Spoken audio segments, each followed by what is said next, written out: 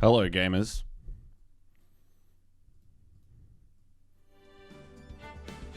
Yeah. It's about goddamn time.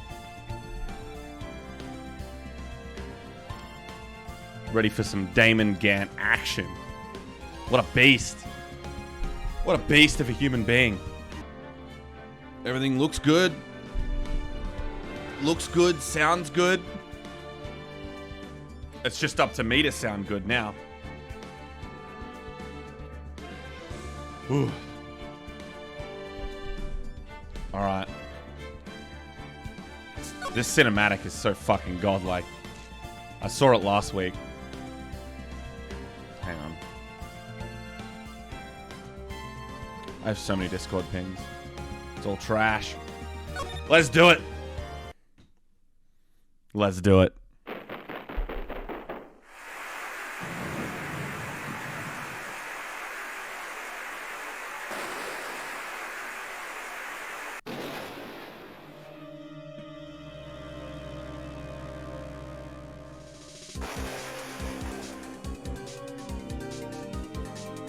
Oh.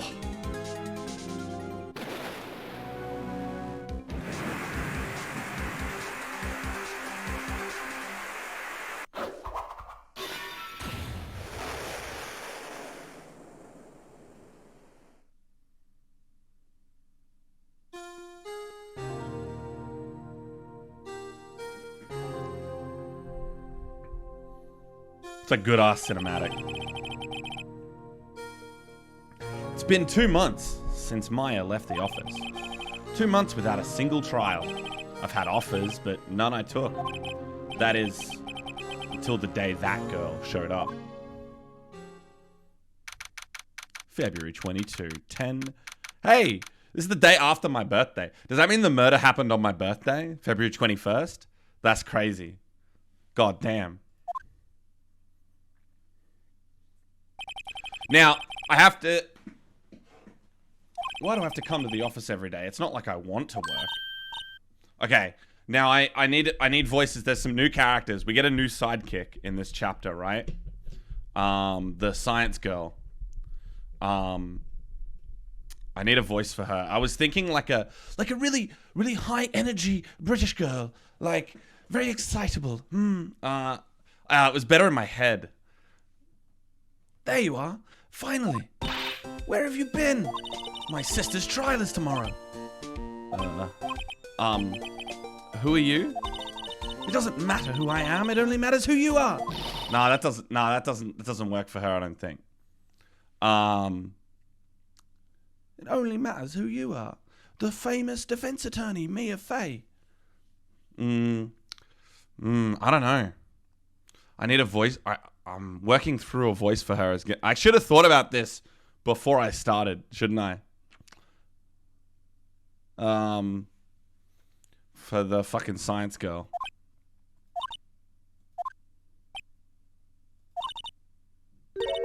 Oh, you're not Mia Fey, are you? I'm sorry, but Miss Mia Fey no longer works here. So you are the coffee boy? I'm Pheonix Wright, a defense attorney. Right. Wait, you're the Pheonix Wright? The Pheonix Wright from the Edgeworth murder case? Yeah, that's correct. It wasn't Edgeworth who was murdered, though. That's a relief, then. You're better than nobody. I'm sorry, I'm afraid I'm not taking cases right now. But you are Pheonix Wright, right? The undefeated defense attorney? Look, I'm not accepting any new cases. I'm sorry, but you'll have to try elsewhere. Please, I'm out of time. But, please, you have to help. It's my sister. Uh-oh. Not like this again. Maya? Could it be? It is Maya too. Okay. I'll hear you out. Really? Thank you so much. My name's Emma Skye. I'm a scientific investigator. Scientific investigator? Taking a 5-5 record and leaving. Lawyering was the first 5 job. True, the 5-0. The 5-0? 5-0 and dip, baby. Emma, was it? So you're a scientific investigator? Yes, that's right. Is something wrong? No, it's just, you seem kind of, jumpy. Or maybe just young? Young? I'll be 16 years old this year. Oh, I see. Wait, only 16? I'm set to be formally assigned to forensics in 3 more years. My work is becoming quite well known. At my age, no less. So what exactly is your current position then? Well, legally speaking, I guess you'd call me an 11th grader. But I'm ready to do my job. At my age, no less. Great, another future professional in training. So what's this about a case? You said the trial's tomorrow? My sister didn't do it. She wouldn't stab someone with a knife. She wouldn't. So it's a murder case. I don't care if there's a witness who saw her do it. She didn't do it. I know she didn't do it. It's a scientific fact. And there's a witness. Just talk to her. You have to talk to her. Right. I suppose I will. I promised her I'd bring Mia Fey, but... Oh, that's interesting. How would she know Mia? So, you want to be a scientific investigator when you grow up, then? Excuse me? I'm not a child, I'll have you know. Still, it's good to have a goal, albeit a very unusual one. I believe investigation should be done scientifically, don't you? Yeah. Sure can't fault her for a lack of enthusiasm. If this case is handled scientifically, I'm sure my sister's name will be cleared. Your sister? I've been doing research, you know. I'm developing a new scientific method of case investigation. I'll show you when I'm done. I'm looking forward to it. A 16-year-old forensic scientist. Listen, Emma does some cool shit, okay? Don't talk shit about Emma. Emma does some godlike shit. Pheonix just doesn't know yet. I guess I should get down to the detention center and talk to her sister. My sister asked for Mia specifically. This Mia Fey person was a few years below her in school. Oh, so they went to the same school, huh? She always told me to go to Mia if I ever needed a defense attorney. And, well, I need one. Incidentally, Mia is a woman. Oh, now that you mention it, I guess it is more of a woman's name than a man's. Well, it's nice of you to help out your sister like this. You must be close. Well... Actually, when she gets like she is now, I kind of hate her. Huh? But she's my only family. Your only family? What about your parents? They died in a car accident when I was little. Oh, I'm sorry. Okay, well that's where that ends. That's where that conversation ends. Sick. See ya. We go and chat to her sister now. I still think this murder happened on my birthday. I wonder what's wrong with Emma. She got quiet all of a sudden as soon as we arrived.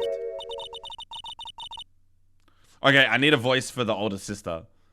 God, I thought I told you I didn't want visitors. Angry lady? She's kind of an angry lady. Sorry, ma'am. It's just your sister. No excuses. Or did you not want to raise this year, Understood, ma'am. What was that all about? Hi, Lana. Funny. I seem to remember specifically telling you not to come here. Perhaps my memory is failing. Look, I didn't want to come here either, okay? But your trial's tomorrow and you still don't have a defense attorney. I'll be the one in court tomorrow. This has nothing to do with you, Emma. I don't know why Lana's got such a deep voice, but... I'm doing it. Isn't that right, Mr. Wright? Hey, how do you know me? Mia mentioned you. I've heard quite a bit. I'm sorry. What exactly is it that you do? My name is Lana. Lana Sky. I'm chief prosecutor for this district. You're a prosecutor? Two sisters, one a lawyer. Could this be a coincidence? Emma, Lana. I mean, they're just like...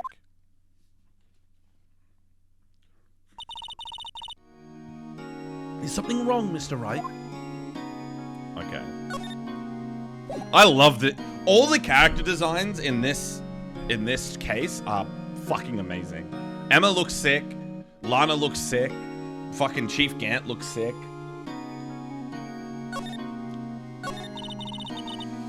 There's something you should know from the start. Do we get medals for military service or prosecution kills? I think they're the same thing in this universe. I think every court case is actually a court-martial. Which is? The suspect in this case has confessed to the crime. Huh? Well, wait, but the suspect is... Me. I did it. Well, Mr. Wright? Well, why don't you begin by telling me exactly what happened? The crime took place yesterday, February 21. It did! It happened on my birthday. At 5:15 p.m. That's quite specific. It was in the witness's deposition. A witness clearly saw me committing the crime.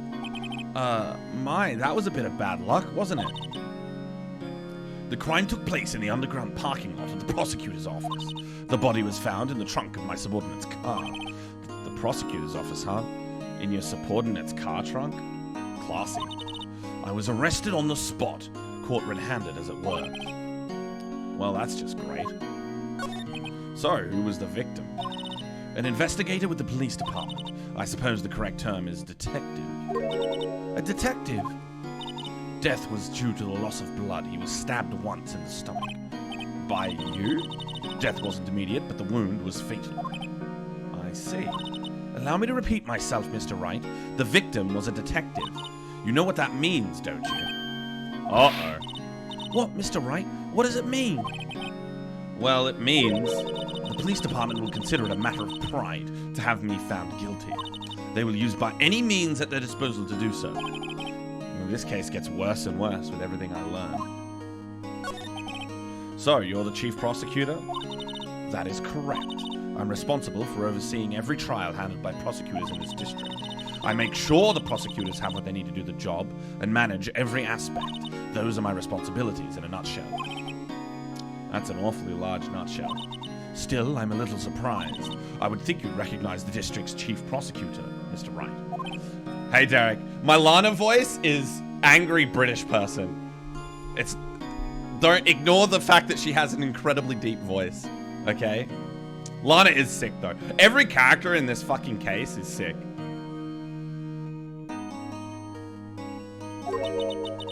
In fact, it seems impossible you wouldn't. Lana, what happened to your hand? Oh, this? I cut myself by accident. When I stabbed him, that is. Huh? I'm not very good at being a criminal, I suppose. How am I supposed to defend this? Time to change the subject. Wait, she was in the class ahead of Mia, wasn't she? You were in school with Mia, correct? A few years above her? Emma told you that too, did she? Well, why not? I did drag him all the way here from his office. Although it seems he has very little in common with me. Hey, it was in law school. I was in my 3rd year and she was auditing the class. She was different than the other students. Different? She was strong. She'd do anything to become a defense attorney. Anything. That was probably why she was attracted to me. Excuse me? Yo. Intellectually attracted. Lana was top of her class in school. Oh, they were just friends. They were just roommates for a few years. You know, all good. They were just roommates. Nothing gay going on here. Wouldn't have that in my Japanese video game. Lana was top of her class in school. I was the best there was. Oh, I'm doing pretty good in school too, by the way. It sounds a bit different when Emma says it. Well, Mr. Wright. Excuse me? As you can plainly see, I am admitting my guilt. I think it's safe to say there's no way you can take this case. None. But Emma. Why? Why are you doing this to me? You never think of anyone but yourself. I know you didn't do it, Lana. I know. So how can you say you did? If I lose you, I'll be all alone. I hate you, Lana. Mr. Wright? Yes? I believe our discussion here is ended. The rest, I leave to you. Why is there a trial? I don't... It doesn't make much sense. I mean, this game... Okay, so this game clearly is in a world where plea bargains don't actually exist. You don't actually plead guilty or not guilty. You have to go to trial. Even if you just admit you did it. You have to go to trial, apparently. It's necessary. You mean you're requesting my services as your defense? Don't lose any sleep over it. Your client has confessed after all. The case is over. Right, I'll do what I can to get to the bottom of this. Lana has confessed to the crime, yes. But something doesn't fit. It's that look in Emma's eyes. There's something else going on here, and I'm going to find out what.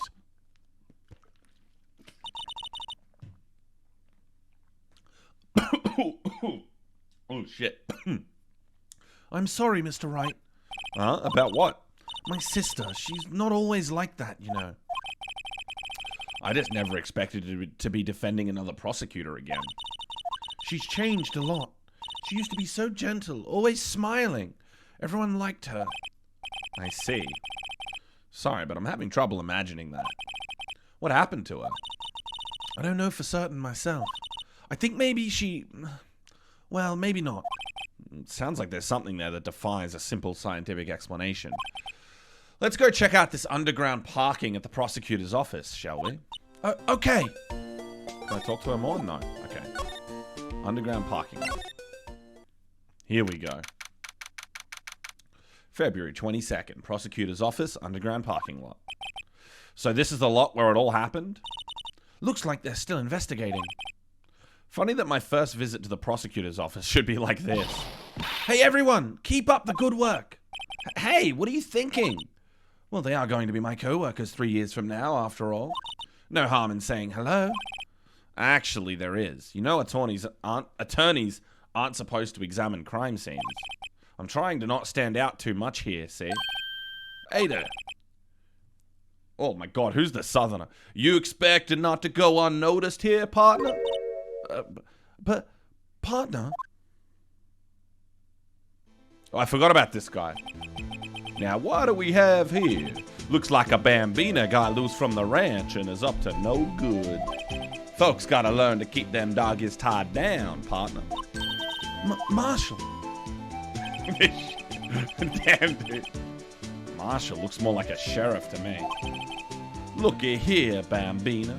I know how you feel, but this is my gang's gold strike, see? Strike? This is our claim, our territory, with a motherload of evidence. If you're fixin' to mess with what's ours, you'll regret it, partner. You know what dreams the cacti out in the desert dream? You want to? What's this guy talking about? You head along home now. Happy trails, Bambina. Was that hombre a friend of yours? Kind of, sort of. Yeah. He's a detective. Who thinks he's a sheriff from the Wild West, it seems. Bullet gun down. Yeah, my dude really got that cop cosplay on deck, bro. This is where the cars leave the lot. The arrow on the ground makes it look more like an entrance. Oh, that's Pheonix. What are you talking about? It's clearly an exit. Well, maybe it's both? Kind of a dual purpose? Aha! The theory of relativity. What? I've got to write this down. Hey, Mr. Wright. Maybe you know, was Mr. Relativity German? Or was he British? Mr. Relativity? Are you sure that was his name? I'm gonna click everything except the wallet. Look, a door. This must mean something. I'm not sure the doors mean anything. No, it won't open. A mysterious lock. I fail to see what's mysterious about it. Mr. Wright, you need to learn to enjoy life more. Well, let's finish our investigation first, shall we? Alright, I'll click the wallet. What's this, a wallet? Excuse me, officer. Wait. What are you doing, Mr. Wright? What am I doing? I just found this wallet, so I'm handing it over to the police. I don't believe it. This is real basic. Anything at a crime scene is evidence. Let's be scientific about this, please. Just put it in your pocket. How is that scientific? Sounds like theft to me. Wallet hastily stuffed into pocket. I'm called to duty already, and at my tender age. Here, I'll teach you the trick to examining evidence in detail, okay? By the way her eyes are sparkling, I can tell she's been waiting for this. Okay, now, look at the court record. This is the Resident Evil look at things screen, right? You have to be sure to examine evidence carefully on all sides. Now, let's start examining from every angle. Oh, shit. We're examining from every angle. Oh, look, I think there might be a clue here. You should check it out with a press of enter. I can just click it. Yeah, just... Oh! This is an ID card. Sergeant Bruce Goodman, ID 5842189. Some looking at evidence mechanics. Yeah, dude, some Resident Evil. Inspect object. Inspect element. See, well, isn't scientific investigation useful? I guess, though I don't see what science has to do with it. Goodman's ID added to the court record. Let's be sure to examine every piece of evidence we find. I guess I've got to be on my toes from now on. Aha! A ladder! That's a step ladder. What's the difference? In scientific terms, please. Scientific, huh? Look at the basic nature of things, Mr. Wright. Oh, this all seems so horribly familiar somehow. We got a phone. Here, a phone. Let's see if it works. Hey, don't touch stuff we don't need to be touching. I can't hear anything. My ears! No, my ears! Maybe it's due to the barometric pressure. What is she babbling about? Hey, what did you just say? See, you can hear just fine. The phone's broken. It does seem important. Look, a stylish glass-walled room. Very nice. You can see the whole parking lot from in there. It says security. Perhaps it's a cafe. Huh? Cafe security. Yeah, that must be it. Let's check it out later. I hate to break it to you, but I think that's probably just a security guard office. You know, I scored a 97 on my science test the other day. Too bad they don't teach a test for common sense. This wall is in our way. It's got a faucet. I've never known how to pronounce that word. Faucet? Is that how you say it? Is it faucet? Hang on. How to pronounce faucet? Faucet. Faucet. Oh, it is. So I had it right. Damn, I'm good. Damn, I'm good. Wait, I know. This wall is merely a facade, hiding the truth. This is no wall, but a water tank. I fail to see how it makes any difference either way. An oil drum. Looks like it's filled with water. It's heavy. I can't even budge it. The drum over here is on its side. Wait, I know. I'll hide in here and do a stakeout. I think you'll probably just get arrested. In fact, you may not even have to hide in the drum to get arrested. Oh. What? I'm not suspicious. Okay. Well, not much else to investigate, I think. I think we've investigated everything. Oh, we can, yep. Oh shit, a phone? Well, no time to wait. Let's get hunting for clues. I wonder what this is. Well, partner, looks like you got no intention of going home quietly. The sheriff. Like I said before, this here's our claim. You best be moseying along unless you're fixing to bite the bullet. Ugh, scary. Could you just tell us one thing? Who owns that car? Well, little Philly's got a good nose on her. You want to know who rides that rest Mustang with the body in her saddle, huh? Please. No problem, partner. About time for vittles anyway. Get yourself to the saloon up on the 12th floor of the prosecutor's office. Might just find a cerveza you like. Prospector's office? What does this guy think he is? And when, for that matter? Note to self, look up Vittel Saloon Cerveza. Maybe we should check out room 1202. The High Prosecutor's office. In any case, stay away from the car. You can look around here all you like, just keep your paws off our claim. Right, great. Great, maybe there are some clues around here, Mr. Wright. Let's check it out. Excuse me. Huh? Wait, who's talking? Oh god, it's this chick. It's the rice chick. Oh, shit. What's this? She couldn't be. You're selling lunches. Here, this is a crime scene. Okay, I need a voice for this chick. What the hell is my voice gonna be for her? Hello. Half and half, was it? Half and half, was it? I don't know. Should she be British too? Nah, she's American. Well, no, she's Japanese, but she's... Hello. Half and half, was it? Oh, thanks. And you, sir? Yes? Some crunchy goodness coming at you. Thanks. Interesting way of doing business. This area is off limits to anyone without clearance, especially passers-by. Or are you officers? No, but you don't exactly look the type to have clearance. Well, that's hardly a way to greet someone, even if my days as the cough-up queen are over. Cough-up? Huh? You know, I'm feeling kind of full. Maybe I'll pass on lunch. I'm quite connected to this case, you see. The images are burned into my eyes, you might say. Yes, all the sordid secrets. Secrets? Dear me, you are a slow one, aren't you?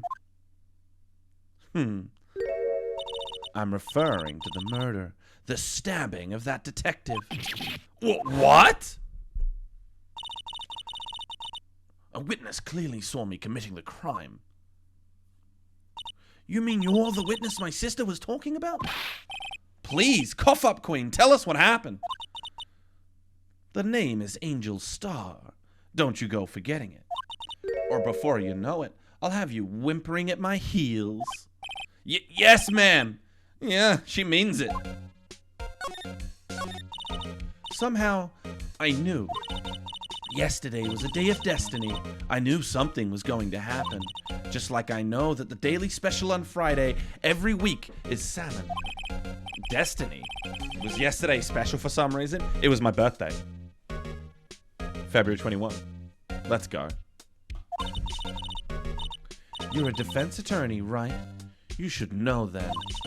You should know the foul misdeeds of the evil ones who haunt this den of inequity. Evil ones? Prosecutors. They have no qualms at all about blackening the names of innocents. And yesterday they paid homage to the most evil one of all. They gave an award for King of Prosecutors. What a farce. So she's saying there was some sort of prosecutors' convention yesterday. I was almost compelled to lace their lunches with something foul. Do you have a personal grievance against prosecutors or something? Or is there some kind of scientific evidence of this, evil? Young miss, mock me at your own risk. You'll soon find out why they call me the cough-up queen. Oh, the most heinous of all the evil ones, the one they awarded yesterday. It was in his car that they found the body. Proof that he devours the evilest lunches of all. Really? Really what? I'm totally confused. One thing's clear, this lunch lady has a thing against prosecutors. So, what exactly was it that you witnessed, Miss Starr? It was a fascinating spectacle, to be sure. I now feel I know what they say when they talk about a woman's wrath. To see Lana Skye wield that knife so... Her knife flashed in anger, bringing him to a sad end. It was truly a sight to see. You mean you saw the very moment of the crime? The sound of his silvery ties to this world being cruelly cut still rings in my ears, and the rhythmic beat of Lana Skye's knife. Wait a second, you know Lana Skye? Of course. It's quite a feat, becoming chief prosecutor. How many lunch boxes of sin did she pack to make that journey? I wonder. She always travels light. Now, why would this pretty lunch lady know the chief prosecutor's name? Could we ask you a bit about yourself, Miss Starr? I come here every day to sell lunches. I import only the freshest and best from the Far East. For some reason, the box lunches are a hit here. Why not make the lunches here rather than import them? Did you say something? No. Only true connoisseurs can understand. The kind you can only tell someone who's tried General Tso's trilobite lunch set. Never mind. You win. I don't even want to appreciate part of a trilobite's flavor. Anyway, I come here every day to sell lunches. My boyfriend works in the security room here at the prosecutor's office. Your boyfriend? See the security room over there? The glass-walled booth? I sell my lunches, and since I'm here anyway, I drop in to see him. Since you're here anyway, I guess selling lunches is more important than romance. Correct. Fuck that. Sell those bento boxes, baby. So, to scientifically analyze the data available so far, you, Miss Star, are a lunch vendor with an ulterior motive for coming here. Useful analysis. Not. Did you have a bad experience with a prosecutor, Miss Star? I sense, hostility. Hostility? Huh, perhaps. Prosecutors are all alike, and the bigger they get, the worse they smell. Kind of the 10-day-old clams in the chowder. I wonder if Miss Star was involved in some sort of legal trouble in the past. That'd be a sure case of food poisoning. Scientifically speaking, of course. I mean, now you're talking, cough-up queen. I thought she was just a lunch vendor, but now I'm not so sure. If I show her the ID card. About this card. Lunchland vendors only accept cash, no cards. Especially not a card belonging to someone else.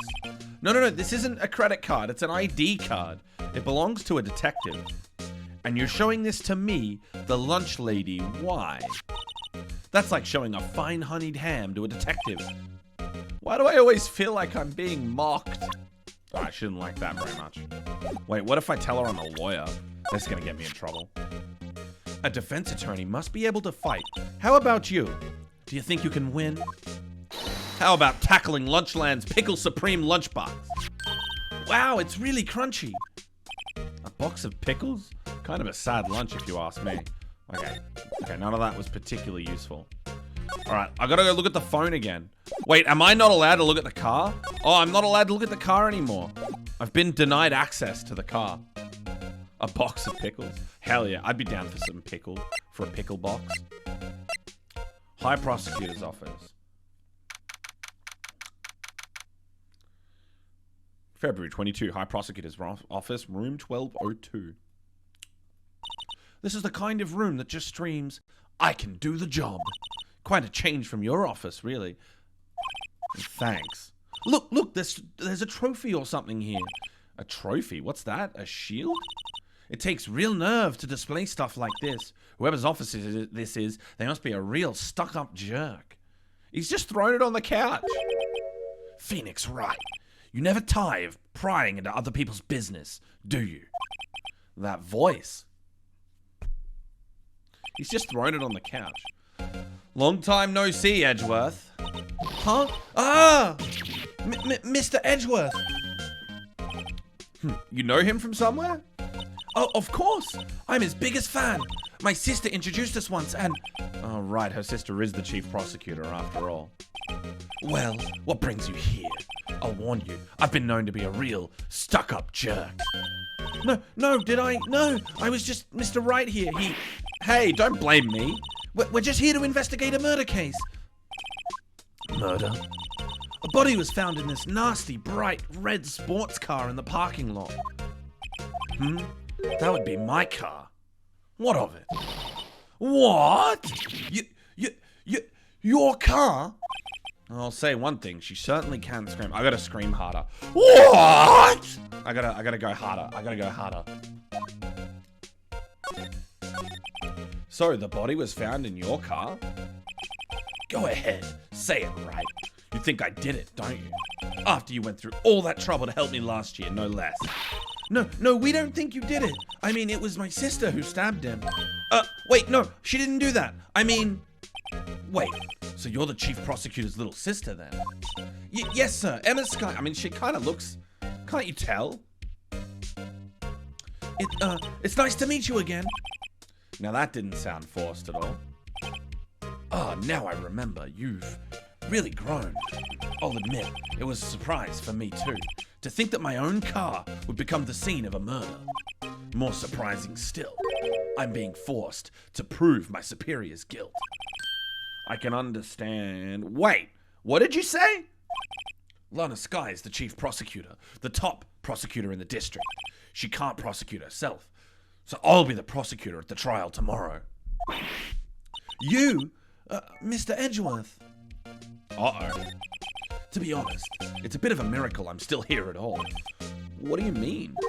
Rumors. You've heard the rumors about me, haven't you? Miles Edgeworth. It's hard to remember a time when there weren't rumors about this guy. Forging evidence, arranging false testimonies, illegal searches, you name it. Thanks to you, my innocence was established in the trial at the end of last year. However, there are some who say I'm the one responsible for the current incident. What? That's crazy. Some people need very little excuse to think ill of others. It's a fact of life, impossible to stop. But some of them even go far as to present me with toys like this. They think it's funny. Toys? That bronze shield? There's got to be a story behind that one. The corpse was in his car. Dude, Edgeworth can't stop being in the spotlight, man. I mean, look at him. He obviously wants to be in the spotlight, but my dude might need to chill out at some point, you know. Chief Prosecutor Sky, yes, we first worked together on a case 2 years ago. It was my first big case. That's right, I remember. 2 years ago, I wasn't even a lawyer yet. Since then, I always felt that she was looking out for me. It appears I was mistaken. Mistaken? Why? I mean, I know she's not the warmest person, but I'm sure she felt some responsibility for you. Then why? Why did she stab someone in the trunk of my car? Not only that, she stabbed him with my knife. Uh-oh. They really are trying to frame Edgeworth. What? Okay, I can't do that on a Sunday night. Mr. Edgeworth, your knife was the murder weapon. To be specific, it was the knife I keep in the toolbox in the trunk of my car. Edgeworth's knife added to the court record. Edgeworth, What? are you sure you didn't do it? Good question. Good question. She's protecting Edgeworth? Well, oh, that's true, actually. By admitting guilt, she's making it look like Edgeworth did it. She's trying to deflect the blame from Edgeworth. Come on, can't he take a joke? Nice joke. Nice joke, Pheonix. Sick joke, bro. My man got off a murder trial 2 months ago. Like off an unwinnable murder trial. Like my dude. Yeah. You have a strange sense of humor, Mr. Wright. I certainly do. Apparently. Alright, what's the shield about? I've been wondering, what the heck is this? It has a big K on it. Prosecutors. Huh? What's that? It's the King of Prosecutors trophy. King of Prosecutors? It's a great honor. They send that shield to the best prosecutor each year. What? So that K, that's... K stands for King? Yeah, you got a problem with that? I didn't design the thing. He's so mad. The funniest part is Edgeworth had a solid O2 record. And then he got accused for murder. Edgeworth went 0-2 against Pheonix and then got accused for murder himself. Or was it 0-3? He went 0-3 and then got accused of murder. No. Can't remember. Was it? I can't remember if there were 2 or 3 cases that Edgeworth prosecuted. The point is he lost a bunch and then got accused of murder and then barely got off. And the 2 cases. Yeah, I think it was 2. Wait, is this case 5 or case 6? Uh-oh. Hang on, I can find out. Oh, is this 5? Oh shit. Okay, it's 5. Is my Twitch title? Did I put the case number in my Twitch title?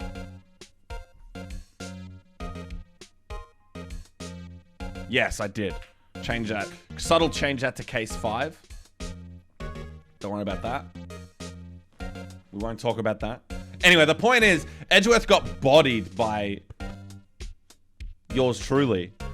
Then got accused of murder, and then won the Best Prosecutor award. Sick. King of Prosecutors. Kind of like Employee of the Month. Only better. King of Prosecutors trophy added to the court record. Given to Edgeworth, King of Prosecutors. That is stunning. He's framed his own clothes. Wow, this jacket is even lacier than his usual ones. This must be his lucky trial jacket. Oh, lucky jacket, right. I've never seen him wear it. I'm sure there's a story behind why it's in a frame. Maybe I'll be naughty and take a picture. She's getting way too excited about this. Does he tell me? Can I find out why he's framed his own jacket on the wall? It seems like an odd thing to do. A work desk. It's quite tidy, as one might expect. What a nice desk. Easy to use and easy on the eyes. It's polished so well I can see my own reflection. Ah. Strange. Why did I just picture Detective Gumshoe? Maybe I'll take that name plaque as a souvenir. Don't. He'll sue you.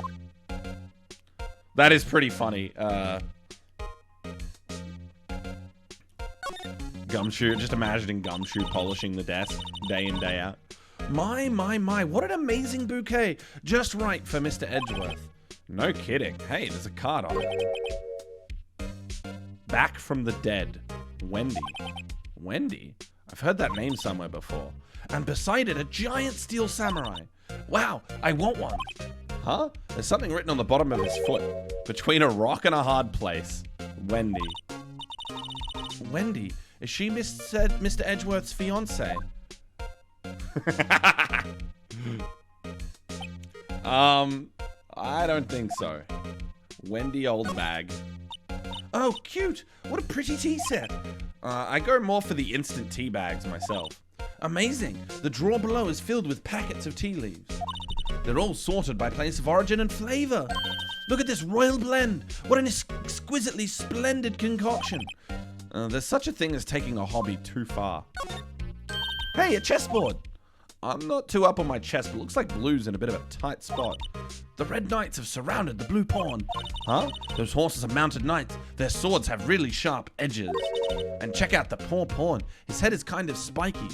Kind of reminds me of you. Mr. Edgeworth must be an avid chess player. What's wrong, Mr. Wright? Edges surrounding a pawn with spiky hair. Nah, it's nothing.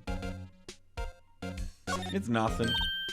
Whoa! Those are all case files? They're stacked up to the ceiling. There's even a ladder. Odd. I thought Edgeworth wasn't good with heights. He must have someone get them for him. Strange. Why did I just picture Detective Gumshoe? He must study these case reports so closely. He's so cool. You wouldn't say that if you saw him sweating bullets up on that ladder. Damn.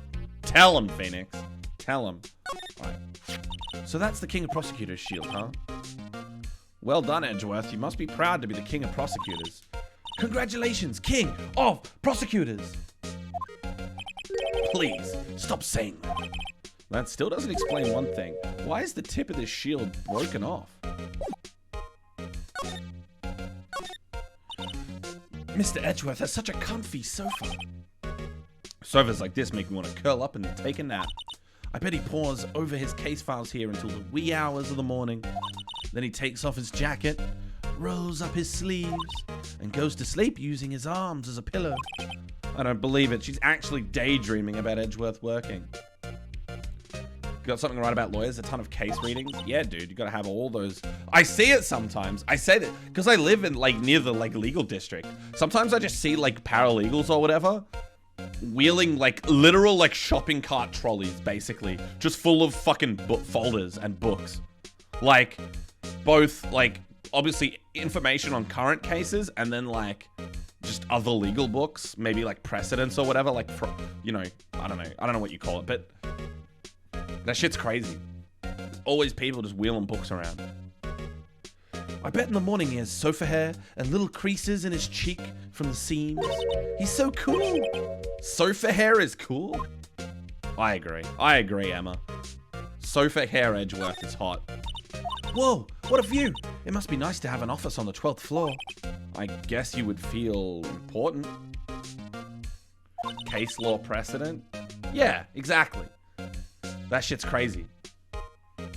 Incidentally, were you told to jump out this window? The time until impact with the ground would be... Got it! Approximately 3.23 seconds. Well, that's handy to know. It's a long time. Falling out of the window for 3 seconds. Alright, is that it? What can I present anything to this guy? Does he know anything about Goodman? Say, Edgeworth, I was wondering about this.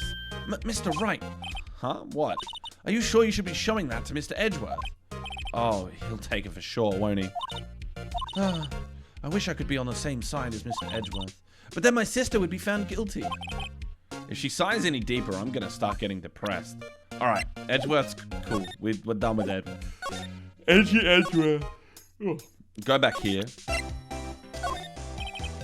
Okay. Okay, well, this is all garbage. Alright. I don't care. Oh, yeah, she doesn't like prosecutors. Oh, no, never mind.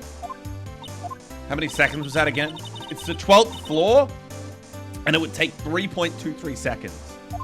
Now, the hardest part of that equation would be figuring out how high the 12th floor is. Like, how many meters per floor? That's the easy part. How many meters per floor? How tall is a 12-story building? And then gravity's 9.8 meters per second squared acceleration. Starting at 0. That should be easy enough to figure out.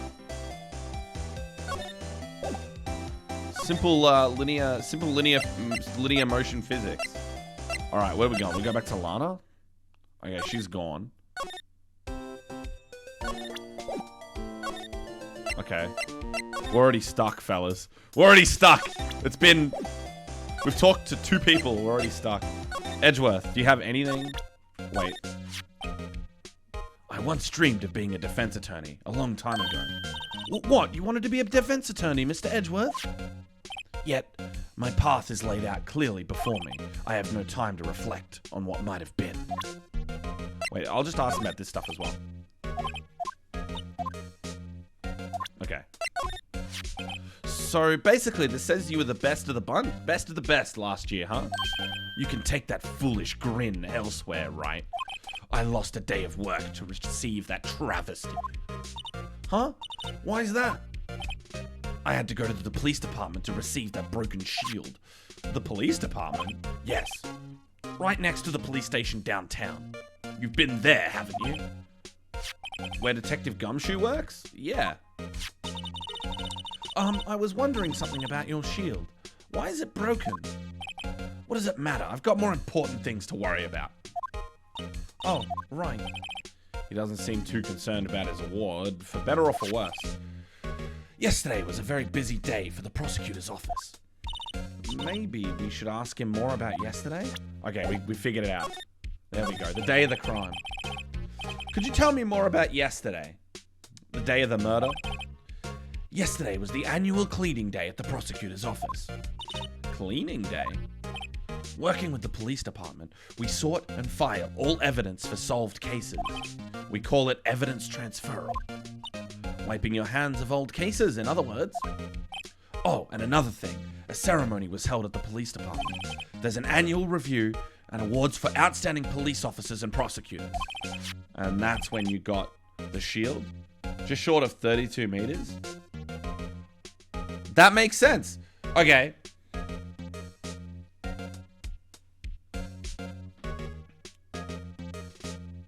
So if you're falling at 9.8 meters per second squared, accelerating,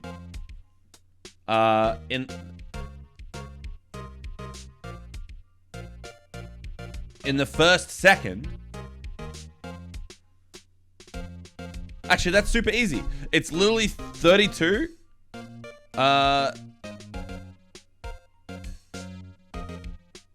32 meters per second speed at 51 meters total height. Wait, what? Okay, that. I'd have to get the calculator out. I'm not gonna, fuck you. Figure it out. Good luck. Good luck, Peanut. I was at the police department yesterday afternoon. I got back here at 5:12. That's very precise. People like myself and Mr. Edgeworth pride ourselves on our precision, Mr. Wright. No, I had placed little faith in my memory. The only thing I trust is solid evidence. Edgeworth's parking stub added to the court record. This is the parking stub from the underground lot. The murder took place around 5:15. So the murder happened right after you got back. What, right? I'd appreciate it if you direct that suspicious glare elsewhere. Oh shit, this guy. Excuse me, but is Mr. Edgeworth anywhere on the premises? I'm Edgeworth. What is it? I'm here, sir, at the request of the chief, sir. I've got your report, sir. Report? What? Did you find new evidence in the case against Chief Prosecutor Sky? I don't like the way this conversation is going at all. Sky, sir? No, sir. No name of that kind, sir. Not in this report, sir. I think I just heard Edgeworth's lid blow. Mr. Edgeworth's lid isn't on very tight, is it? I made a clear request to the police department, did I not? I need to focus on the trial tomorrow, so don't bring me anything unrelated. Sir, I'm just following orders, sir. They told me to bring this to you. I wasn't aware of your something. What did he say? Shit. Give me your name. Yes, sir. Meekins, sir. Officer Meekins.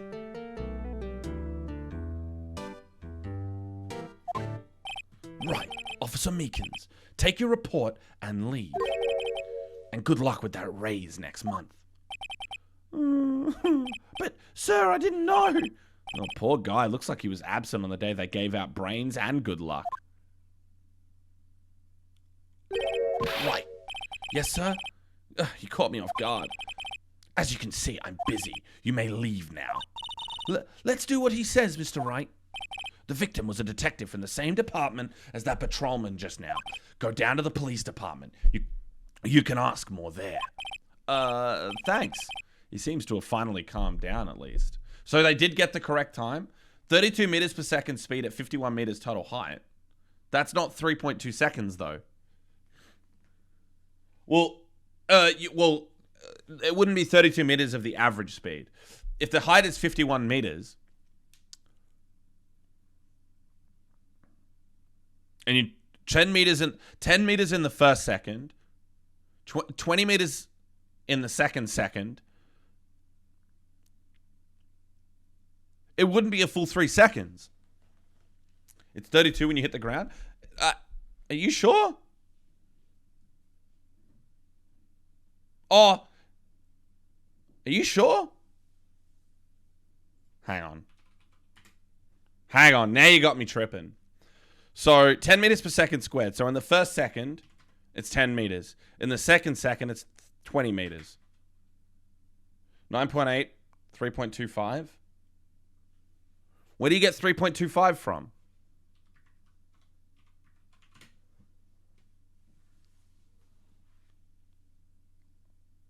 To be fair, it was 3.23, but yes. Close enough.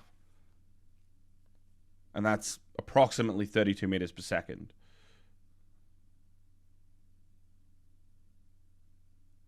Which if you times that by the distance, right?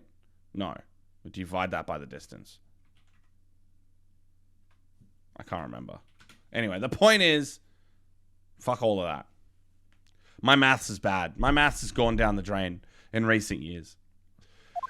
All right, let's go.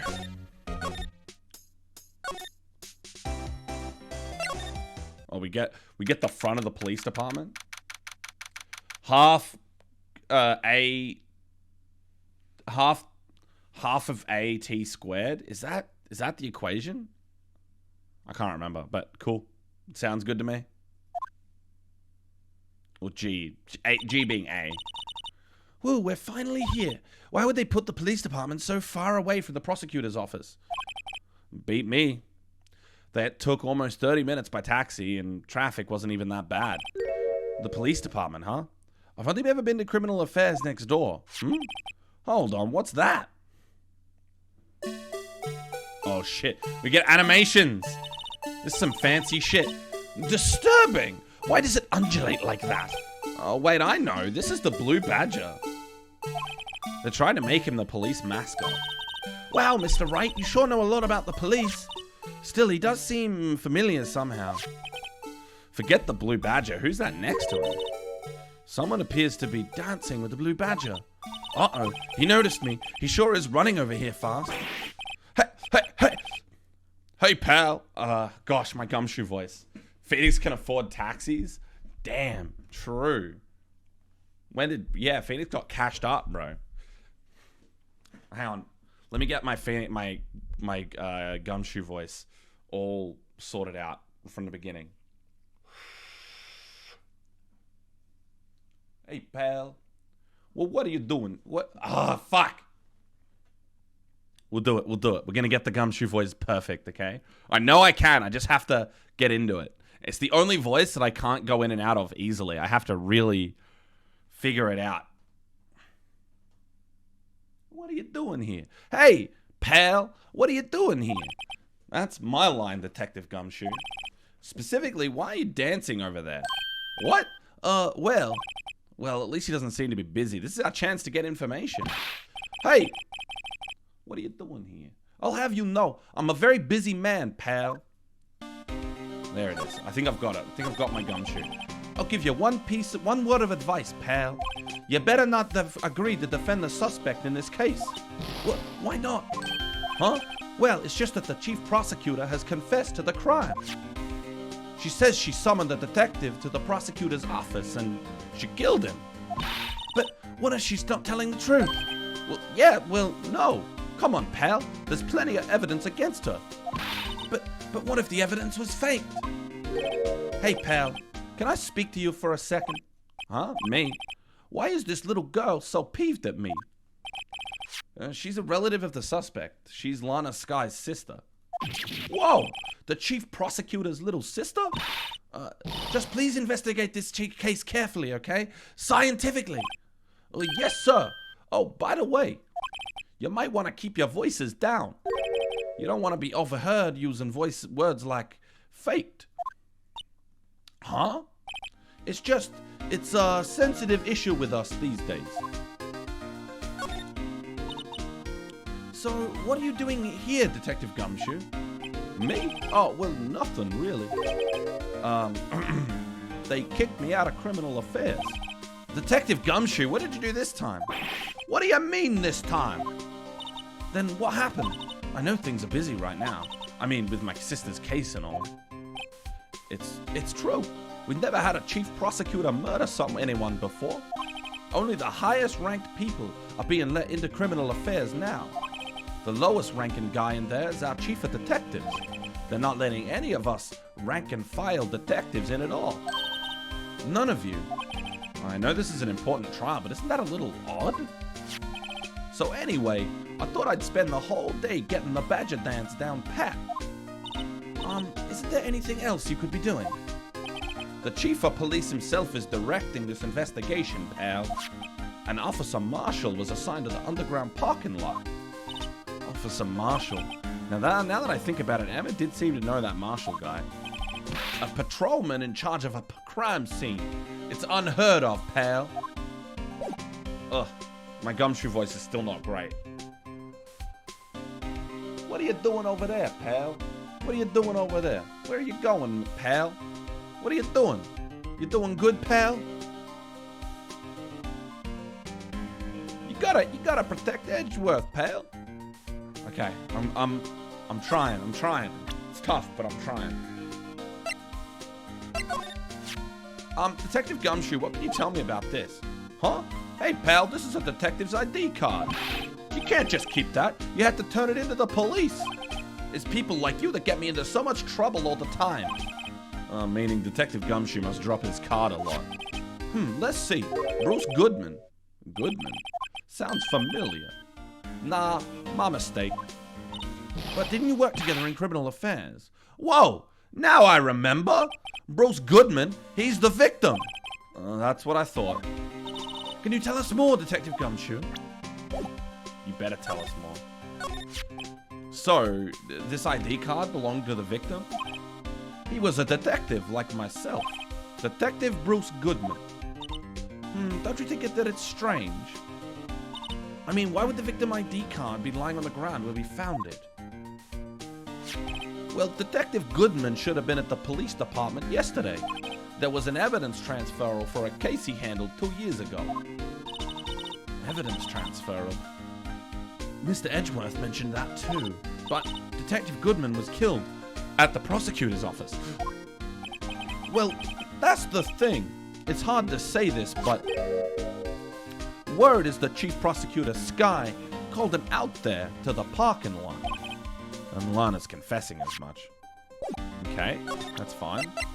Does he know much about any of this? Found in Mr. Edgeworth's car. Stabbed with Mr. Edgeworth's knife, huh? What would drive Chief Prosecutor Sky to do such a thing? Wait, I mean, sure, of course someone else really did it. Someone who must have a grudge against Mr. Edgeworth. And the car and the knife do seem a little too well organized to be a coincidence. Poor Mr. Edgeworth. What could have happened? We have to find a little more about what's going on with Edgeworth.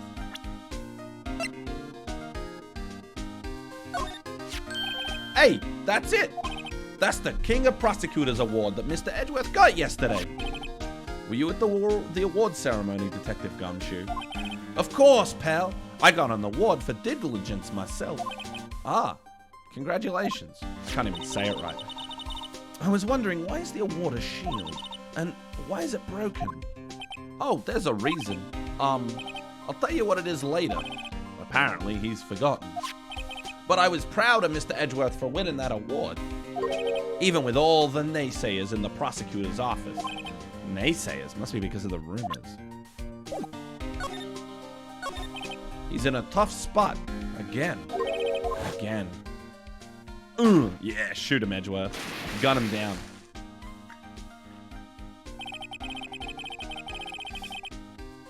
Well, it all started with the murder of that defense attorney, Hammond. But Mr. Edgeworth was found innocent. Listen, pal, there have always been rumors about Mr. Edgeworth. Forging evidence, making deals with witnesses. Nothing outright, but there were always whispered rumors. Ever since he was accused of murder, no one's whispering. They're practically shouting. But there's no evidence against him. Well, Mr. Edgeworth has always had unusually strong ties to the department higher-ups. It's only natural that people would be suspicious. I had no idea he was under the gun. Anyway, this latest case has started a new rumor. People say the only reason he took this case is because he's aiming for the chief prosecutor position himself. What? But I know the truth, pal. Nobody wants to be the one who has to prosecute the chief prosecutor. Mr. Edgeworth is biting the bullet on this one. He's doing this for all of us. True. Oh, my mouse died. What the fuck? Ah.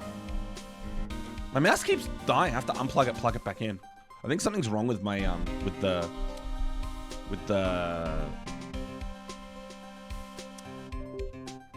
fucking USB hub that it's plugged into. Alright. I think that's all the info I'm getting out of old mate. Examine the blue badger a bit. I was wondering about that. What? The dancing blue badger is my masterpiece.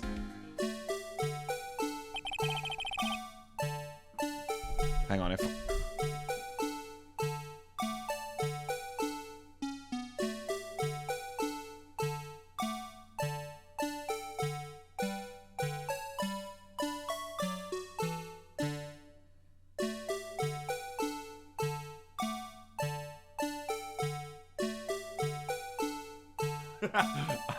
Damn, this thing moves. This thing's got some crazy arm movement going on. I can't keep up with this guy's arms. He's powerful. He's got the police baton in the left hand, the yellow flag in the right hand. I can't keep up. You made this, Detective Gumshoe. The chief threw together some designs, and I just did my thing, pal. Nice work. It's battery powered, so it can go anywhere. There's no switch, so it just dances till the batteries die. Poor Blue Badger fainted to dance until he drops. Blue Badger added to the court record. And that's all I know about that. I'm not officially on the case, you know. Thank you. Why aren't you handling the case, Detective Gumshoe? We met the guy who was, what was his name? The guy in the parking lot. That'd be Officer Marshall. He was appointed directly by the chief of police. Officer Marshall, is he some kind of Wild West sheriff or something? No, Jake Marshall's just a regular officer from West LA. For a moment there, I wasn't sure. Look, pal, let me try to make things a little easier for you. Show them this, and they'll let you examine the crime scene. Maybe. Detective Gumshoe's letter of introduction added to the court record. This is my police baton. I'll fuck you up, cunt. Oh, jeez. I'll be surprised if this gets us anywhere. Just act like you're supposed to be there, and no one will look at you twice, pal. Thanks, Gumshoe. Appreciate you, Gumshoe. The usual wanted posters are hanging up on the bulletin boards here. Do you know this face? If you do, dial 911. You know, Mr. Wright, I always thought it was kind of funny. I've never seen anyone who looked like the people in these posters.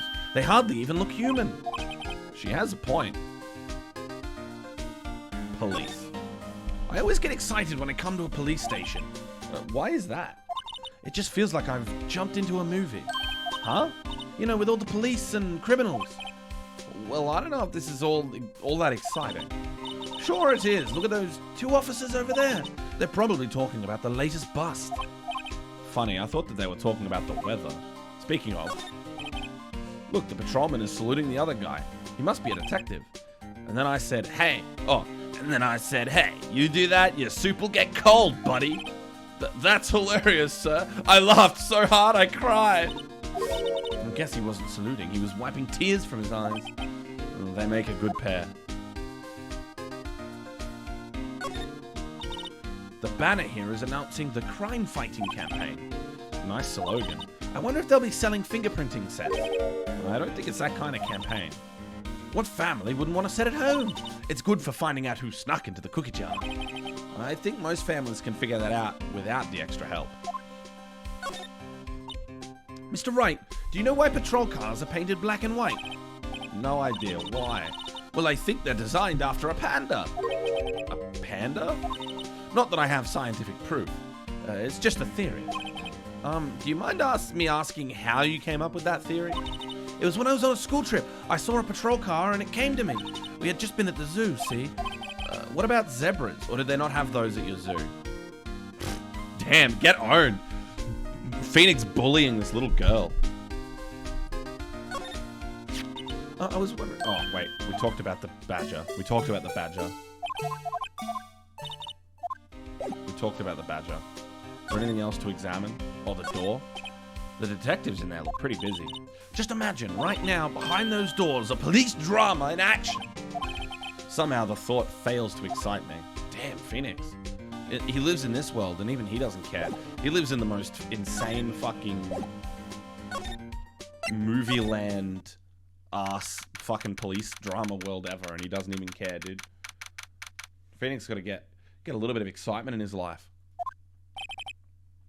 Looks like the investigation is still going. I have to be getting back to the shop. Sorry. Looks like I'll be stuck in this pit till the sun sleeps. I'll see you in my dreams tonight then, baby. Oh, still here? Hello. Why do the surprised looks? Didn't I mention I've got a boyfriend in criminal affairs, too? What happened to the security guard?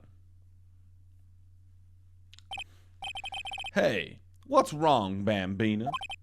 You're looking like a doggy that's lost its herd. Jake Marshall. Strange guy to put in charge of a crime scene. There's something I wanted to ask you. The scene of the crime. A cold grave for men who've lost their dreams. And me, I watch over them as they sleep, dreaming of the desert's harsh judgment. He's asleep.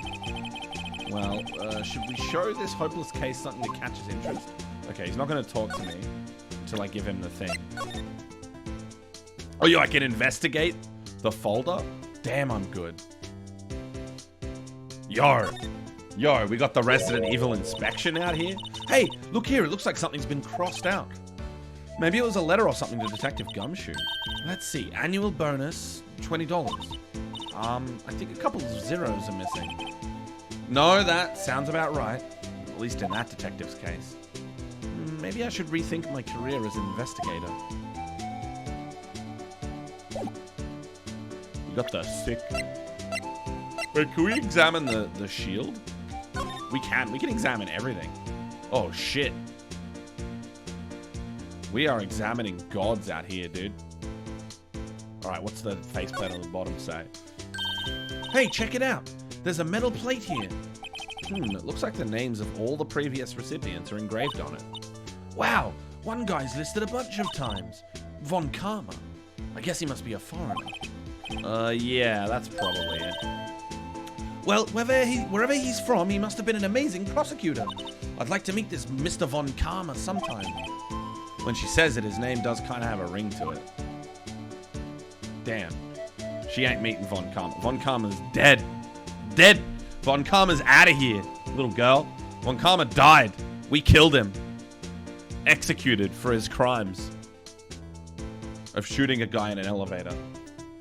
The shield is broken because the prosecution busts through the defense. Hell yeah. You make a good argument. It's a good bit of symbolism there. It seems like they're holding... Well, this is... I feel like the prosecution award should just be a hammer or something then, though, right? There's nothing else to investigate here, right?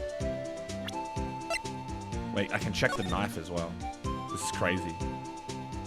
My investigatory skills are unmatched. It's not like a switchblade or anything, is it? This must be the victim's blood, right? Either that or Edgeworth cut himself peeling an apple. What's Edgeworth doing with a knife like this anyway? Hey, maybe he spends his weekends roughing it in the wild. Edgeworth? In the wild? I think my fruit peeling theory is more likely. Are you all kidding? Are you kidding? I always pictured him as an outdoorsman. Now there's a scary thought. There's nothing here. There's not a switchblade or anything. There's no, like, secret fucking trick in the handle or some shit like that. Okay. Can I investigate the stub? Yo, I can. The parking stub. Damn. We get the Resident Evil view of the parking stub. That's crazy. Miles Edgeworth, 1712. This is the day, dated the day of the crime. My birthday, by the way. The murder took place 3 minutes after Edgeworth parked his car. If only he was held up at a couple extra red lights, he wouldn't have been caught up in this whole affair. Perhaps. It just goes to show you never know what'll happen when you run a yellow light. Thanks. Thanks, Emma.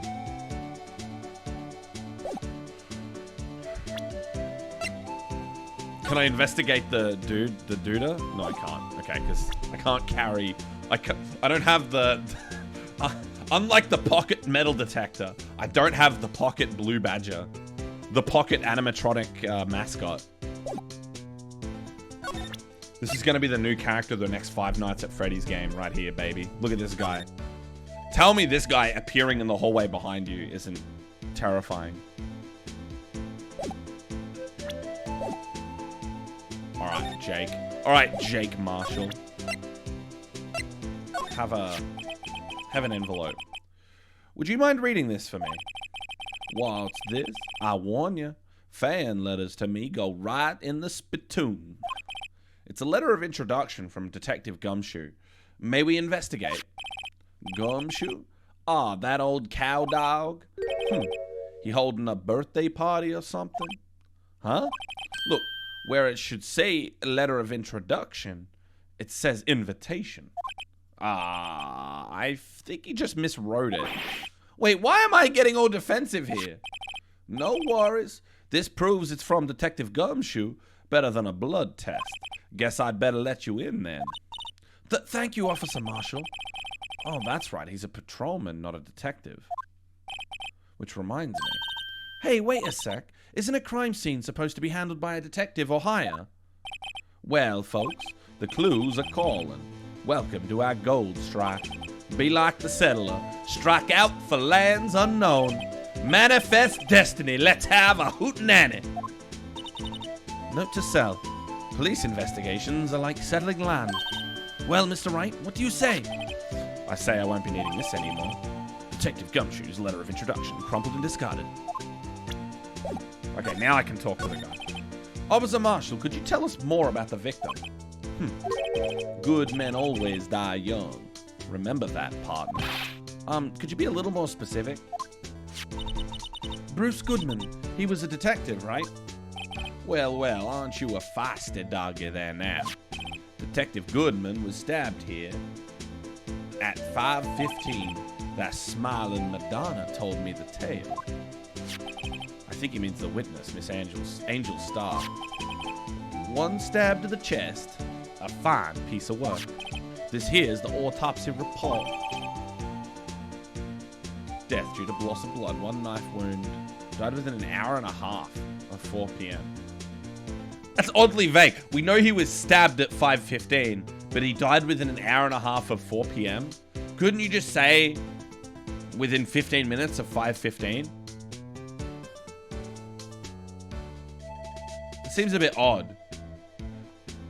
I feel like he saw a Western use the words manifest destiny and has no idea what that means. Hell, I don't even know what that means. It's just a thing you say. I mean, it's pretty clear that he's just LARPing hard, right? He's literally just a cowboy LARPer. Man's never been in a fucking... He's probably never ridden a horse in his life. Was my sister involved with the victim in any way? Funny you should mention that, Bambina. Chief Prosecutor Sky and Detective Goodman had nothing in common at all. Nothing in common? They apparently worked together on a case a few years back.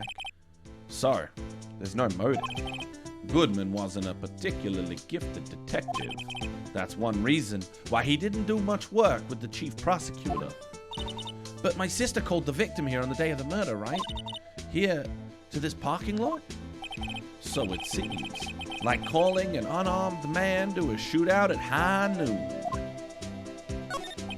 I don't mean any offense, but Officer Marshall, you're a patrolman, right? Not a detective. You calling me out? They shoot you for that in Texas. Huh? I was one of them fancy shoot detectives till 2 years ago, to tell you the truth. Oh, really? Now he tells me. Wait, oh yeah, and they said this guy's from West LA, right? He's literally just like a suburban dude. He's literally like from the beach. Like, hang on, if I Google West LA, what does West LA look like? West Los Angeles, residential neighborhood. Dude, it's literally just the beach, bro.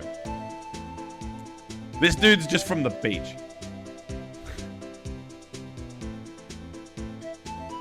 It's like houses with palm trees and the beach. Sick, dude. Man, every picture I see of Los Angeles, it feels like 3/4 of the city is roads. Hey, that's it. Okay. This one's nice. Look at this. Actually, these streets look pretty good, but I mean, I don't know what's wrong with the photo there. Why does LA have such fucking absurd roads? Look at this. This is like through the middle of the city, man. I mean, Melbourne's got the same kind of thing, I guess, sometimes. But every picture I look at, there's massive fucking roads everywhere.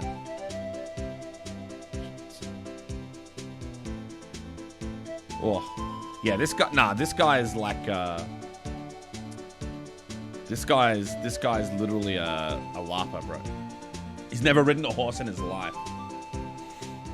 But you're a patrolman now, so how can you be in charge of a crime scene? Nothing gets by you, does it, Bambina? So, why are you in charge? No reason. We're just short on hands right now. I'm keeping an eye out in the meantime. Well, that's odd, though. Detective Gumshoe was saying he had nothing to do. Nothing important, at least. He's nothing but a sad old cow dog that can't find his tail. Maybe it's because he runs with that Edgeworth, huh? Edgeworth? That cow dog's been kicked out of this cattle run by order of the chief of police. Just, he don't realize it yet. Detective Gumshoe kicked out of the investigation? Okay, so we can look at the, we can get the fucking phone now, can't we? I want to get the goddamn phone. This looks like a cell phone. Really. Thanks, Ed. Thanks, Pheonix. You're very observant fella. Scientific analysis would suggest this belonged to the victim. I can't think of anyone else it could belong to. What's so scientific about that? Should we check it out? Check it out. Right, let's check it out.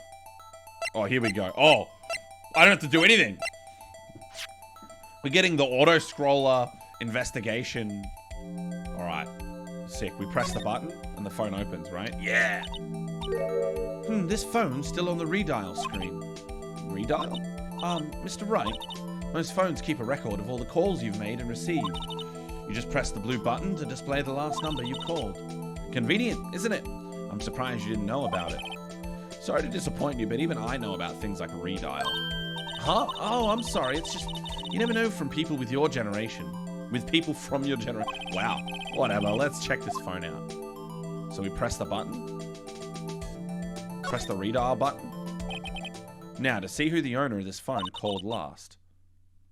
Note to self, a defense attorney doesn't think first, he just pushes the button. Push the fucking button. Beep.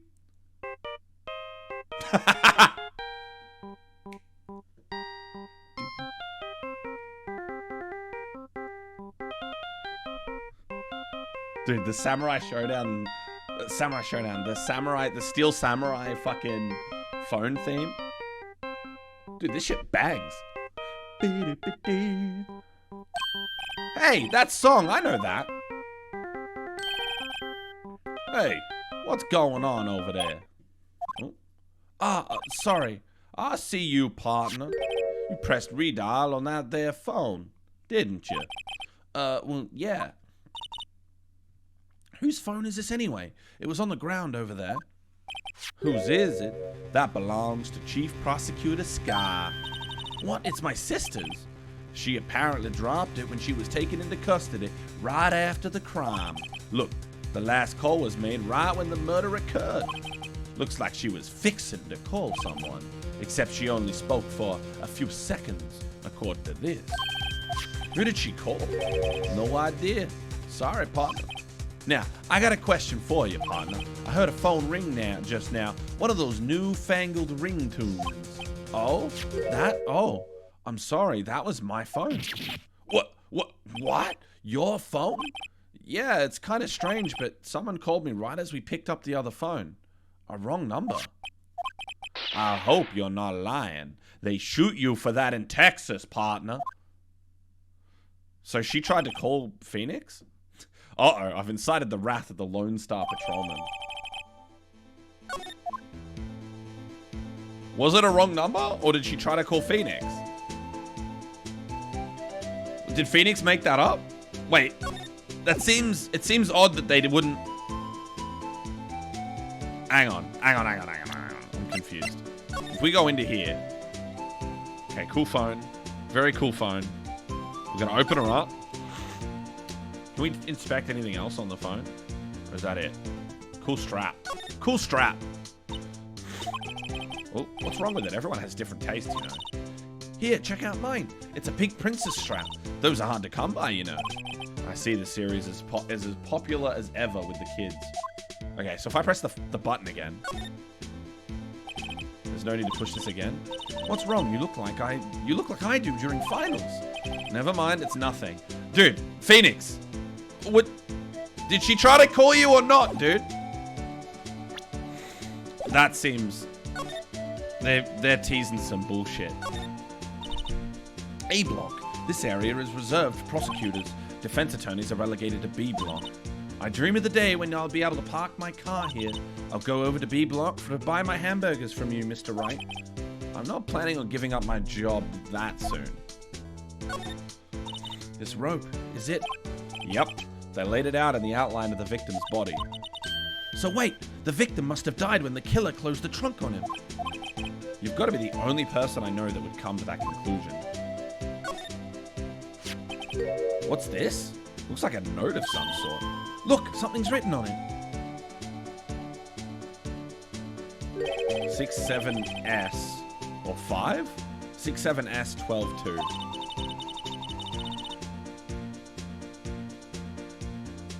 There's a name printed on the paper above that. Goodman. Maybe it fell out of his pocket when he was killed. Well, sorry, what does that mean, Mr. Wright? How am I supposed to know? Note to self, for deductive reasoning, go to Edgeworth, not Wright. I'm sure Edgeworth wouldn't know what this means either. Goodman's note added to the court record. Okay. This appears to be the car where the body was found. It looks like the lock on the trunk is busted. The crime took place in the underground parking lot at the office. The crime took place in the underground parking lot at the prosecutor's office. The body was found in the trunk of my subordinate's car. Okay. Quite a luxury car. It just screams I have money to burn. Yeah, prosecutors get the big bucks. Is that true? Is that true? Average prosecutor's wage. I didn't think they get paid that much. Oh.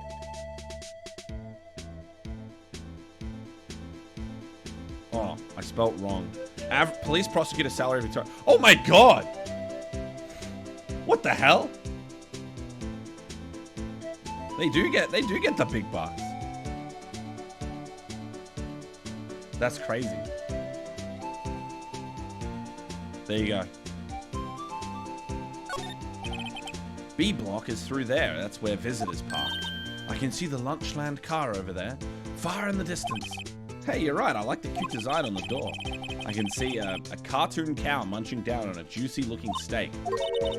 Doesn't that strike you as a little creepy? Just don't think about it too deeply about it and you'll be fine. Dude, that's cannibalism. What the fuck?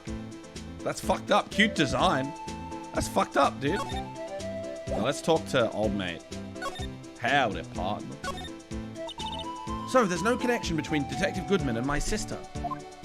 That's correct, but there's a gold mine of evidence against her. And the prospect that tomorrow is none other than Edgeworth himself. I'm afraid your sister's fate is decided, Bambina. Many condolences. Officer Marshall. Yeah, Bambina? How can you say that? You and my sister, you were... Is there something between this cop and her sister that I don't know about? I apologize, Bambina. Something must have gotten to me. Maybe it's that dry wind that's a-blowing through the prosecutor's office. Dry wind or ill will? Someone's up to something here, but who? Okay, guys, I have to run to the bathroom. I'll be back in like 5:10, okay? I'm gonna put the break music on. Please don't judge me too hard, okay? I'll be back.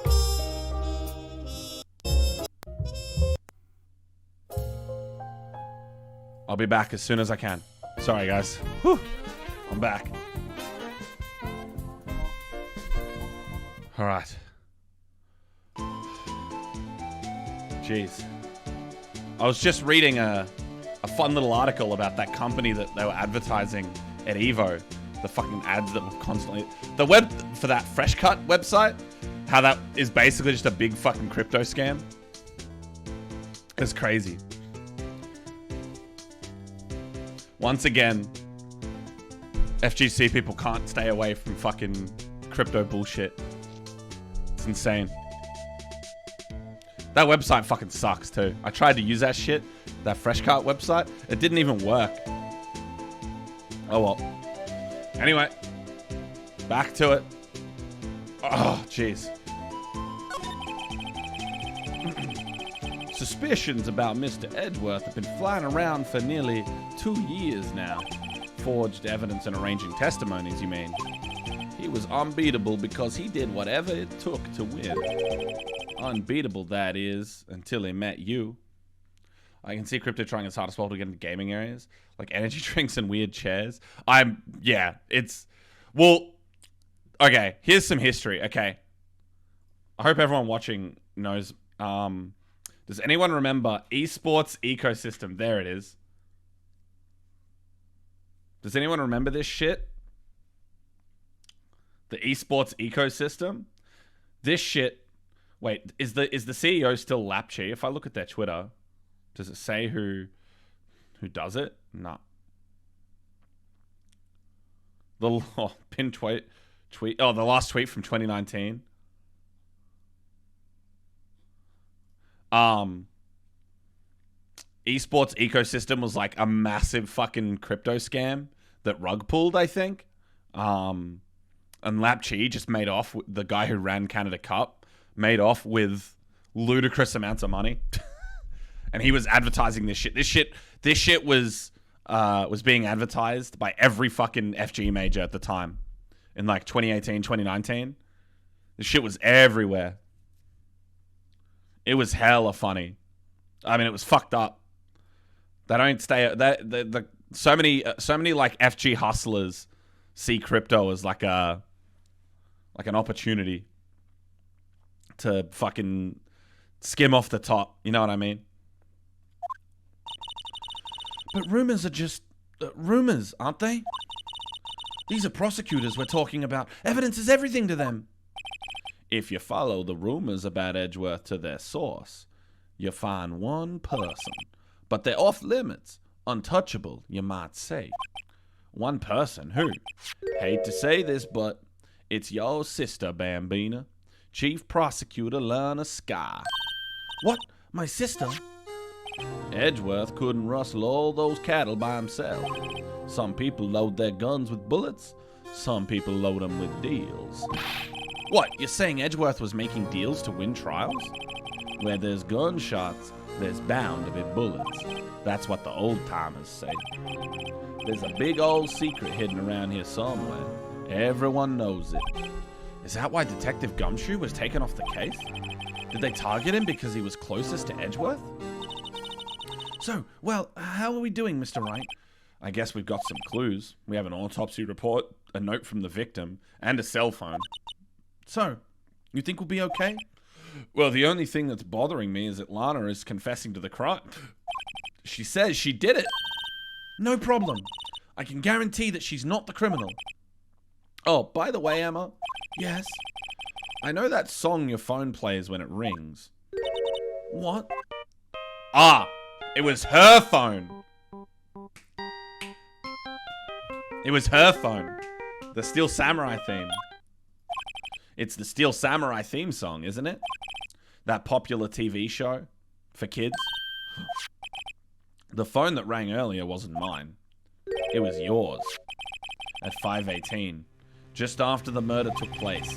Your sister called you, didn't she, Emma? I'm sorry. Can you tell me what you talked about? She hung up right away. I see. There we go. Okay, so they did explain that. I was so confused. A detective is murdered and the suspect is the top prosecutor in the district. I've got a bad feeling about this. Like, maybe I still don't know everything that went on here. You're not wrong about that, homie. Yo, sis just murdered this dude. See ya. Funny story, actually. Amazing story once. So, a long time ago, in a different life, okay, I used to go to an internet cafe with, and I used to play League in an internet cafe. And there's a lot of stuff there with this internet cafe, but I'd go there every day, right? I was there every day. And oh shit! You can suck my dick. Hello, hold forward. Hello, Slicer. Hello, Goat. Hello, Millie. Thank you for following. Hey, guys. I was about to tell this wild fucking story, okay? Hello, Rowdy. Hi, everyone. Shankan. Blindfolded Chaos. You are here to cause trouble. Lightning Flare. Damn. Thanks, guys. So, because we're just talking, because, like, you won, Shen? Yeah, Shen, I'm not surprised, bro. Shen's ridiculous. Of course Shen won. Shen's ridiculous. So, a long time ago, I used to go to this internet cafe every day and play League of Legends with some friends. And I got to be a little bit, I got to be careful with how I tell this story, because there's, you know, there's some stuff that probably shouldn't be public, but there were these dudes at this internet cafe, some of the guys I played League with, that were homeless, and they kind of lived there,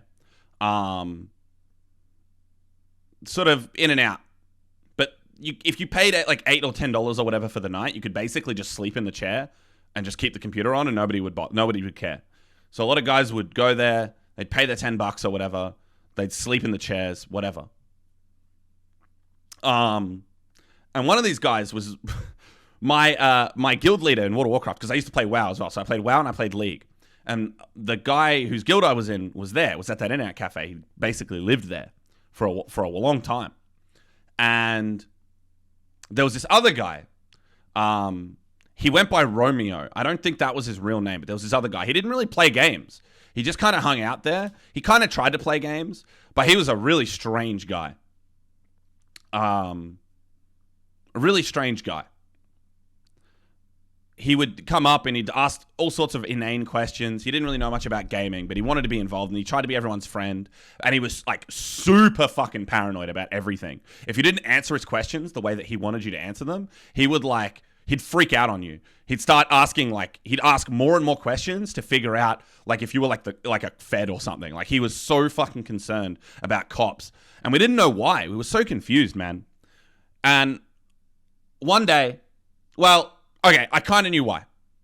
Him and the guy who was my raid leader were stealing shit from fucking, local department stores and selling it to cash converters.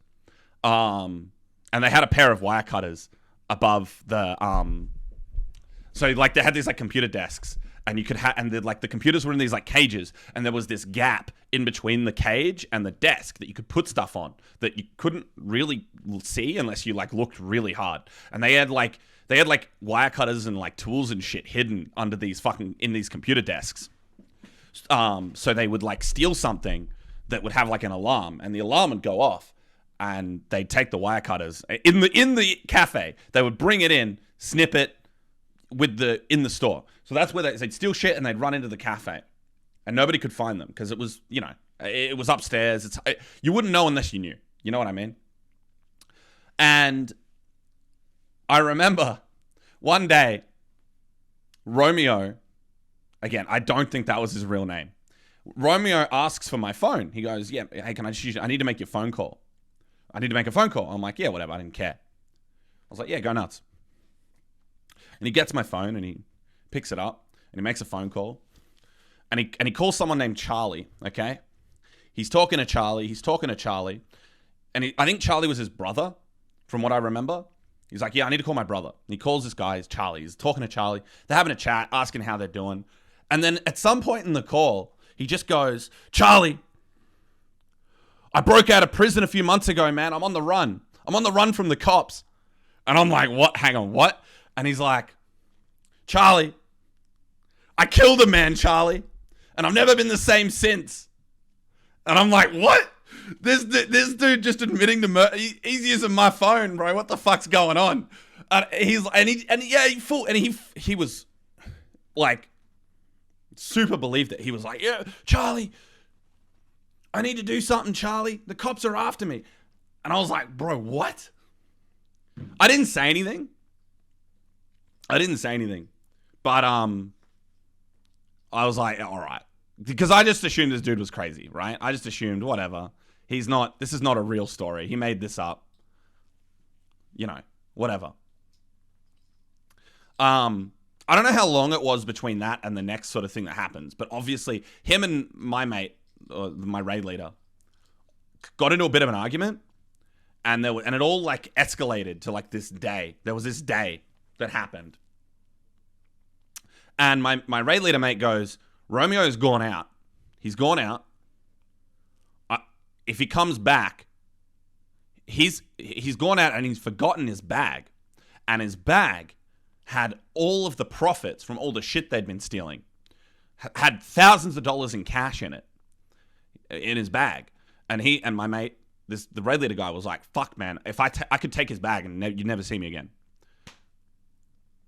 And he was tempted. He was like, fuck, I might just take this dude's bag and run, hey.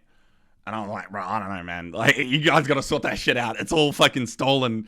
It's all it's the proceeds of crime. I'm not involved. Romeo comes back that afternoon. I don't think the raid leader guy had stolen the bag, but Romeo comes back. He'd been gone ages. He'd been gone so long, much longer than usual. And he was like scared, man. He was like panicking. He takes his bag, which, the other guy didn't take. He didn't do it. But he takes his bag, which he'd obviously forgotten. He normally takes it everywhere, but he takes his bag and he left again. And we never saw him again. The next morning, a bunch of cops show up to the internet cafe. And what we realized is that where the wire cutters were, he'd left a note. He'd actually left a written note saying something like, fuck you piggies, I'm out of here, or something like that. It was something like that. And we were talking to the cops. The other guy was long gone as well, by the way. The cops showed up, the other dude who was stealing shit, he was not here. He knew something was up. He was gone as well. And I was talking to the cops. I'm like, man, what's the deal with this guy? Like, what's up with him? Like, you're looking for this guy, this Romeo guy. And they're like, yeah, we're looking for him. He broke out of a mental health facility. He has schizophrenia. He thinks, he's done all these things. He hasn't done, none of it's happened. He was in a mental health facility. He broke out. He was in Sydney. He broke out of it in Sydney, traveled to Melbourne to get away. And we're trying to find him because he's dangerous. Like, he believes all this crazy shit and he's doing all this crazy shit. And they later found out that he actually went back to Sydney. I don't know what happened after that, but this fucking Romeo dude, luckily they didn't know about the phone call. I didn't have to testify that he'd admitted to killing someone on my phone, but that is a real thing that happened. Shout outs to Romeo. That was a very adventurous few weeks of my life. The reason I told that story is because in this game they just had this big thing about who the murderer made their last phone call to. And I was like, man, that was me, but it was my phone. It was someone else making the call. Good times back then. That was an interesting time in my life. I don't think any of that actually happened. Like, I don't think he killed anyone. I think he just was, he had schizophrenia or whatever, and he was imagining things. He was talking to someone, though. Whoever he was talking to might not have known that. I don't know. Or maybe they did know. Maybe they knew he was, I don't know. Unfortunately, I don't have the full story, but I killed a man, Charlie, and I've never been the same since. I'll never forget that. That was because I'm like playing a game of League. I'm like, bro, what? What are you saying right now, dude? What's this about? Some crazy hijinks in that internet cafe. None of us were very good people. We all did some bad shit in those days. Bunch of broke-ass gamers. Anyway, it's time for the first day of court. For those of you who haven't joined us, we are on the final case of the first game. The legendary final case of the first game. And it is legendary. It's supposedly 8 hours long. I've been going for 2 hours, so we've got a long way to go yet. Which, to be fair, this tracks, because there'll be 3 days of court. I've only done the investigation for the first day. We're about to go through the entire court sequence. This is a very hype situation.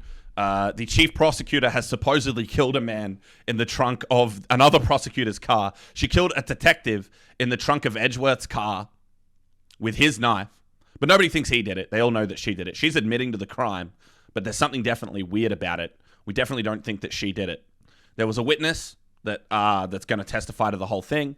There's a bunch of weird characters that have shown up out of nowhere. It's something the chief police is doing some weird shit to, like, make sure his people are on it instead of like other people's. She called her sister. Her sister's following me around. Funny scientist girl. She's helping me. But the murderer, who's her sister, called her after she committed the murder, but apparently didn't say anything.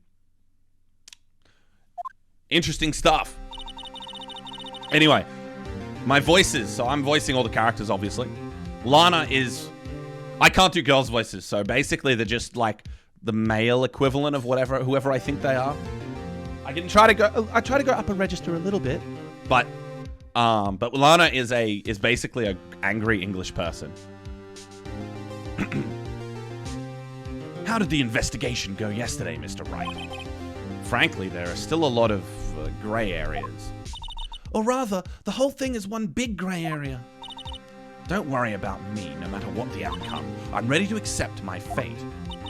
I believe in you, sis.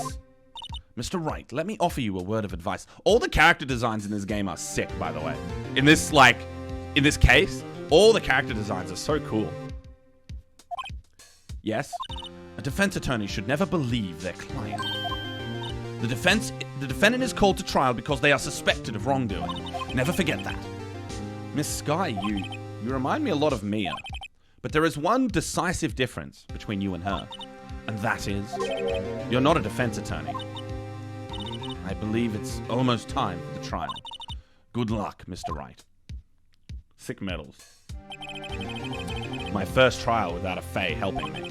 No one's gonna bail me out this time. Ugh. I'll be alone in there. So I have to discover the truth all by myself. Yeah, let's go, Pheonix. Let's do it, Mr. Wright. I'll be with you the whole way. See, even her, like, cool outfit is so cool. What the hell? Why does she have such a cool outfit? Oh, we're in courtroom number 9. Normally we're in number 2, aren't we? By the way, this murder happened on my birthday, February 21st. That's got to tell you something. Court is now in session for the trial of Miss Lana Sky. The defense is ready, Your Honor. The prosecution has been ready for a while, Your Honor. Edgeworth. They keep flashing back to this shit. It's been 2 months, but I haven't been in a courtroom since his trial.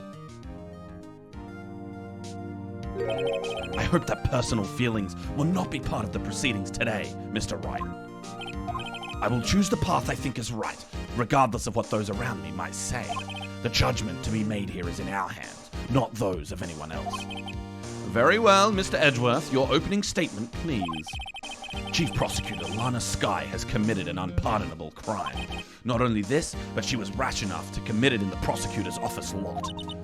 Wow, he's much more forceful in person. I suddenly feel like confessing to everything.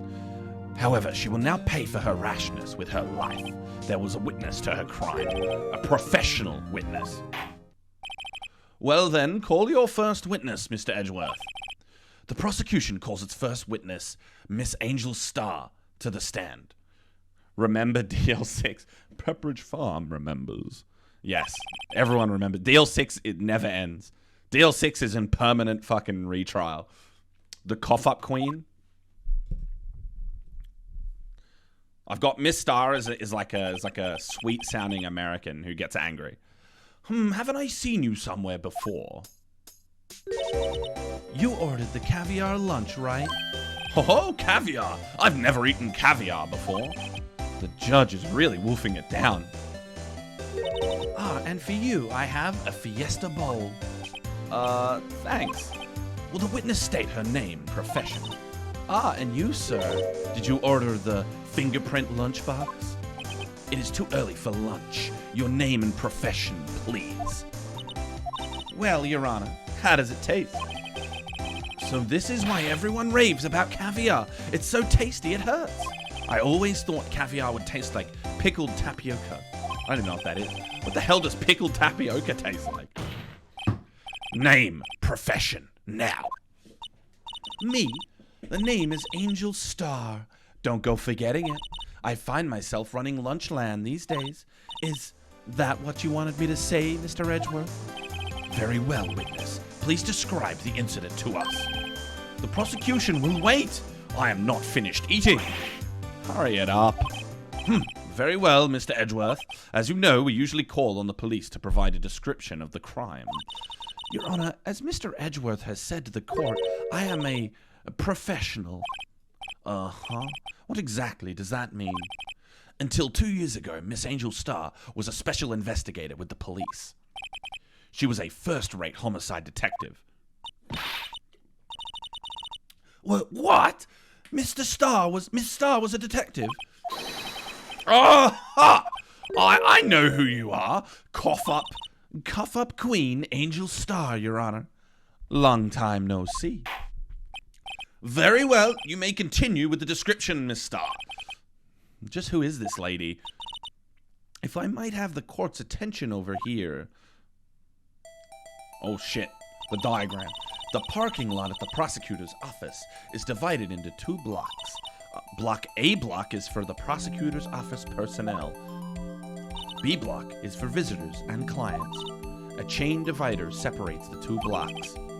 I suppose that's to keep visitors from taking up prosecutors' spaces, yes? The crime took place by a car in the back of A block in the car's trunk. This is a very small car park. Literally, I guess there's some cars here. 2 cars. There's 6 people who work in this office that has at least 12 floors. Cool. Six people.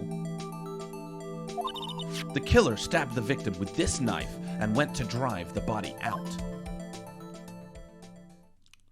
Unfortunately for her, there was a witness, and an arrest was made on the spot. And who was this valiant witness? Why, it was me, Your Honor. Witness, did you see the very moment of the crime? Of course, Your Honor. Immediately after that, I apprehended the chief prosecutor. It seems rather cut and dry, doesn't it? Well, Mr. Wright, I can't agree on principle, Your Honor. It seems that some poor losers are unwilling to accept the truth, Your Honor. Shall I proceed to crush what little hope they have remaining? If you can, then give them your worst, Miss Starr. Wait, are they talking about me?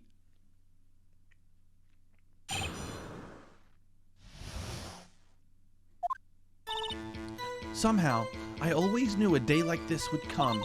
I was on my way to deliver a lunchbox to my boyfriend when I sensed something. Perhaps it was my finely honed detective's intuition at work. Ooh. Through the wire fence, I saw the chief prosecutor standing next to a garish car. The chief prosecutor was holding a knife in her hand. Then she thrust the pointy tip of the knife into Detective Goodsman's chest. Bringing a lunchbox to your boyfriend? How touching. As you can see, there is no room for doubt. The key point of your testimony seems to be nothing other than the point of the knife which you saw being stabbed into Detective Goodman. So, how does it feel to be so utterly crushed? I'm still thinking about that. It's merely a flesh wound, Mr. Wright. Very well, Mr. Wright. You may cross-examine the witness. Witness's account. Alright. So...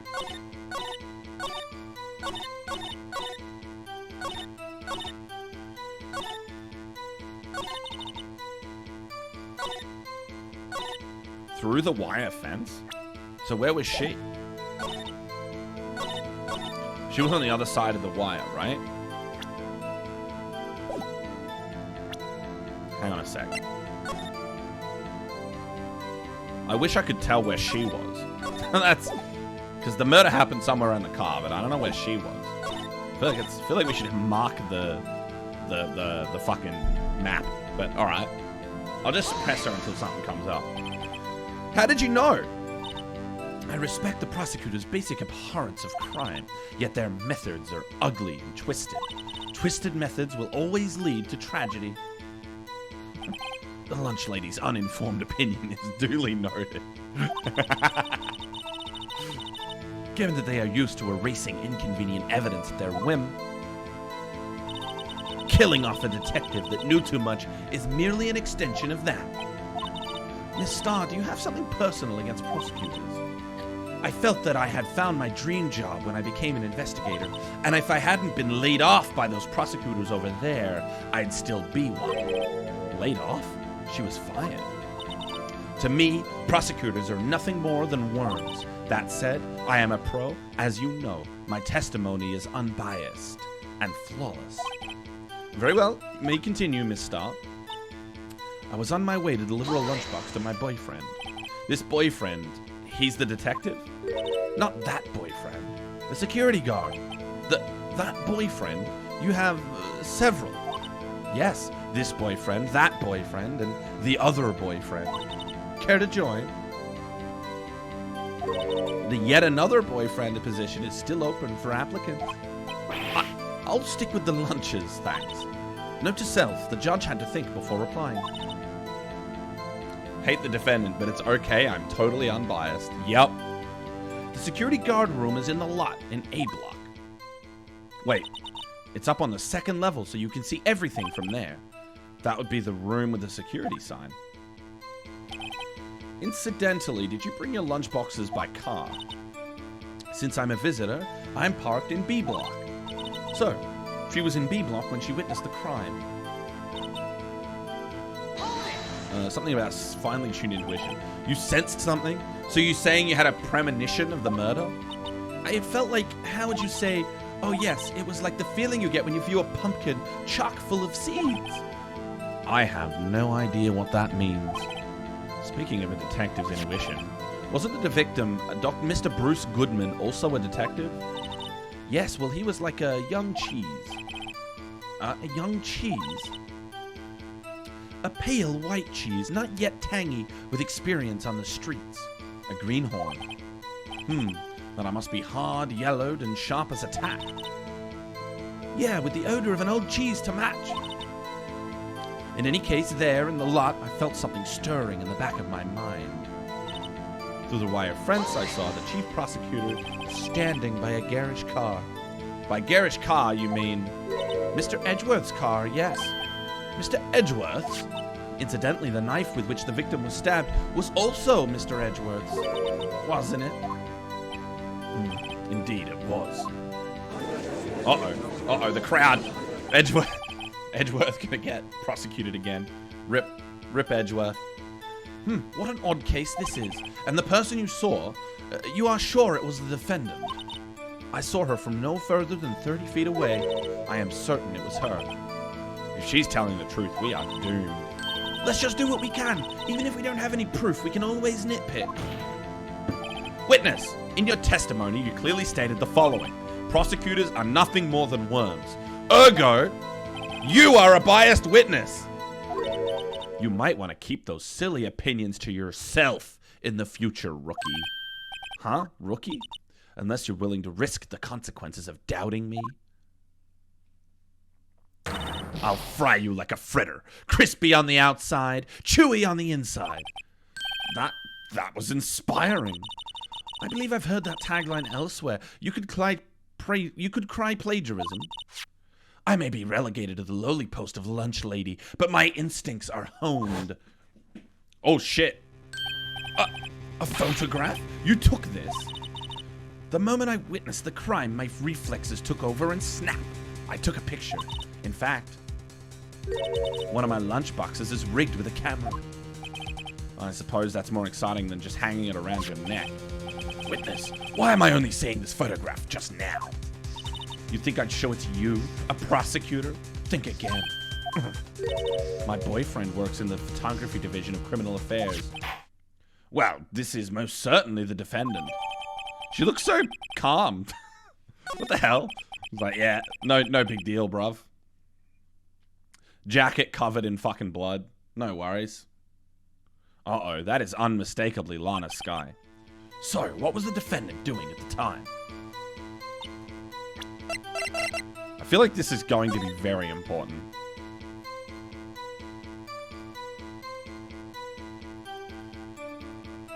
Something interesting. The barrel here was knocked over when we looked. When we went to the crime scene, this barrel was knocked over, but it's standing up now.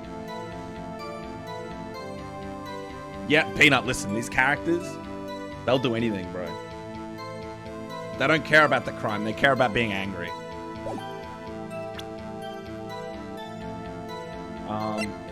Okay. The chief prosecutor was holding a knife in her right hand. Was someone hiding in the barrel? Maybe. Maybe.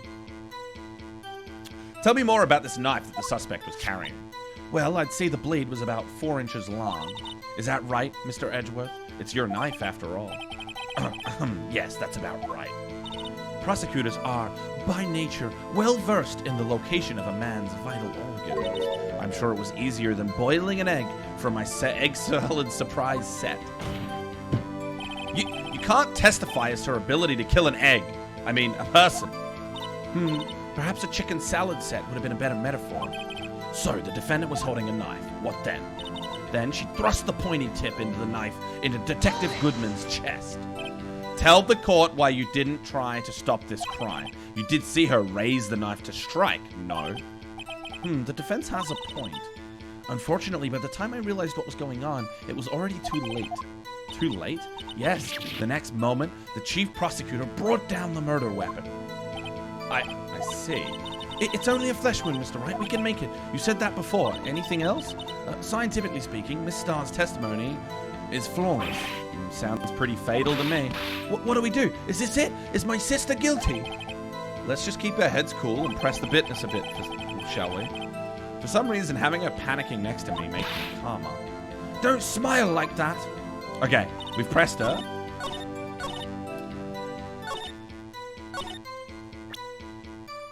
We've pressed her. Now we've got a photo, yeah? We've got this photo.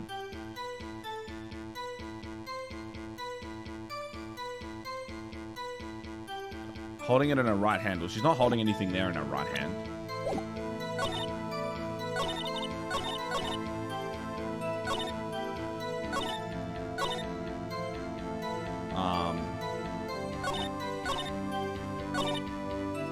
Through the wire fence.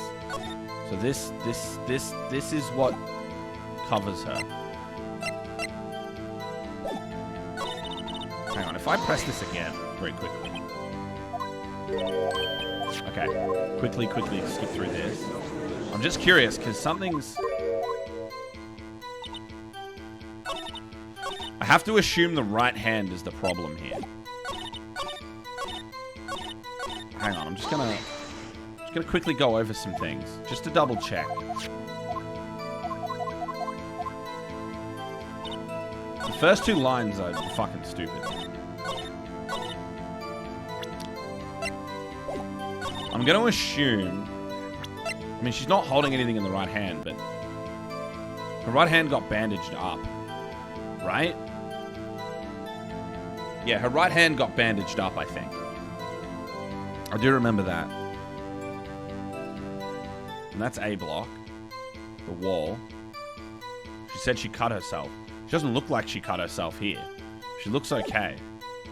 But do I have her testimony saying that she cut herself?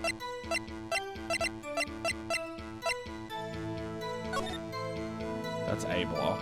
That's the car. She was in B block. All of this looks good, man. No, that was just in jail. Yeah.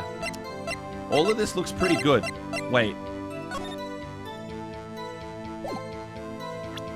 There's no timestamp on the photo, is there? Damn.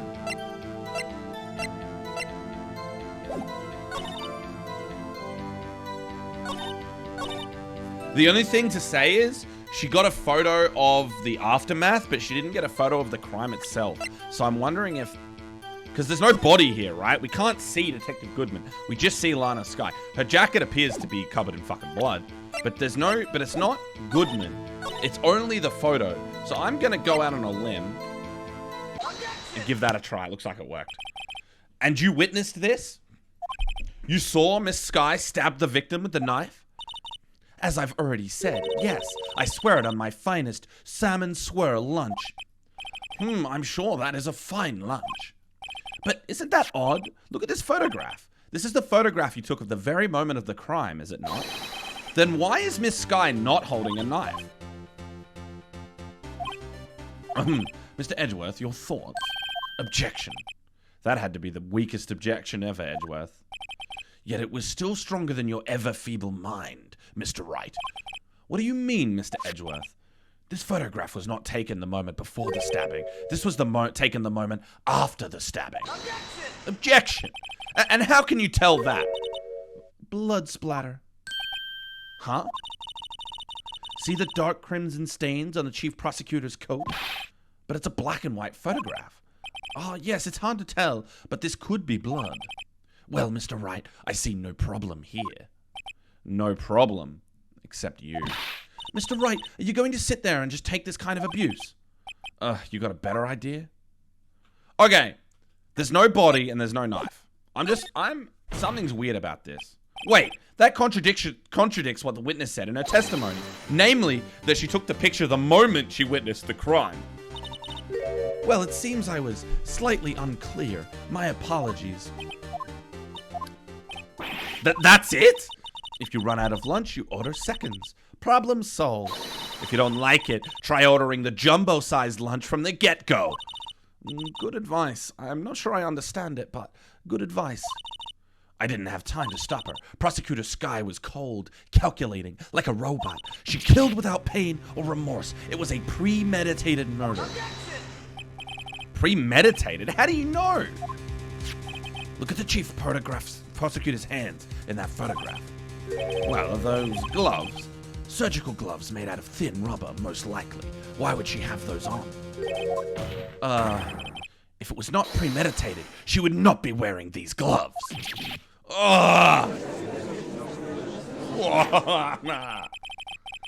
These gloves do seem to tell a tale of premeditation. Premeditated murder, a serious offense. Witness, add this to your testimony. The murder was planned, the rubber gloves prove it. Why are the gloves not in evidence? Where did the gloves go? What if she was just in the habit of wearing gloves? Like driving gloves? The gloves were admitted as evidence when the defendant was arrested. They were rubber gloves of the kind used for autopsies. In other words, when the chief prosecutor came to the crime scene, she came to do murder. It's the only possible conclusion one can make. Where are the gloves? Show me the fucking gloves! If they're in evidence, everything was planned. It was a premeditated crime. Ugh. Impressive. I'm sorry they took you off the force, Miss Starr. This is bad. She's got them all thinking this was all planned. If she can prove this claim, the trial's already over. I've got to think of a way to show this wasn't premeditated. It's only a flesh wound, Mr. Wright. We can make it. You said that before. Okay. Been there, done that. So we have to prove it wasn't premeditated. Oh, fuck. I went too far. We have to prove it wasn't premeditated. The murder was planned. But she used the knife that was in the glove box. That doesn't seem very premeditated. How did she know he had a knife, for starters? How did she know he had a knife?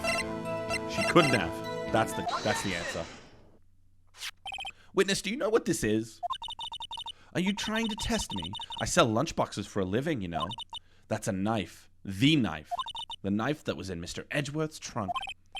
Indeed, it is my knife. I like how he just repeats it. What's with this case? The bloody murder weapon, a red car, all belonging to the prosecutor there? The defendant is the chief prosecutor for the district, right? Mummy, are prosecutors bad people?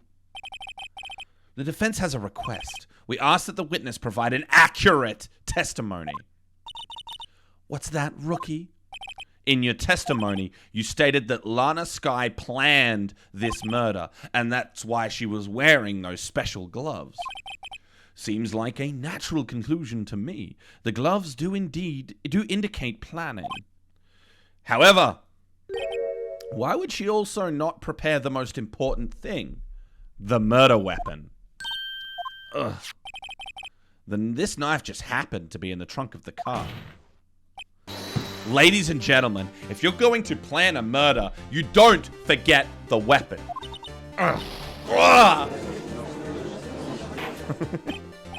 Order! Order! Order! Great, now the tide is turning in our favor. A great show, Mr. Wright. My sister's as good as free.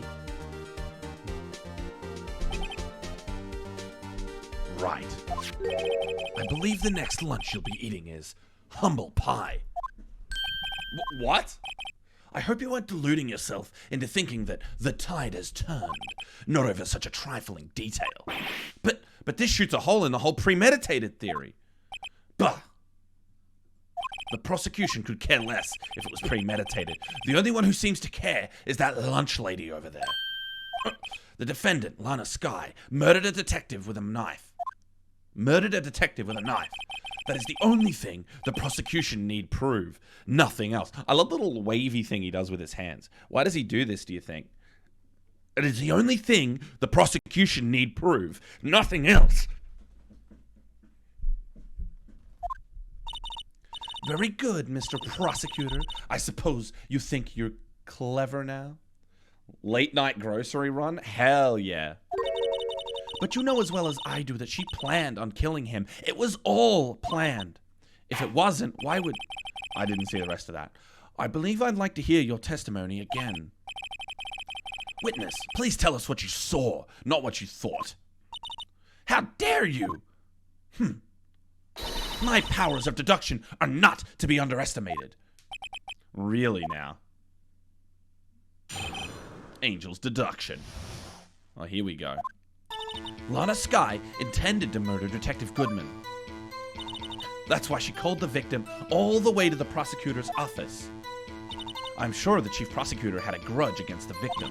Nothing else could drive that human machine to plunge the knife in again and again. Oh, she fucked up. She fucked up. We already know she fucked up. She lied, baby. Goodman's autopsy report. 1 knife wound. Wait. This is the part. Where's that video Derek linked to that one time? The updated autopsy report. Fucking stupid shit.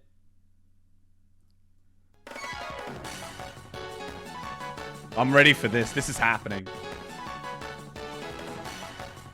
Did Gum fucking not tell you?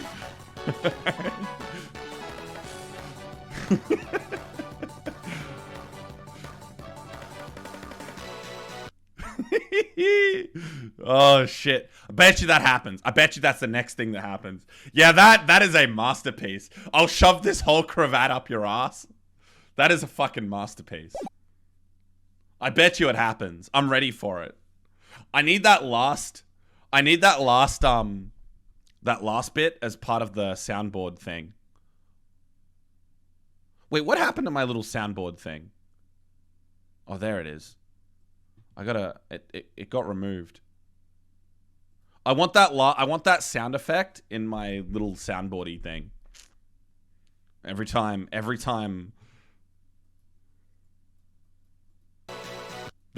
Just that bit. That's amazing. Dun dun dun. The victim was summoned from the police department to the prosecutor's office. It does sound a lot like premeditation, doesn't it? So if I ordered a pizza, does that mean I'm planning to kill the delivery boy?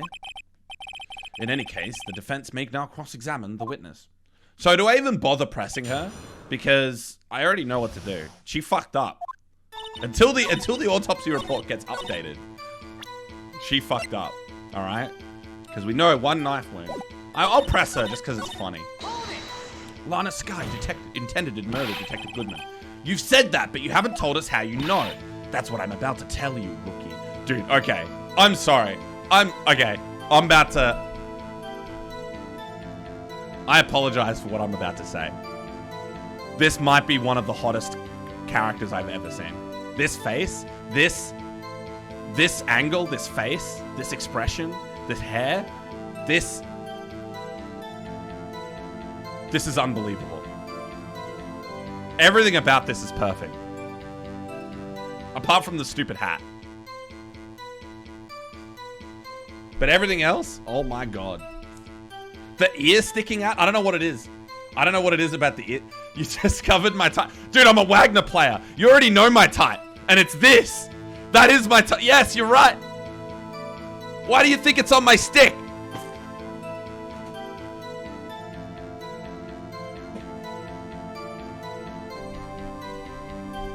There you go.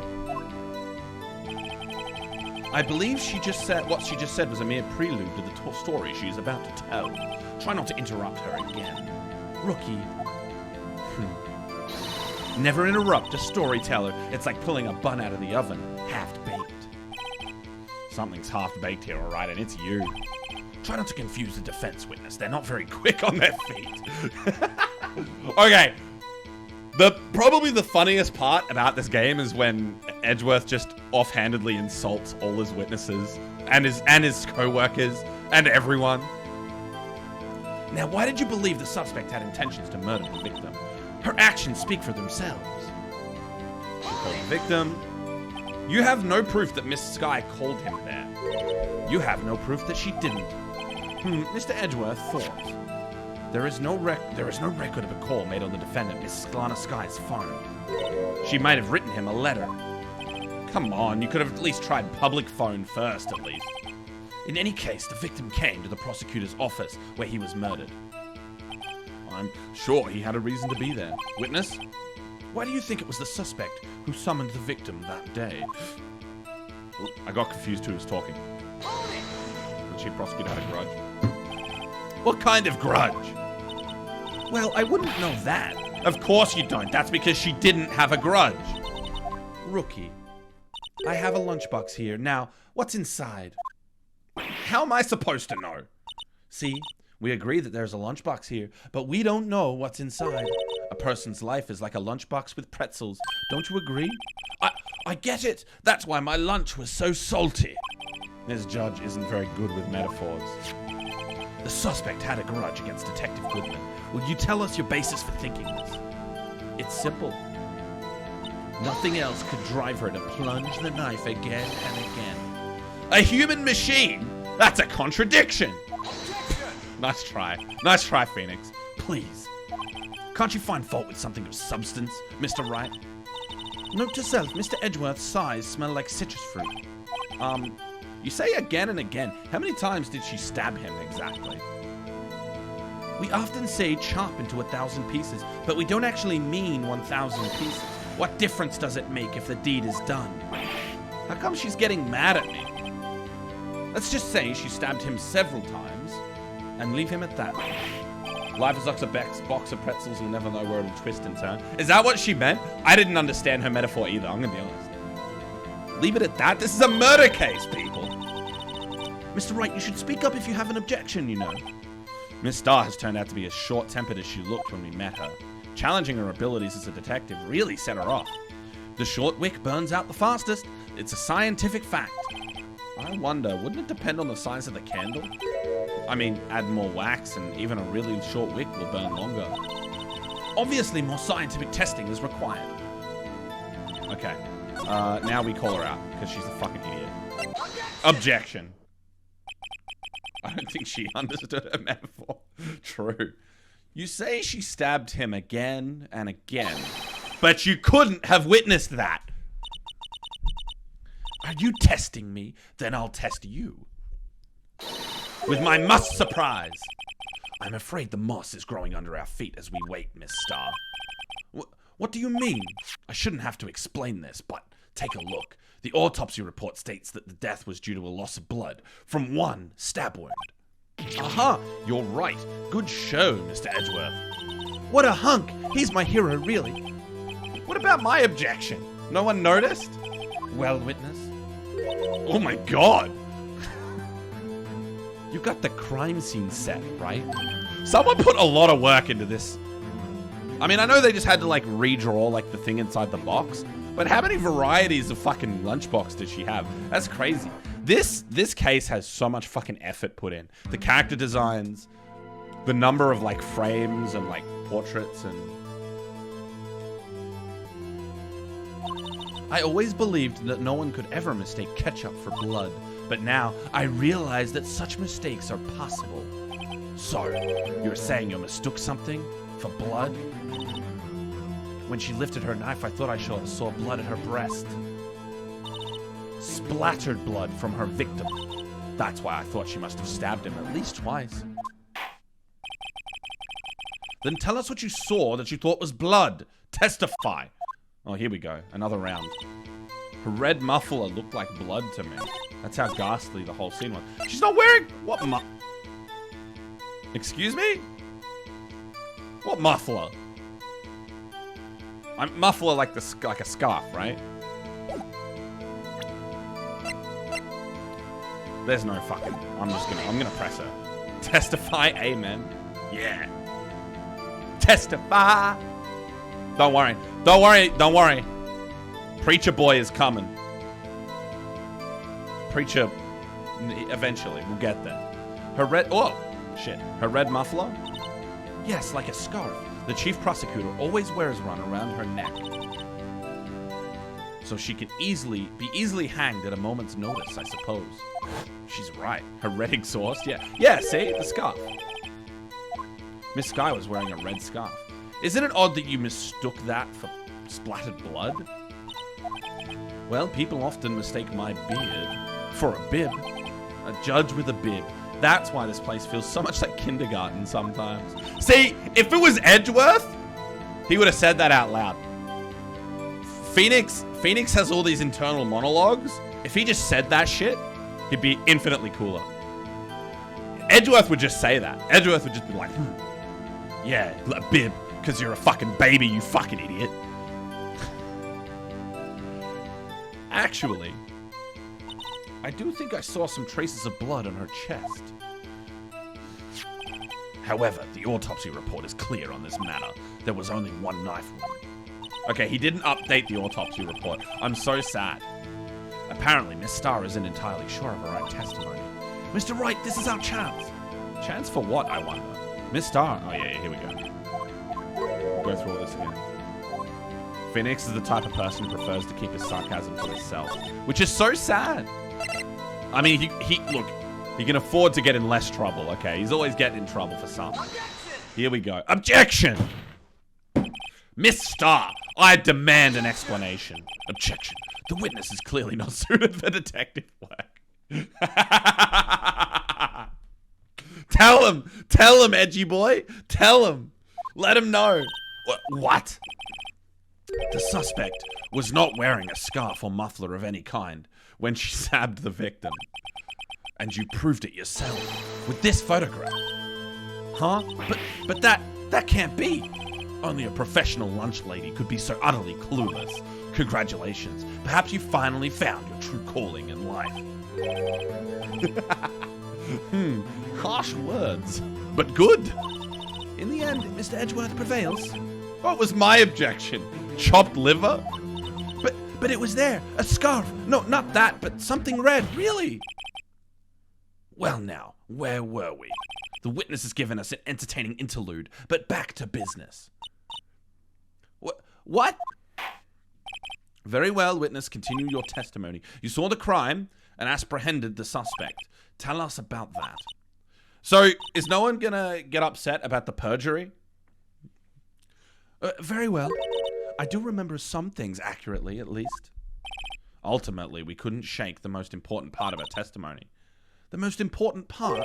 The part where your sister stabs the victim.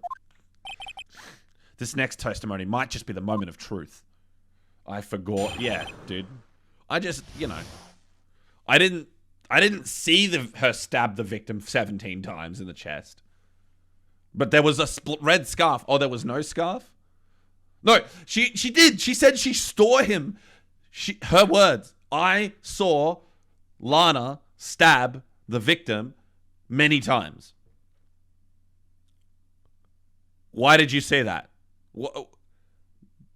But that didn't happen. Oh, it's because of the scarf.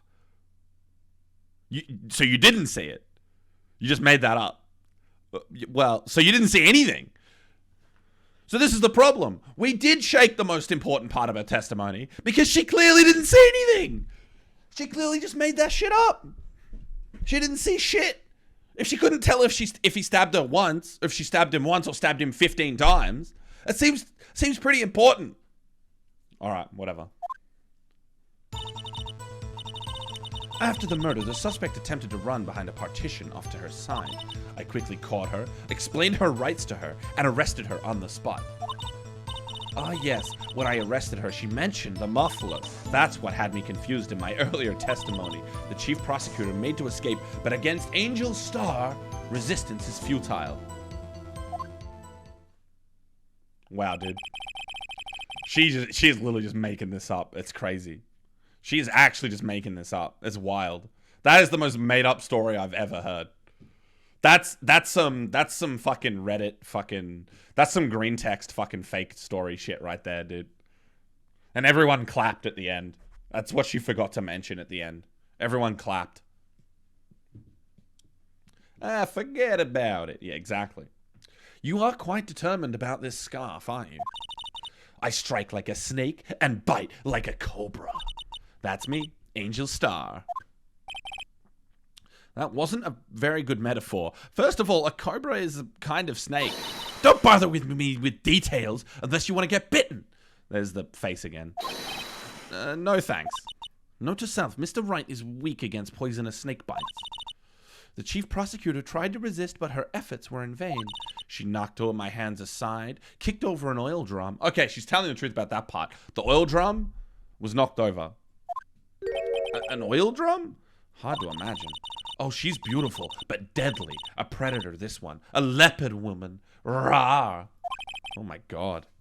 Very well, Mr. Wright. You're cross-examined, if you will. Cross-examination, rather.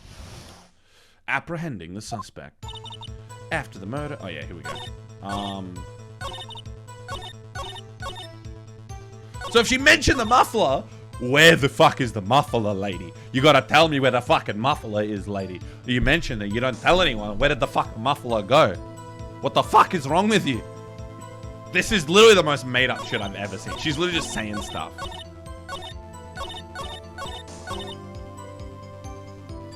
Run behind a partition. So where is this partition on the floor plan? I'm sure she means this wall next to the car. That's right. Hey, official FGC. First time viewer, long time listener. I have a quick question for you. Why are Weet-Bix so good? Thanks for your time and greetings from Germany.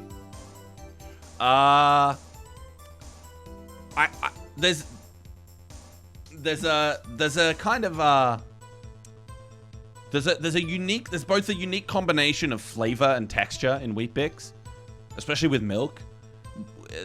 It's kind of unique. I don't know anything else that has the same kind of mouthfeel that Weet-Bix has. You know what I mean? It's unique and it's good. It has a unique mouthfeel. That's my answer.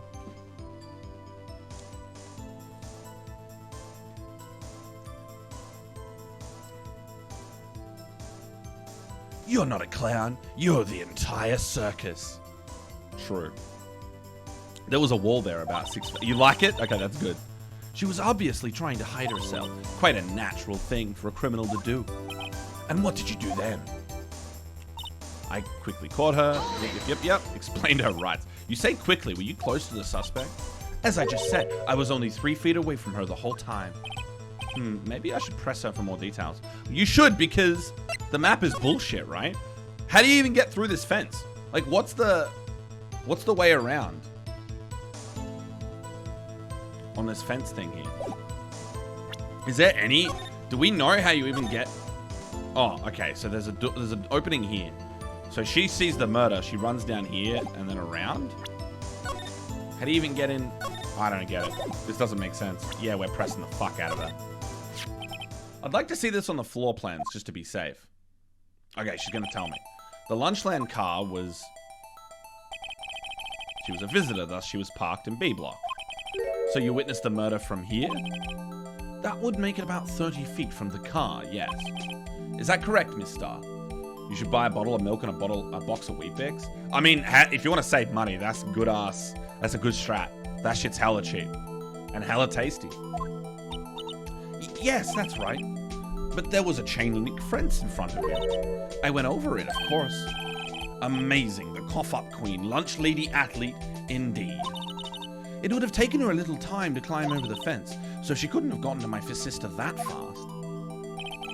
Yeah, that fence was about 9 feet high, too. Oh my god. So how did Miss Sky not get away? Get you ready and full of vigor. Damn. Paris watching those Weet-Bix ads as a kid, but instead of cricket. Channel that energy into fighting games.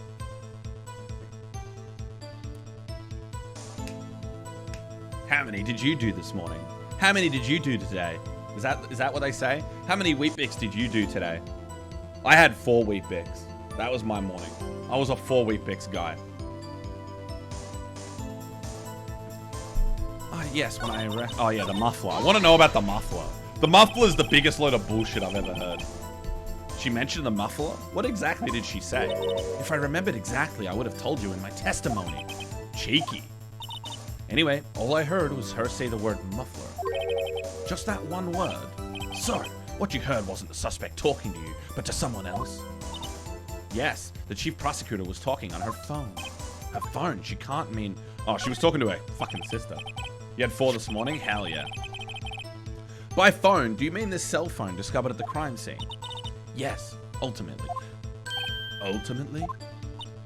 By memory, it's like a salmon heading upstream, you see. No, the court doesn't see, Miss Stark. Salmon heading upstream, does that mean it dies? Don't the salmon head upstream when they're gonna fucking die of sex? Of too much sex? Is that salmon I'm thinking of? They head upstream, they fuck, and then they die? Are they one of those? I don't know.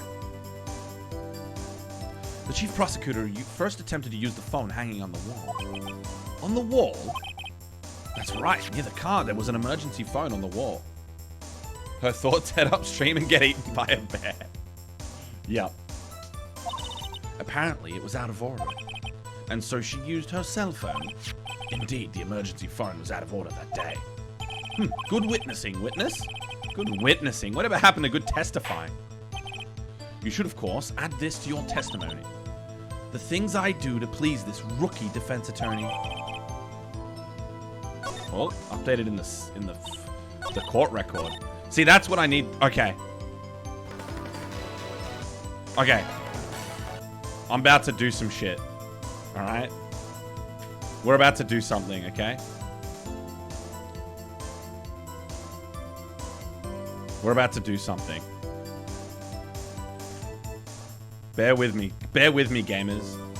Bear with me. I'm getting this shit on this fucking soundboard that I have now.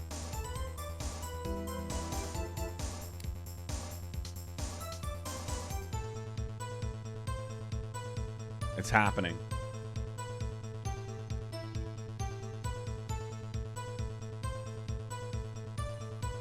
I'm doing it right now. Every time something gets updated, we play that. It doesn't have to be it doesn't have to be the what is it? What's the thing? Oh god. Thank you for that. All right, we download that. There we go. Okay. Don't mind what I'm doing. And then we open up. Wait, can I just do this in Audacity? Let's see if I can do this in Audacity. I think... Alright. I don't care. I don't care. If we just slap that in there. You're a piece of shit, Audacity. Fuck you. Does this work in Premiere? Let's see. Does this work in Premiere? We're gonna find out. You all are seeing this in real time. This is live video editing. Well, in this case, just audio editing. Hang on. This is a lot of work, but it's worth it. Alright. Boot up Premiere. New project. Updated autopsy report. Autopsy report. Soundboard. That'll do. Okay. We slap that in there. Import files. See, it reads it. Why? Okay, okay. Yeah, it's right there. That's the spot. That's it right there, baby.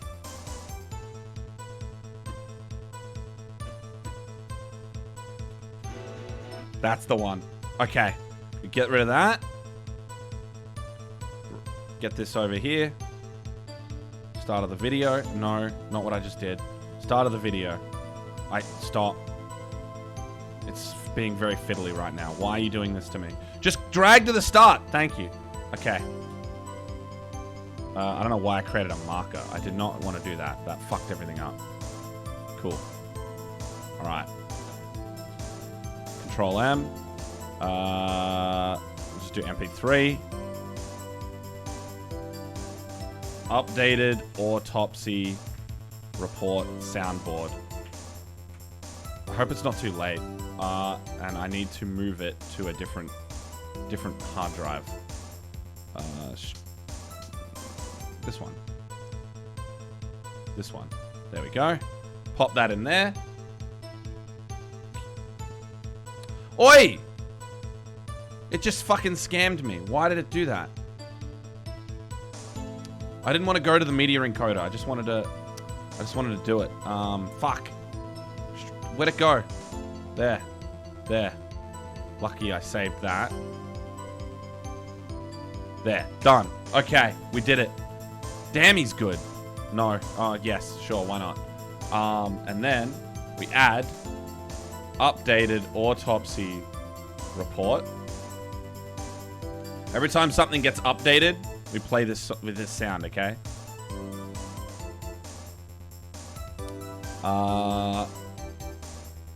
We're almost there.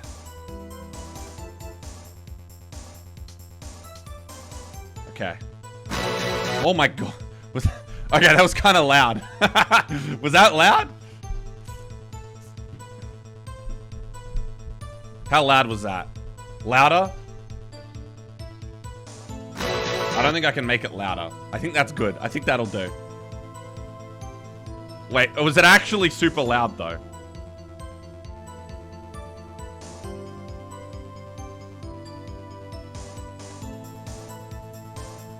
Well, either way, we're gonna set a hotkey for it real quick. I think it's probably louder for you than us.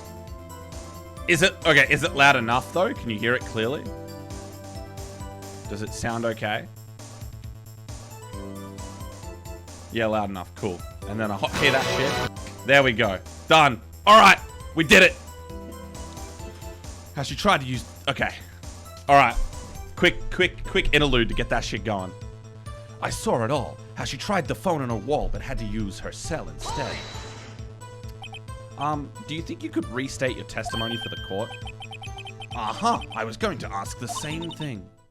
I'll only say this one time, so listen close, rookies. Okay, she's giving me the real detailed explanation. The chief prosecutor stabbed the victim and ran behind the partition. Then she picked up the emergency phone on the wall, but it was out of order. So she pulled her own cell phone out of her pocket. And during that time, you climbed over the chain link fence. Oh shit. Then, when I boldly grabbed her arm, the chief prosecutor hung up her phone. And you saw her doing this? What is it, Mr. Wright? Okay. He knows. He knows something I don't.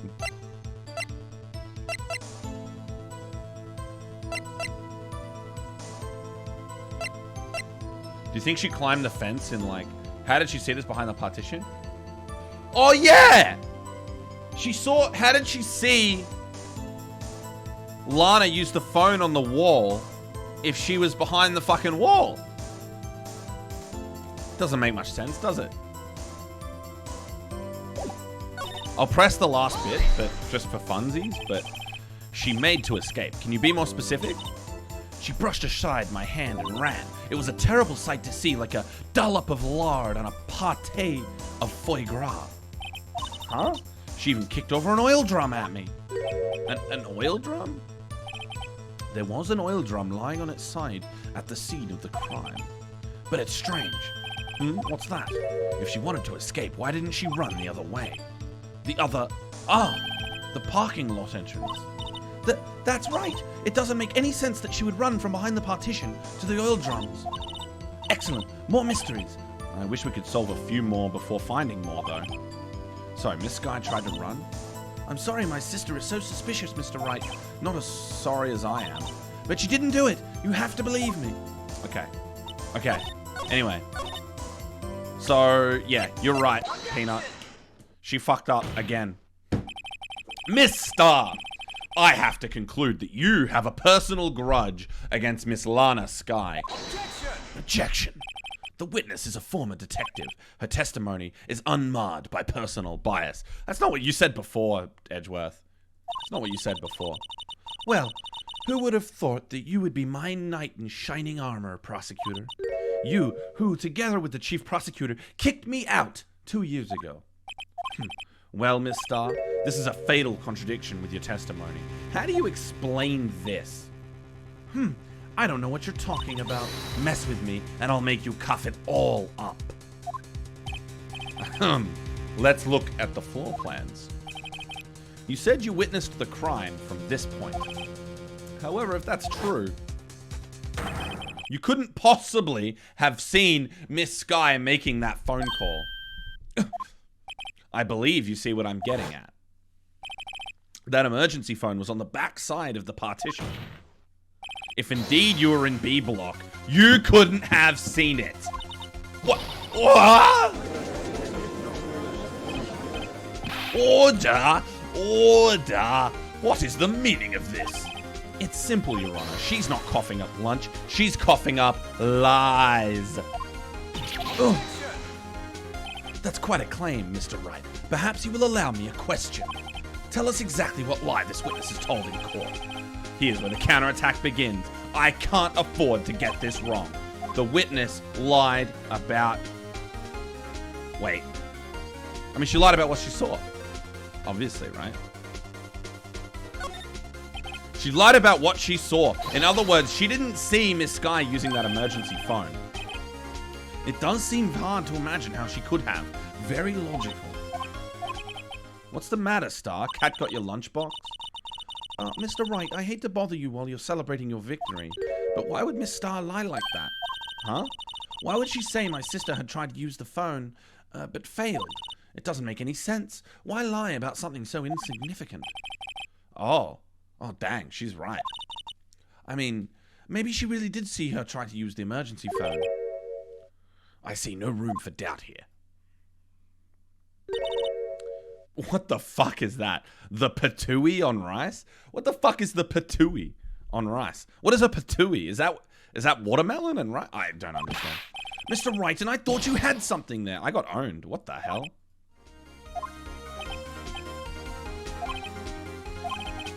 Okay. The order of events. Patooey is the sound you make when you spit out a watermelon seed? Is that true? That's crazy. Yeah, I see it.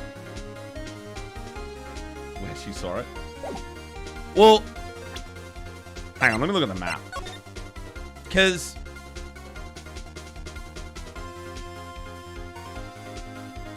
But... The only place you would have seen it is in the security room, right? Which makes sense, because you would see everything, because you're up elevated. You'd see above the wall, you'd see the murder, you'd see it all. But then you'd have to run downstairs, and you could stop her here, right? That makes sense. What's it saying about the order of events? Because the order of events is a thing as well, because she ran... Oh, if she's here, she would have ran out here and knocked over the oil drum. Okay, yeah, it's definitely where she saw it. Yeah, 100%. Because the order of events makes sense once she's... If she's on the other side of the room. Miss Sky tried to use the emergency phone, but it was out of order. What is significant about this fact? Nothing. Therefore, it would be pointless for Miss Star to lie about it. Pointless to lie, I see. But say the witness did actually see Miss Sky using the emergency phone. It would mean Miss Star witnessed the crime from a different location. Objection. A different location? Now that's a pointless lie if I ever heard one. Objection. Before you call my lie pointless, at least let me tell it. Let me ask a question to our clever wordsmith, Mr. Wright. Just where was the witness when she saw the crime? All the testimony we've heard until now points in one direction. The place from where Miss Star saw the crime was the security room. Absolutely. Had to be. This is the only place where she could have been. The security guard room. Indeed, the security room in the underground parking lot is well positioned. It's built on the second floor, so you can see the entire lot. She would have been able to see the emergency phone from there. But why there? There are many other places where she could have seen the phone. Not in this case, Your Honor. The witness, not being part of the prosecutor's office, couldn't park in A block. The only place where she could have seen the crime and the back of the partition is here. I remember in your testimony you said you brought a lunch to your boyfriend in the security guard room, yes? Well, Miss Starr, how many years have I been getting the better of men? To think that the tables could be turned. Today a man has got the better of Angel Star. Order! Order! Witness! What have you done? You used to be a detective. You should know better. I'm not turning back. The guilty will be punished. And I'll do what I must to make sure justice prevails. The guilty? Is she talking about Miss Sky? Mr. Wright, doesn't this strike you as odd? Why did Miss Star lie? It doesn't make sense. Huh? She could have just said she saw the crime from the security guard station. It wouldn't change anything. Exactly. This photograph tells all. It was the defendant who stabbed the victim. That truth still stands. Wait! If she was... This is the... Okay, no. This is the part that confused me. And maybe Pheonix is about to talk about this. How the fuck did she get that photo? If she was up in the fucking other side of the room. What? Because unless you can go straight from the parking lot all the way around to the security room, take the photo, run to the security room, see her using the phone, and then... But that doesn't... Unless the layout of that fucking parking lot is so fucked up that that's possible... There's something... That photo doesn't make any sense. It still stands? I disagree, Mr. Edgeworth. What? If a witness is found to be lying, they're guilty of perjury. She knows this. She wouldn't risk that without a good reason. So tell us what her reason was, Mr. Wright. Huh? Me? Who else? Mr. Wright, let's review what we know. She must... Yeah, well, Derek's saying... She must have lied to improve the validity of the photo, right? And to connect the events of the photo with the rest of it. Because if her taking of the photo is called into question, we don't know when that photo was taken. We don't know the circumstance. It could have been before. It could have been after. It could have been 15 minutes after. It could have been 1 minute after. We don't know. If she was in the security room, we don't know when the photo was taken. And that means that throws the whole thing into fucking disarray. Miss Starr witnessed the crime from the security guard station, but she lied and said she saw it from B block. It must make a vital difference. But what? What would that change? Distance to the crime? Or angle of view? I mean, the angle is different, obviously. It's a different angle. It is a different angle.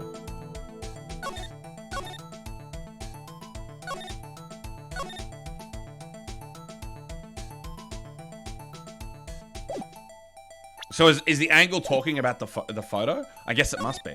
It has to be the angle. Yeah. Why? The angle at which she saw the crime occur would change. The angle? What do you mean?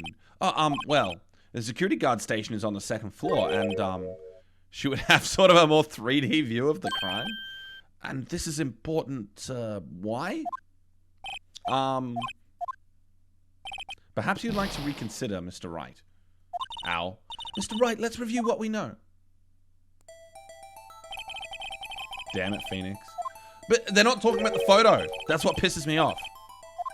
Distance to the crime. Well, so when it comes to distance, you can assume there's like some stairs here, right? Because this is elevated. So you assume there's stairs. She comes out this door, and there's the crime. But I guess it would take... But in this case, she had to climb the fence. So either way, she's obstructed. But I guess from here, she said she saw it from here to here, or here to here. It's the same fucking distance. The difference is there's either a fence in the way or she has to go down some stairs. I guess the implication is that it would have taken longer for her to get down there. Okay, we'll see. Distance to the crime. It changes the distance between her and the scene of the crime. Objection! My condolences, Mr. Wright. But one look at the floor plans and it's quite clear. Oh, Edgeworth is about to say what I just said. The difference between the scene of the crime and the guard station is 30 feet. I don't see how that would change what she could see. What she saw is not in question here. What matters is the time it would take her to reach the scene of the crime. Miss Starr, you witnessed the crime from the security guard station. Now, how long did it take you to go from there to the scene of the crime where you arrested Miss Skye? Well, witness? You. Yes? You ordered the squid wheels, right? The quality of my lunches has gone from low to inedible. I was bringing a PB&J lunch with fresh boysenberry jam to my boyfriend. Boysenberry for the boyfriend? He wasn't in the station, so I waited. I witnessed the crime from the glass-walled station. Yeah, there we go. There's some stairs. And before I knew what I was doing, I found myself running towards the scene. But the door was locked. I couldn't open it. Okay, so she's just telling the truth now? This isn't distance from the crime. It's just the fact the door was locked. That's why I had to go through the visitors' parking in B block. That is quite a detour. Yes, it is. And that's where she took the photo. It probably took me at least 5 minutes to get to the scene of the crime. 5 minutes? This changes things considerably. But it was that woman over there in the defendant's chair who stabbed him. I know it. I have photographic evidence. I swear it. I swear it on my finest plastic spork. You have a point. And the spork is a wonderful invention. Would you like another caviar lunch? Dude, how many different varieties have they drawn? So many lunch varieties. So much artistic work. Mr. Wright, you have to do something. Do I have any evidence to stop this? The photo, okay, so the order of events. She was here. Oh, now we've got the pathways. I love how it's added the pathways. Hang on, I think that deserves an updated autopsy report.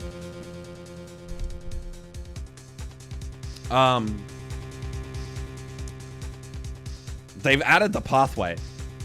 So she went here. I'm pointing at my screen like you guys can see me pointing at this. I'm pointing at it like, yeah, this is where she went. That's not very helpful. Oh, you know what I'm going to do? I'm going to do something. I've been meaning to do this for a while. I look way too far away from the chat to see stuff. The chat, I have to look really far to the right to look at the chat, but if I just move the chat further to the left in my OBS, I don't have to look as far from my main screen. Anyway, fun little optimization. I was thinking about that earlier today. So, she was here. She ran all the way around to here. Took the photo, presumably, 5 minutes late. After the crime. She could have just left. In 5 minutes, if she put him in the car and fucking drove away.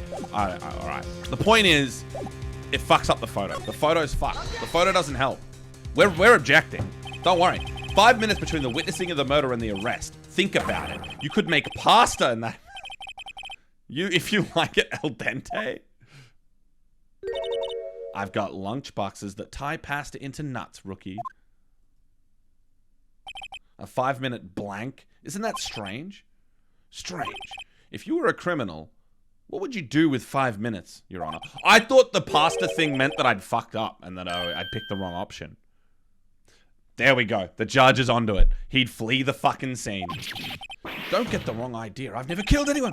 But you have the instincts of a killer. You would run. But this time was different. Miss Skye dawdled at the scene of the crime. She even had her picture taken. No true criminal would act this way. It's inconceivable. Thank you. There we go. I was right. It was about her running away. She would have just left. Well then, it seems we've come to the end of this testimony. The witness has a grudge against the defendant and a blank in her testimony. Mr. Edgeworth is the next witness ready to go. Unfortunately, I appear to have overestimated this witness on account of her professional history. We did it. We screwed that can shut, Mr. Wright. That was too close. I am afraid that the cough-up queen has been dethroned. And with that, court is adjourned. Is that the first day done? Oh, hold it. Oh no, she's keen. The squid wheels again. Mr. Edgeworth, you ordered the squid wheels, right? That's the one she tried to foist off on me. Damn, Antonov coming in here with the based takes. That's what I was saying. I prefer not to take the defense team's leftovers. Anything else to say? I might be able to save you. I have decisive evidence. What was that? Is this another one of her trick lunchboxes? My apologies, but we have no further questions to ask of you, Miss Starr. Ah. Is this your jumbo lunchbox? Woohoo! A triple-decker. Out of deference to the witness's determination, I'll allow one more testimony. Let's hear about this decisive evidence. Well, thank you, Antonov. I appreciate it. I've been practicing. I've been getting better and better and better. My voices have improved a lot. Like the Lunchland motto says, you won't be disappointed. The judge just got bribed in front of everyone. Yeah, this is Pheonix Wright, baby. We love our bribes out here. We love our bribes out here. You tell the judge his beard is looking extra fluffy today, and he'll let you off the hook. Done. That's Phoenix's problem. He never compliments the judge. Everyone else is like, judgy boy, you're looking good today, my friend. Your head looks extra shaved. You have a very beautifully shaped head today, Mr. Judge. And he's like, yeah, you're a cool guy. I fucking love you, bro. Yeah, let's do it. What's she gonna pull out of her lunchbox? All right, here we go. Let's do it. What do we got for what's she got? Decisive evidence. I should have mentioned those 5 minutes when I wasn't looking at the crime scene. And now, to the matter of the victim's shoe. Did I not bring this up? 2 types of blood were found on the shoe. One was, of course, the victim's, and the other blood type matched that of the defendant, Miss Lana Skye. This shoe proves it. It's flawless, decisive evidence. Uh-oh. What? There was blood found on that shoe? Try Lunchland for all your lunch and decisive evidence needs.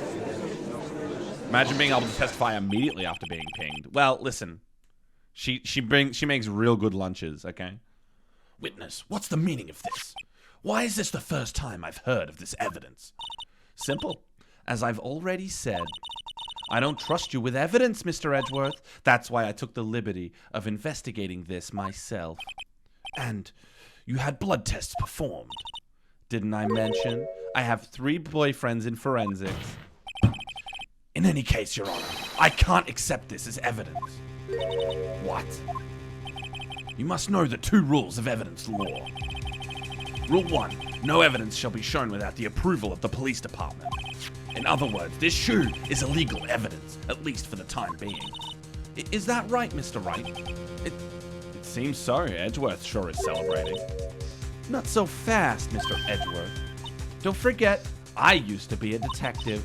As I mentioned previously, this shoe has already been tested by a member of the forensics department. As you can see, it was approved by the police department as of today.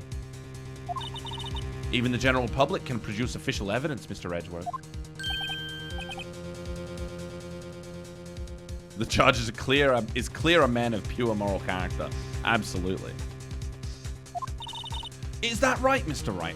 Why is Emma a Harry Potter character? How is she a Harry Potter character? She looks sick. This is a sick fucking fit, dude. She's dripped out to the max. Everything about her is perfect. She is dripped the fuck out, dude. The ribbon, the fucking waistcoat. I make her sound like one? Oh, yeah, I thought she kind of sounds like an overexcited English schoolchild, you know? Like, oh, Mr. Wright, I really want to look after you. I really want to draw up some fucking maths assignment. I don't fucking know. She gets hot? Okay. Well, she's like 16, so I'm not about that life, Antonov. You can keep that one to yourself. It seems so. Edgeworth is looking pretty sullen. You could at least study some evidence law, really. The prosecution's complaints notwithstanding, it appears that his evidence satisfies the first rule of evidence law. She grows up. Fair enough. I'm sorry. I was talking shit. You're digging your hole, buddy. However, it seems you have yet another count against you, witness. Anything to ensure that the guilty are properly judged. Victim shoe added to the court record. Very well, Mr. Wright. You may cross-examine the witness. It's okay, Antonov. You'll be all right, buddy. You'll manage. Decisive evidence. Okay. So.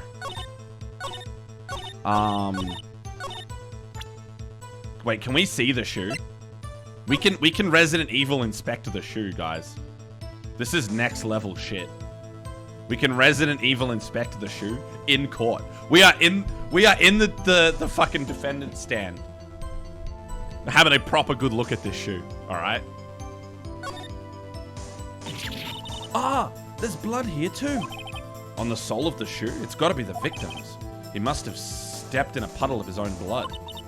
All this blood, it's horrible. This blood might be an important clue. No shit! The blood is a clue. Really, dude.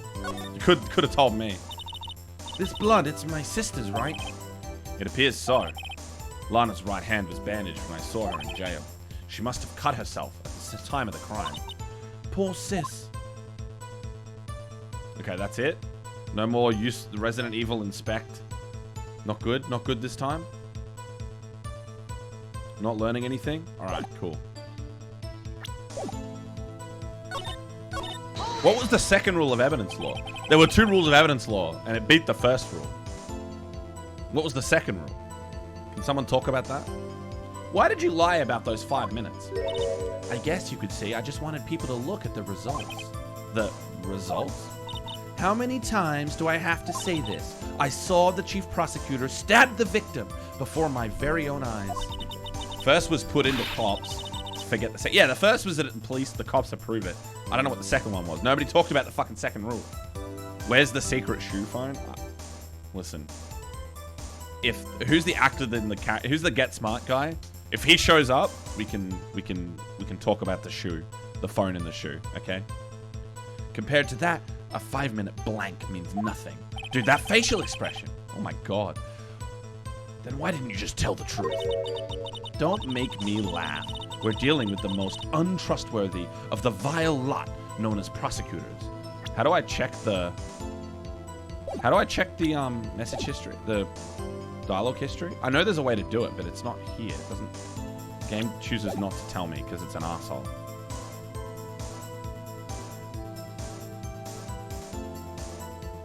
There's a thing in DD. Might not be in this one. Falsified evidence, arranged testimonies, erasing and manipulating evidence. When you fight monsters, you need to use every trick in the book. And this was when the subject is admitting she did it. This when the suspect was admitting she did it. But false testimony is the most despicable crime of all, mister. You didn't even fucking want to do anything about it. Fucking judge asshole. Fuck you. You're like, yeah, you made up shit, but it's all good, bro. Let's just get this over with. And now to the matter of the victim's shoe. And you found this shoe at the scene of the crime? I detained the chief prosecutor, and notified the police department. I wanted to make myself useful while I was waiting for the police to arrive. So, like an ill-trained pooch, you snuck off with a shoe. Oh, she also stole evidence. Probably also important.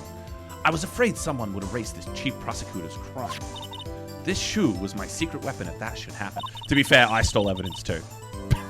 In fact, I steal evidence a lot. Like every time. See this fashionable basket I have here? It carries more than lunch boxes, gentlemen. I'm happy for you and your lunchbox bag, really. In any case, you removed valuable evidence from the scene of the crime.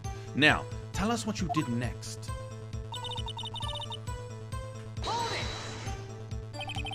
So, you brought it to the forensics department? If you're going to submit something as evidence in court, You needed to prove it. To do that, evidence must be analyzed by a forensics expert. And she got away with a little coup because she used to be a detective. this shoe does appear to have bloodstains on it. Well, the man was stabbed, after all. And that blood belonged to the victim, Detective Goodman? As I said, there were 2 types of blood found on the shoe. Okay. Keep going. We keep pressing. You can't say for sure that the blood belonged to the defendant with a blood test. You claim to know something about blood tests, rookie? Huh? Well, speak up. Well, blood comes in 4 types. A, B, O, and AB. However, you can't tell from a blood test whether a murder was committed in cold blood.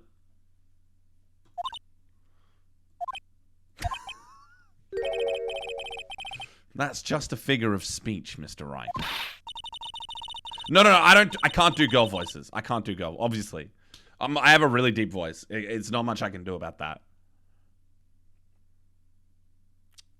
Actually, we can differentiate between millions of types of all the blood tests out there, which means we can more or less narrow any sample of blood down to just one person.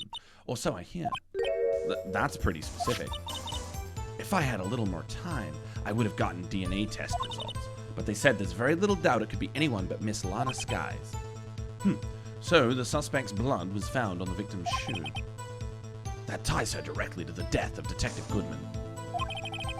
I was afraid he was going to say that. Peak deduction. Yeah, he sneaks wordplay in, but it's always like some dumbass shit. But it's pretty funny. Identical siblings. Wait, did they share blood? Do they share, like, the same blood? That's crazy. I guess they share DNA as well, right? So I guess that makes sense. I can't let this evidence go through without a fight. You ordered the peppered fish guts, right? Some like it hot, Mr. Wright. Some, like your client, she's in enough hot water to make a whole vat of soup. Mr. Wright, do you or don't you have a problem with the shoe? A problem? This is critical. Is there a problem with the victim's shoe? Is there a problem? It's the fucking shoe. It's some fucking shoe with a bunch of blood on it. It's a shoe with a bunch of blood on it. Do I have a problem? Do I have a problem? I have to have a problem. There has to be a problem. How could there not be a problem? If I'm not imagining things, I'd say there is one critical problem with this evidence. A clear contradiction. That gleam in your eyes. You're still young, rookie. I'd give you a peppered fish gut now, but you couldn't take the heat, could you? Let's hear what Mr. Wright has to say. What is contradictory about the victim's shoe? Show us the problem with the evidence. It has to... Yeah, you're right. It has to... I mean... She stepped in the guy's blood. I mean... I'm just going to say that. I'm just going to go with it. Take that! I wonder if you noticed... There's blood on the bottom of this shoe. Don't mess with me, rookie, or it'll be your blood on the bottom of my shoe. Indeed, there is quite a bit of blood on the bottom of this shoe. It makes sense. The victim was stabbed with a knife. What could possibly be contradictory about blood on the bottom of this shoe?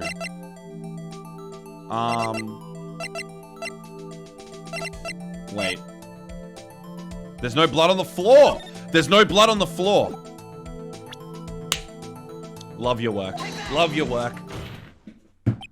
The problem lies in the footprint. The footprint?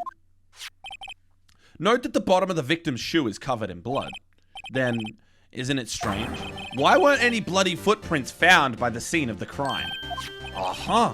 As you can see, there were no traces of any such footprint at the scene of the crime. That contradicts your claim about this shoe. Objection. This picture only shows part of the floor, so there could have been bloody footprints. Objection. Then where are they, Mr. Edgeworth? Because we checked the scene and found nothing of the sort. Order! Order! Order! Well, witness? What? Huh? Great going, Mr. Wright, but it's true that the lack of a footprint is a contradiction, but then we have to go ask why there wasn't a footprint. Oh, That's true, there has to be a reason why there wasn't a footprint. Think, Mr. Wright, think. hey, I don't know why it's not there. I'm just good at finding contradictions.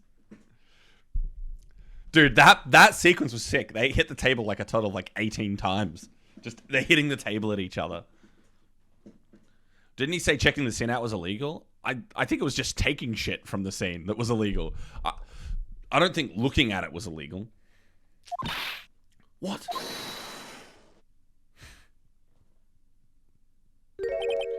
I see. Now I get it. Get what? Our witness is more devious than I gave her credit for. We were hoodwinked to the very end.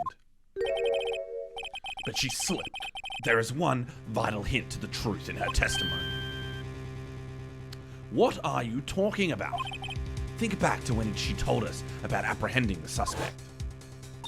The chief prosecutor tried to resist, but her efforts were in vain. Oh, she knocked my hands aside, kicked over an oil drum. Oh, she's beautiful but deadly. A predator, this one. A leopard woman. Rawr. I thought that was a strange thing for the normally cool-headed chief to do. No kidding. Now, witness, allow me to ask a very simple question. Will it kill? This oil drum, was it empty? Oh, that? I'm not sure I like your attitude, Mr. Edgeworth. Though apparently you're not the slowest conveyor belt in the lunchbox factory. Witness, well, was the oil drum empty? The oil drum kicked over by the chief prosecutor was brimming with water. Water? What does that mean? Still don't get it, Mr. Wright. Do you want to know the real reason she knocked it over? The real reason? Aha! You don't mean... Yes, the suspect knocked over that oil drum for one reason and one reason alone. To erase the bloodstains that would become evidence against her.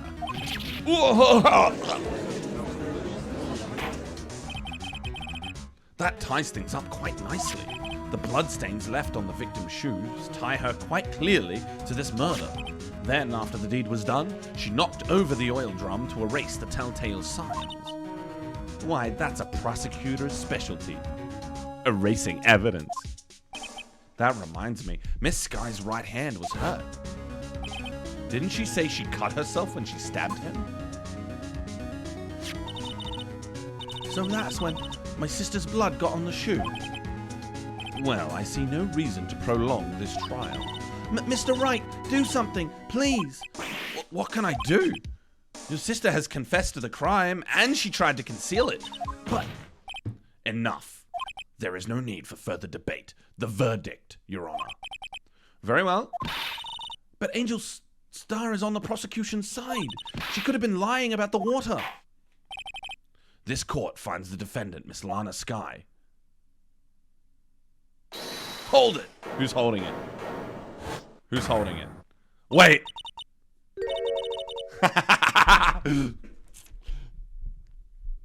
Little girl, what did you just say? Huh? Me? Did you just say that I, Angel Star, was on the prosecution's side? Well, yeah, you are. You're saying my sister hid evidence by erasing the bloody footprints. Well, I thought you had your fill, but here you are, demanding a second helping. Another lunchbox. A lunchbox called evidence. Wait, witness, don't tell me you have something else. Objection. The time for deliberations is past. Any further comments and you will be held in contempt of court.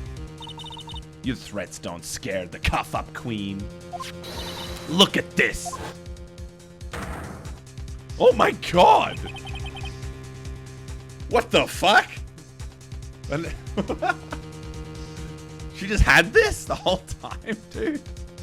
She's crazy, dude. This woman is insane. You do not. Listen, she might be hot, but she seems like the kind of person you definitely want to stay as far away from, bro. More trouble than she's worth. Good lord. She said she had. Well, both of these photos she hid. She didn't give us this. Oh, not this one. So this is what she's done. A recap of everything she's lied about. She didn't show us this photo until until we started the cross-examination. She lied about where she was. She said she was here. She said she was here. It's when she was here. She hid the shoe. And then she hid another photo. At some point, you've got to say that this person is no longer a reliable witness. I mean, the photo, you can't really do much about. And yeah, she lied about what she saw. Yeah, because she said she saw him stab the dude like 800 times. It's like, well, you could, because she saw the chick's scarf? Okay, it didn't make any sense. A photograph? I had it just in case anyone had the gall to suggest that the white shoe didn't belong to the victim. I see no room for error in this evidence. Yeah, the non-existent scarf that she made up. Or, presumably, the person was wearing it at some point, but it still didn't make any sense. Like, you were stabbing them 800 times? I feel like you'd notice. So if she didn't see the 17 stabs, how do you know she saw the one stab? She might not have seen anything. But she did take 2 photos. Look, Mr. Wright, wait, look at the asphalt in this photo. Hey, it's clearly wet. Erasing the last trace of doubt from the court's mind. Immediately after the murder, the crime scene was washed with water. I'm sorry, Mr. Wright. I guess I couldn't help after all. It's not your fault. I knew I couldn't win this case from the beginning. And it seems this is what your sister wanted anyway.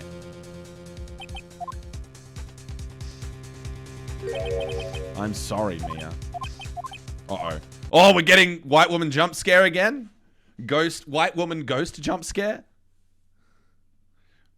Right. Wet or not. Don't be so quick to throw in the towel. Get yourself up off the asphalt. Take another good look. Don't give up. Not until the bitter end. This is the last piece of evidence. Oh. Very well. This time I'd like to declare a verdict for good. Can I actually look at the photo? I can't. I can't even look at the fucking photo. Objection! Your Honor, wait. What is it with you people? I didn't see the line. Whatever it is, can it wait? No, it can't. Then it will be too late. Look at this photograph. The last one submitted. This trial isn't over until we give each piece of evidence proper consideration. So, right. Are you saying there's a problem with this latest piece of evidence? Yeah. I'll think later. Yeah, there's a problem.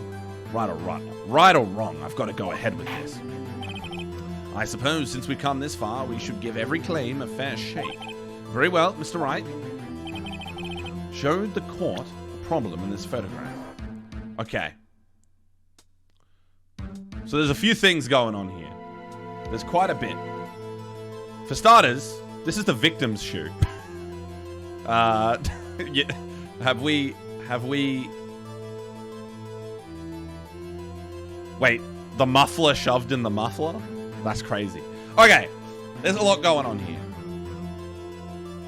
The floor is wet. This is the victim's shoe, not... Did they say it was the victim's shoe, or did they say it was the defendant's shoe?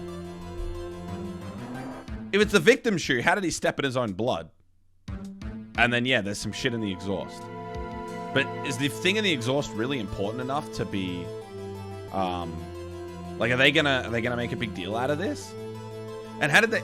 Well, That's pretty dumb, but that's not enough. The thing in the exhaust is not going to be... Oh, it's the victims. That's why she gave the photo. Yeah, that makes sense. Yeah. Because are they going to care about this shit? Because this doesn't prove anything. It's just some shit in the exhaust. Next day, that'll be useful, but for now... Think game design? Oh. Okay, whatever. It's annoying that I know that you know. You know what I mean? I know that you know that that's the correct answer, and you're acting like you don't know. But you do know. And you're like if you're gonna just tell me the answer, like just tell me. You know what I mean? You say you haven't played. It doesn't seem like it. I don't know. What's this?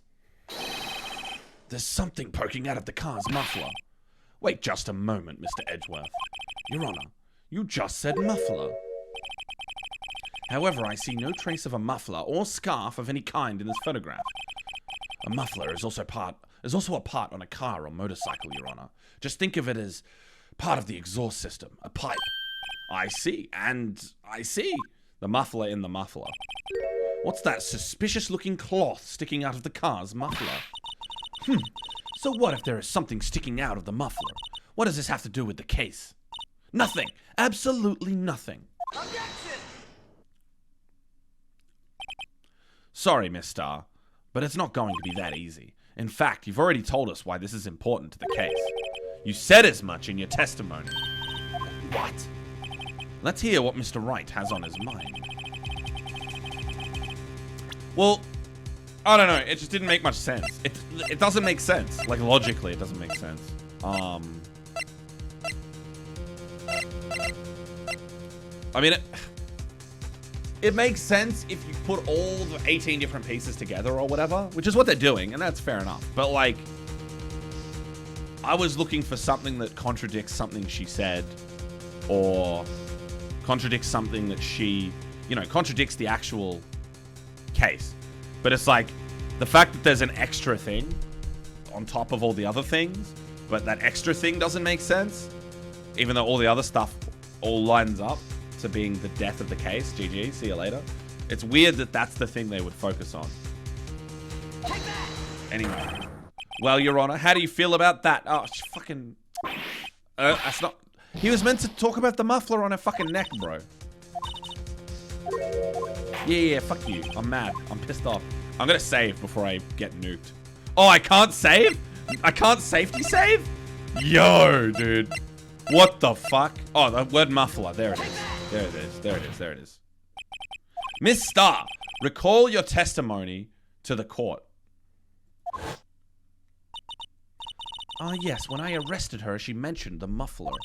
That's what had me confused in my earlier testimony. So are you? Trying to guess? I don't know.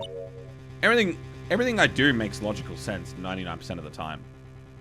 Add my own evidence. I might as well. If she can do it, I can do it. Fuck. Muffler. Yeah.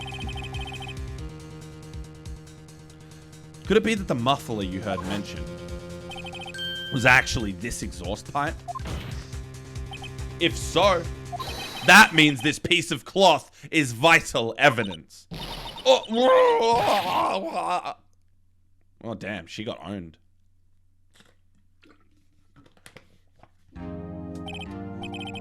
Well, it seems we'll have to suspend the proceedings.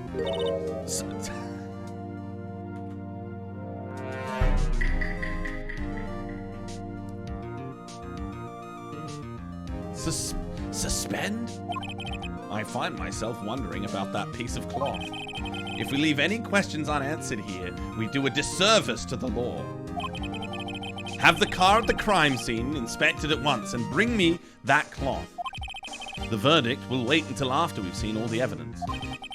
Agreed? I suppose so. Whew, that was close, but we made it, at least for now. This court will adjourn for a 30-minute recess. It's lunchtime, after all. Everyone out lunchtime for me. He's still hungry? To be continued. Oh, shit, dude. That was... Wait. Is there a second section to the first day of the trial? Holy shit, dude. They said this was long. I am nearly 4 hours in.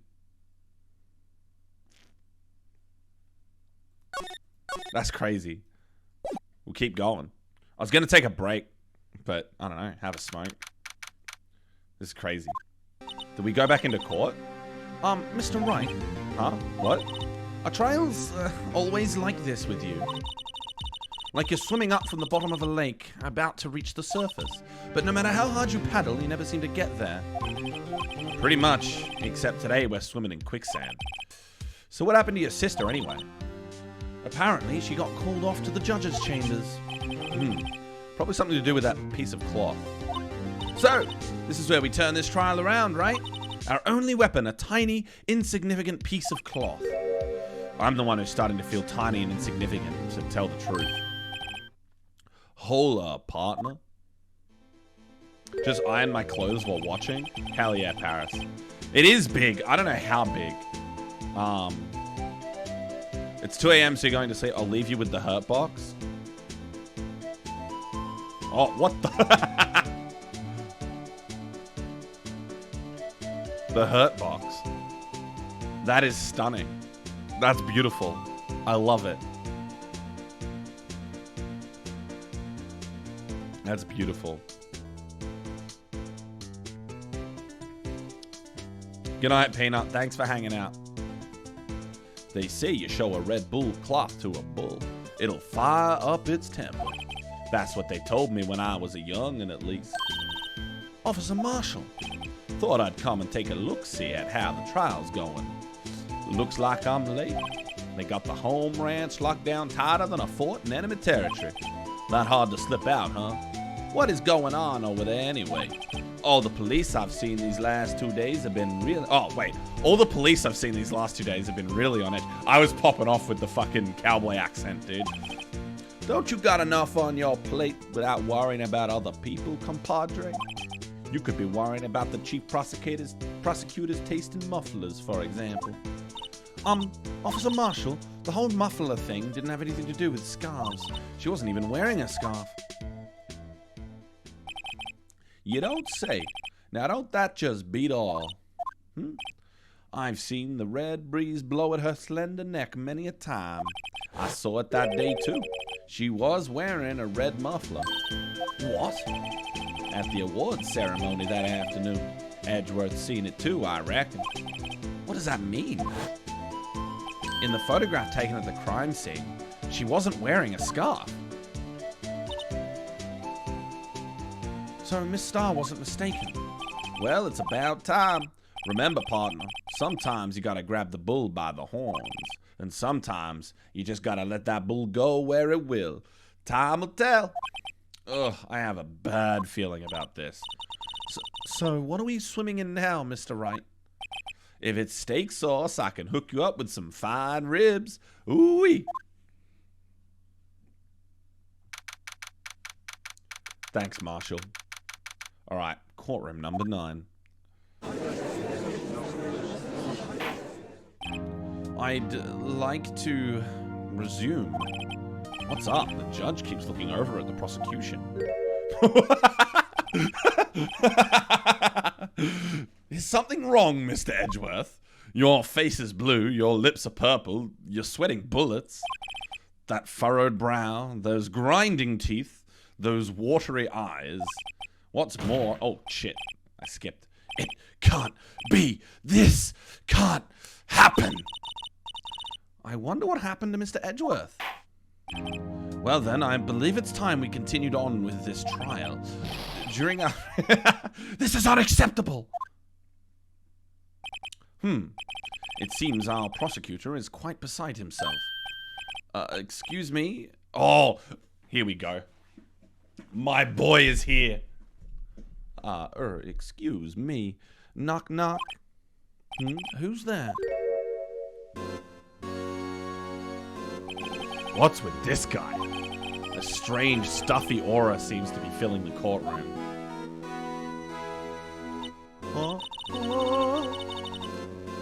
Hey, the temperature rose 5.2 degrees when that... 5.7 degrees when that man came in. Who on earth is he? Ah, it's you. He's just staring you down, bro. Not Leo Whitefang. Not Leo. Close. Similar. Oh, sorry I'm late, Udgy. The roads were packed. It's just me. Long time no see, Udgy. How you been? Swim much these days? Ah, hello. No, I've been so busy. Busy smizzy, Udgy. My boy, you'll have to make time to relax. Yes, indeed.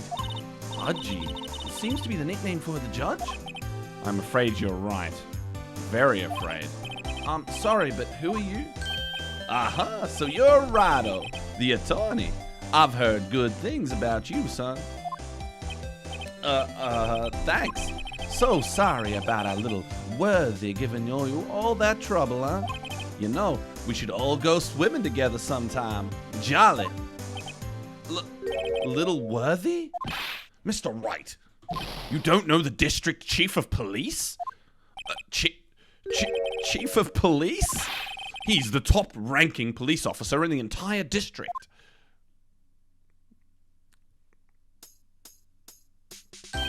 Name's Gant.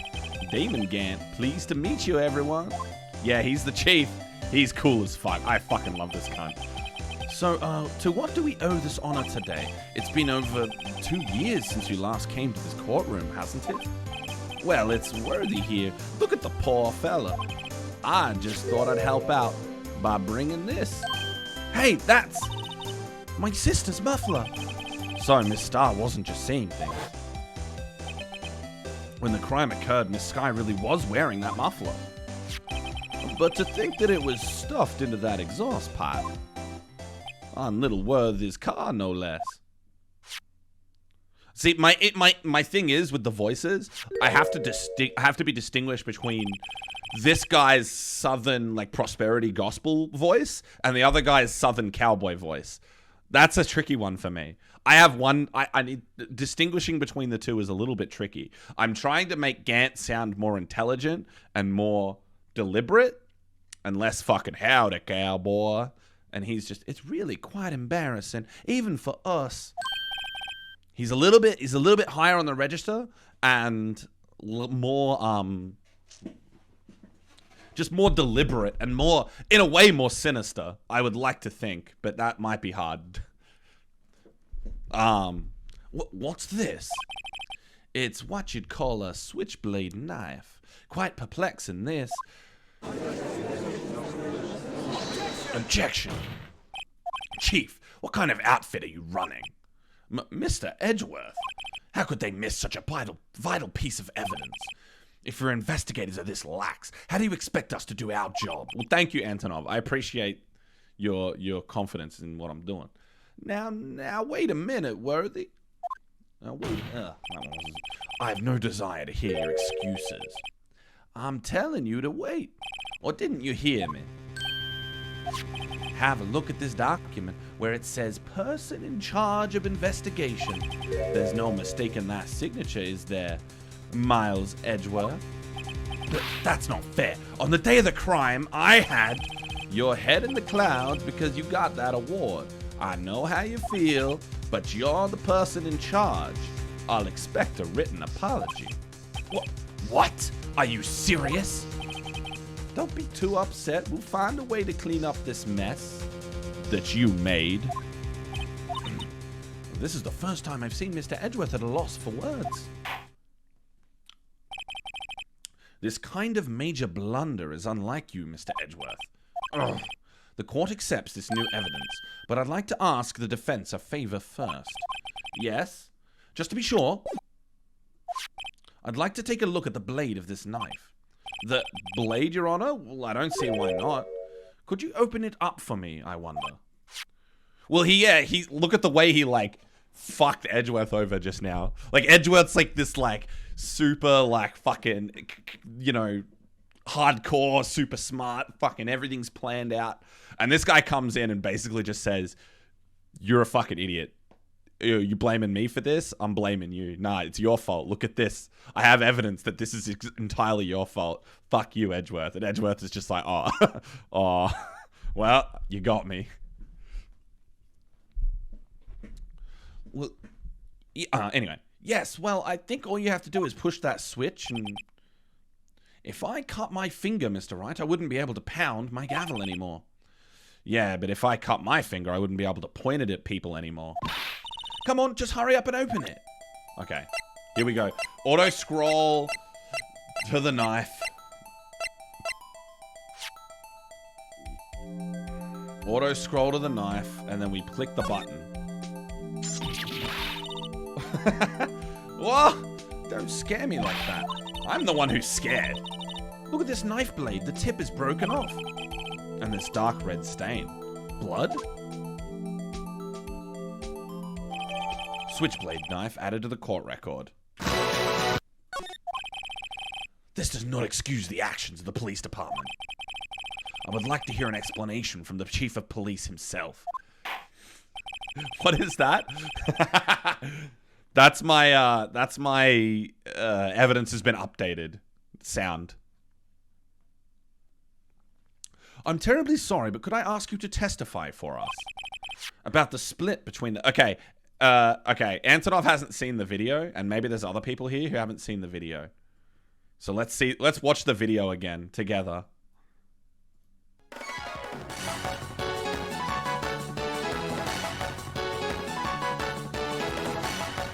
Did Gumfuck not tell you? Your guardian excuse of a hypothesis. I'll shove my entire cravat up your ass. If you could... Sorry. That shit is so fucking good. Oh my god. Take a look at this motherfucking updated autopsy report. Dun, dun, dun. Sure thing. Not a problem. Not even a little one. Really? That song? I've not heard the song before. I don't know the songs from the later games. This knife is special, but I can't say how here, unless there's evidence to prove a connection between this knife and Goodman's. That was a bad day for the department. We weren't in any shape to do an investigation. A detective was killed at the police department, see? What a mess. The time of the crime? 5:15. Scary coincidence, huh? It's not officially linked to this here case, so I can't talk much about it. Edgeworth is the MC? Oh, wow. That sounds like fun. There was a murder at the police department. A detective. That's hush-hush information, Argy. We haven't exactly announced it yet. So is he saying two people were killed at the exact same time? Wait a second, you said 5:15. That's the exact time that Detective Goodman was killed at the prosecutor's office. Order! Order! Order! Anyway, we were at the department. We're all aflustered, as you might well assume. We were in the middle of a top-secret investigation. Don't tell anyone, okay? I think we understand the police department's situation. Well, Mr. Wright, two detectives killed at the same time in two different places. The chances of that are really slim, scientifically speaking, of course. I'd like to exercise my right to cross-examine the witness. Very well. However, keep your questions focused on the case at hand. Okay, I feel like there's some crazy shit's happening right now. There's some crazy shit going on. First of all, so this knife was the murder weapon in another murder that happened at the same time? That doesn't make much sense. What's this? SL92. Oh, wait, what? DL6? DL6 2? What's that supposed to mean? I'm not sure, but it reminds me of a similar code. DL6? Maybe it's a case number. That's weird. I don't remember where, but I think I've seen something like this before. Something similar to what's written on this tag. It wasn't that long ago either. Maybe I should check the court record again. Okay, so they're telling me something in here has got this. Wait a sec. This is upside down. This says SL9. S, that's L, that's 9. This is just upside down. This is the same fucking case number. GG. We figured it out. I just saw that. I was like, it's got a date on it. 21-2, which is, well, if it's upside down, it would say 221, which is the same, which is the date of the murder. It's the date that it happened. But that's related. And this was found on old mate's body. Fucking Goodman.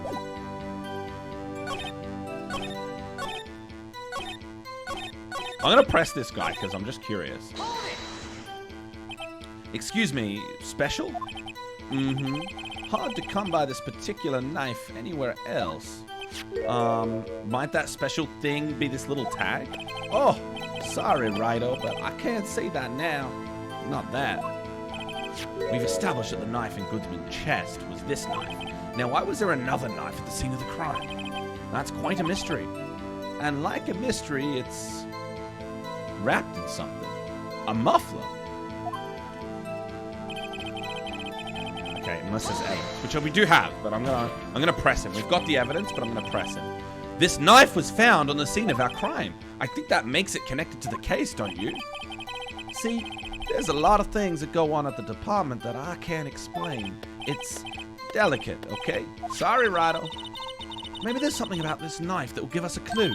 Let's examine that knife while we can, Righto. Evidence that links this knife to Detective Goodman. I think perhaps the pieces are falling into place.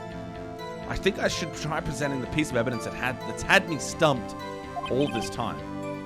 So, how are things down at the department? That was a bad day for the department. Something happened at the police department too, huh? You got your good look in your eyes there, Righto, my boy. Sharp, hungry. So, something did happen. And why wasn't I informed? Why weren't you informed? Well, why didn't you ask? No matter, I understand you were busy, what with Lana's case and all. Well, what happened? What happened at the police department that day? The detective was killed at the police department. On the same day that a detective was killed in the prosecutor's parking lot, another detective was killed at the police department? That's a fact. Surprising, isn't it, Urgy? I'm at a loss for words. And the perpetrator? Do you have a suspect? Well, there was a suspect. Just arrested him, in fact. Just arrested. That was quick. But there's still a lot of unanswered questions. Maybe you could help, Righto. I suppose I could help, if you help me by giving me data on your case. Oh, good one. This kid's sharp. Okay, here's the deal. I'll tell you one thing, and one thing only. Ooh. We know when, because it was 5:15. How the victim was killed. I think how is the most important thing. Well, how was the detective killed? How was it killed? Now that's the interesting part. It was what we in the force call a stabbing. With a knife. A knife? That's exactly the same as Detective Goodman. That's the spirit. We're cooking now. But you know, that's not the only thing that was exactly the same. What do you mean? There were more similarities between the two cases than the cause of death. It seems like I'm going to have to press on this a bit harder. Well, there was the 5:15. 5:15? But that's when Detective Goodman was killed in the prosecution's office. What? Funny, isn't it? A murder at the prosecutor's place and a murder at our place at the very same time. What are the chances? Righto Melty Blood, I found the connection. What? The knife has been stabbed by the shoe. Yes, exactly. Sure. Coincidence? This is just my gut feeling, but I'd say there's a 0.001% chance of that happening. Righto equals rate. Oh, true. True, Derek. Chief Gant, please tell us more about the incident. How could you say there's no connection? How? Because I'm the chief of police. I can't just say anything I please, Righto. You understand? Try to understand, Righto. Well, if you can prove there is a connection, More power to you. Maybe there is something that ties the two murders together. Whatever it is, I better find it. 2 detectives were killed at 5:15, one at the prosecutor's office and one at the police department. That can't be a coincidence. And that knife, what was it doing there? I'd better check this knife out. Okay, cool. Unless there's an evidence to prove the connection, which we do. Bang, we have evidence. Wait a second. At last, an honest-to-goodness objection. This knife, this has to have something to do with Detective Goodman. What do you mean? Uh-huh, an honest-to-goodness, what do you mean from Urgy? This is great. Look at the tag on this knife. It reads SL92. And this is important. Why? Over here, we also have a memo that was on the body of the victim. What's this? 6 minus 7S 12-2. Your Honor, it's upside down. Upside... The printed name on the memo makes it look like it's right side up. But turn it around, and what do you get? Oh shit, the animation? The 180? We just drag and pull that shit in Photoshop? That's crazy. Uh-huh. Whoever wrote this note was holding the paper upside down. SL9. That's the same thing that is written on the knife's tag. Order! Order! Well, Chief. Oh, well, I guess the cat's out of the bag. You win, Rado. I win? What game is this guy playing?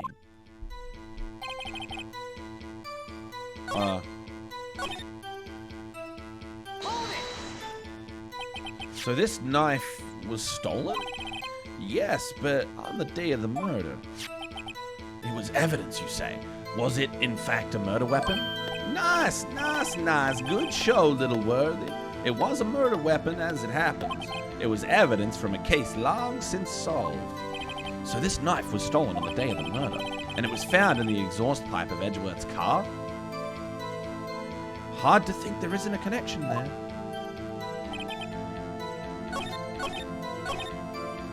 Well, it's officially linked now, right?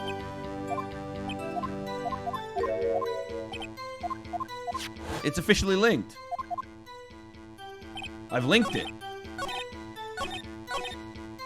Can I hit him with that? Does that work? No. Okay, that didn't work. It's linked! You're a dickhead. Fuck you.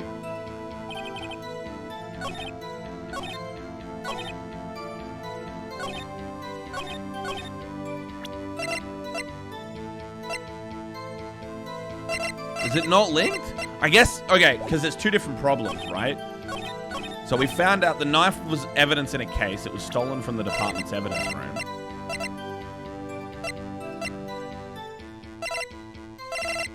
The knife was evidence in the case, but that's not related to the detective being killed.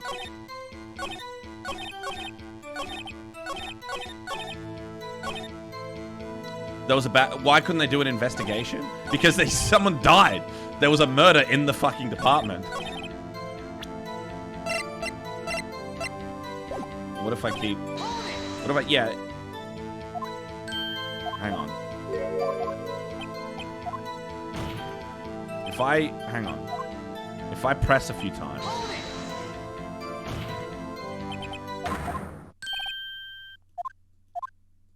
We've been through this. Oh, there's more to do here. Where the victim was found. So, tell me, where was the victim found? Well, I can't speak on where the corpse was found, but I can say that the crime took place in the evidence room at the police department. The evidence room? Wait a second, I've heard of that. The evidence room, didn't he mention that in his testimony just now? Yeah, okay, we figured it out. All good, all good. We've figured out where to go. There's the connection between the 2 cases. You seem happy, Mr. Wright. Happy? We just got handed our ticket to go to town on this case. With the link between the two cases established, we finally have some leverage. Now we can get Kant to testify about the details. There we go. Now we press this. There we go. Chief, the defense's position is simply this. The connection between these two cases has already been proven.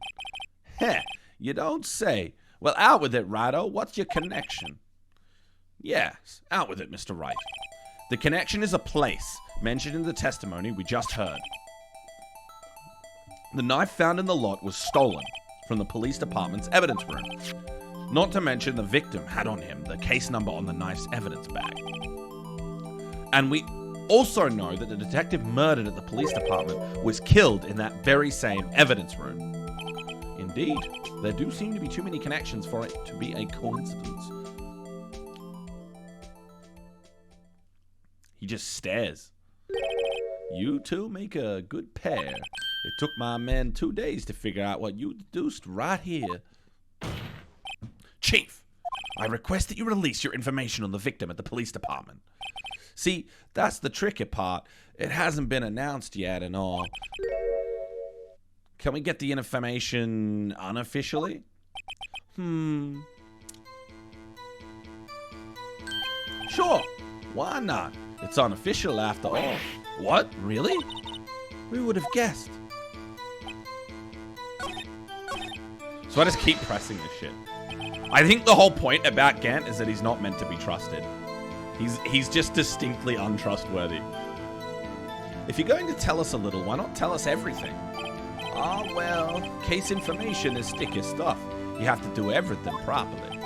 Oh, well, I guess I might as well try to get what I can out of him. The victim's division, the victim's ID number, the victim's gender. The ID number is interesting, right? Okay, how about you tell me the victim's ID number?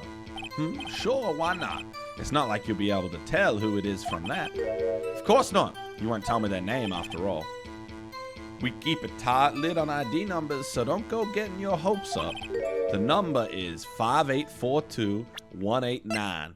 5842189. Mr. Saul Goodman. Or what was his name? What was his actual name? Saul Goodman. I don't know. Well, that's quite long. And we have to remember these. It drives me nuts. 82... I can't do it. You didn't even get the first number right. Well, Mr. Wright, does this tell you anything? Saul Goodman was his name. There you go. Lesson learned. Actually, it does, Your Honor. It does, I think. Meaning... it has to be what I think it is. But what does this mean? Well, let's hear what the defense has to say. You say the ID number of the detective who was murdered at the police department tells you something. What does it tell you? Witness. What is it, Mr. Wright? You're grinning like a schoolgirl on prom night. No, it's just... I got confused. And this is news, huh? Just come out with both guns blazing, like you always do. The police department, the prosecutor's office, 2 places, 2 detectives murdered at one time, and they both have the same ID number. Actually, I happen to have a police ID number here. Oh, is it yours? No, Your Honor, I'm a defense attorney, remember? This is the ID number of our victim, Detective Goodman. Shame on you, Rado. Personnel IDs are top secret. Detective Goodman's ID number is 5842189. And this means what exactly? Huh? Wait, that ID number we heard from the chief earlier, that started with 82... I've forgotten. You didn't even get the first number right again. The number the chief of police gave us was 5842189. Objection! Wait a second, right? What does this mean? That's what I want to know. The 2 ID numbers are identical. In other words, the detective killed in the police department's evidence room was Bruce Goodman. What does our witness think about that? Oh, sharp as a tack, Rado. Sharp as a tack. But wait, Detective Goodman is our victim. He was killed at 5:15 in the underground parking lot. Yet, a Detective Bruce Goodman was also killed at the police department, in the evidence room, at the exact same time. That's impossible. So what we're saying is, the same person was killed at the same time, and in a completely different location. Order! Order! Order! Chief, what does this mean? No, what I want to know is, why didn't I hear about this? Yes, it's top secret, fine, but I'm the prosecutor in charge of the case. Now, just wait a second, Worthy. No need to get all flustered. Your Honor, the police department has made a grave error in this case. Wait. I said, wait. Or didn't you hear me? The oversight, the grave error, Mr. Edgeworth, they're yours. What? How dare... We informed you yesterday. I believe it was our Officer Meekins who brought you the news. Officer Meekins? Mr. Wright, where have we heard that name before? Wait, aha!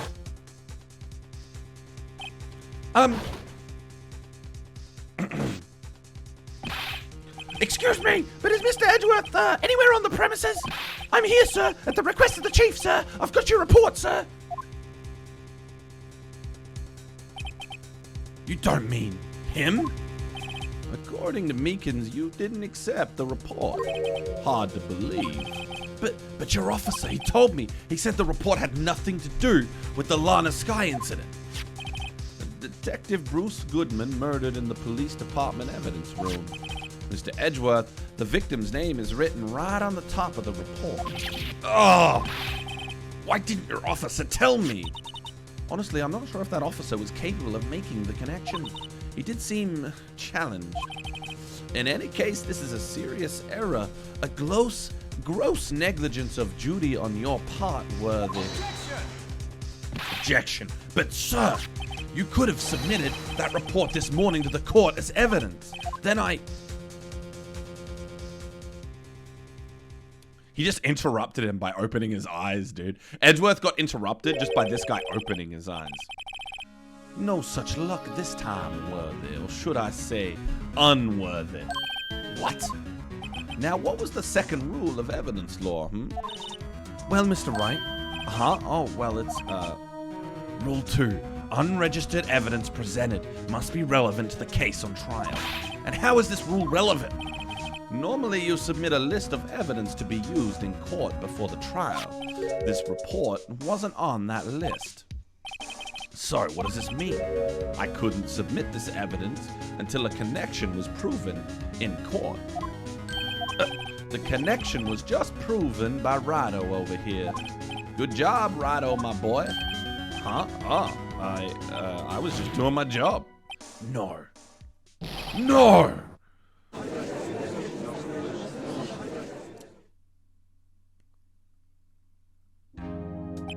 It seems we have come to the end of this trial. I know you're going through a tough time, Worthy. What with all those rumors? You were even in the defendant's chair just this past December. I apologize for this terrible lack of due diligence on my part. Mr. Edgeworth, please, just give me one day. I'll get to the bottom of what happened, if it's the last thing I do. You'd better get results this time. Really?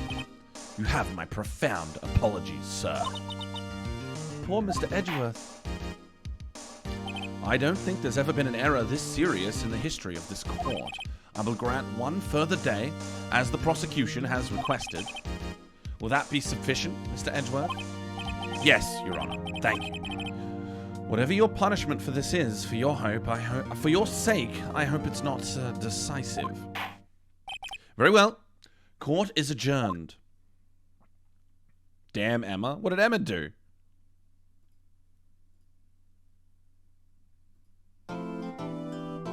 Cool. Alright. I'm going to have a quick break, fellas. Antonov's staying up to watch this. I'm sorry. It's this could be a while. Don't forget. We could be here a while. This shit is long.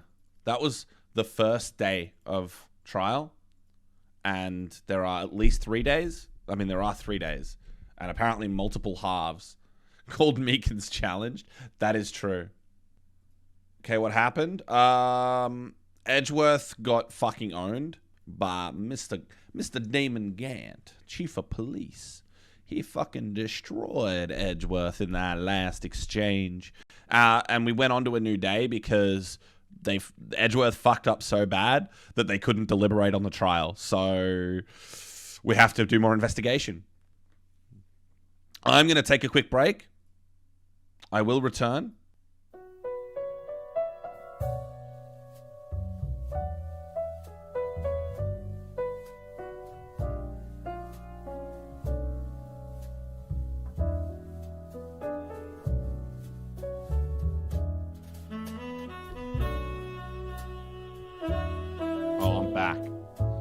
But it's... Oh, this song, dude. Oh, shit, Fiery? Yo, I got back just in time.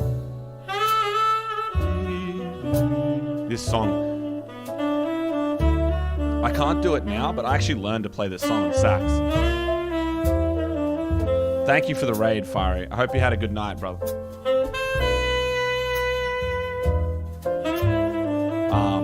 Yeah, dude. Hang on.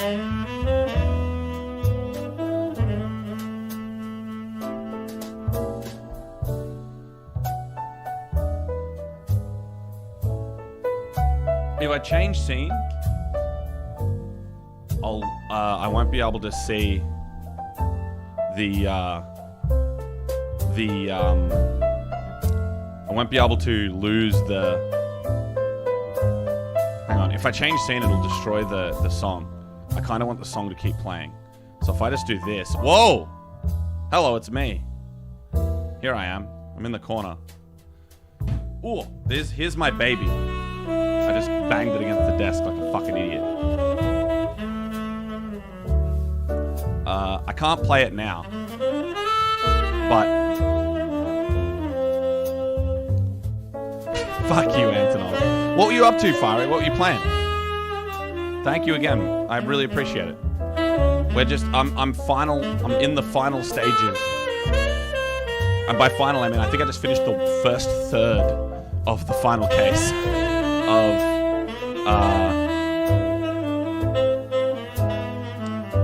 this game. And it's long. But it's sick. It's so good. Playing GTFO, I played that game for like a day. It was really hard. Is this Pheonix Wright 2? I think this is the third game. It's Godot's theme, right? From the third game. I can't remember what it's called. Godot is my other favorite character. Damon Gant is my favorite character. Godot is my equally favorite. I guess I have to say second favorite. But he's pretty sick. I'm a Godot fan. There's no read in this. I couldn't play it right now if I wanted to. Dude banged me. What the fuck? I didn't know that. There you go. Deep lore.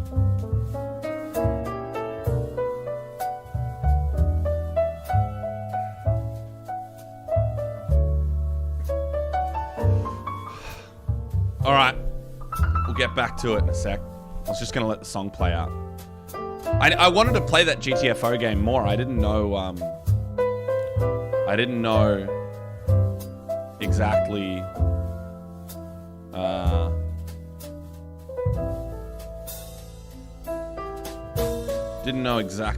what I was doing, and then I didn't play it again.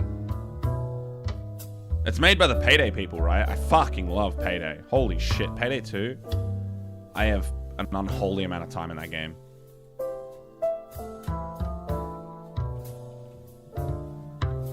Yeah, 443 hours in Payday 2.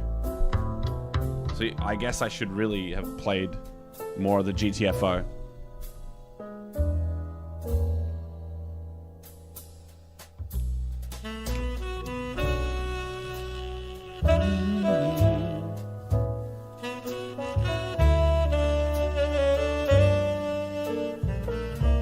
The problem is I can't play the song anymore. I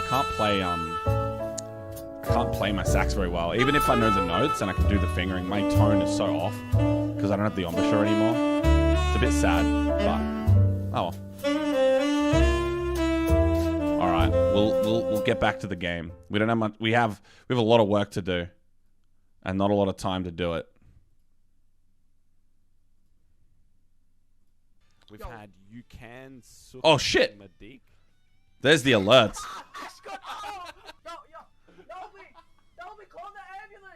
Nolby, call the ambulance. All right, here we go. Day 2.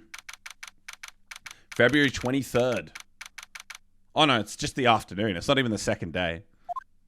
Mr. Wright, so what's going on with the case anyway? Who are my favorite characters? In Payday? Or in what? I'm a little confused. Huh? Well, let's see. The victim, Detective Bruce Goodman, was stabbed to death after 5 p.m. on the 21st. He died in the prosecutor's parking lot and the police department's evidence room. What's this and the evidence room part? The prosecutor's office and the police department are 30 minutes apart by car. Well, that's what we're gonna find out. Or try to, at least. So they reckon this same guy died in 2 places. At once.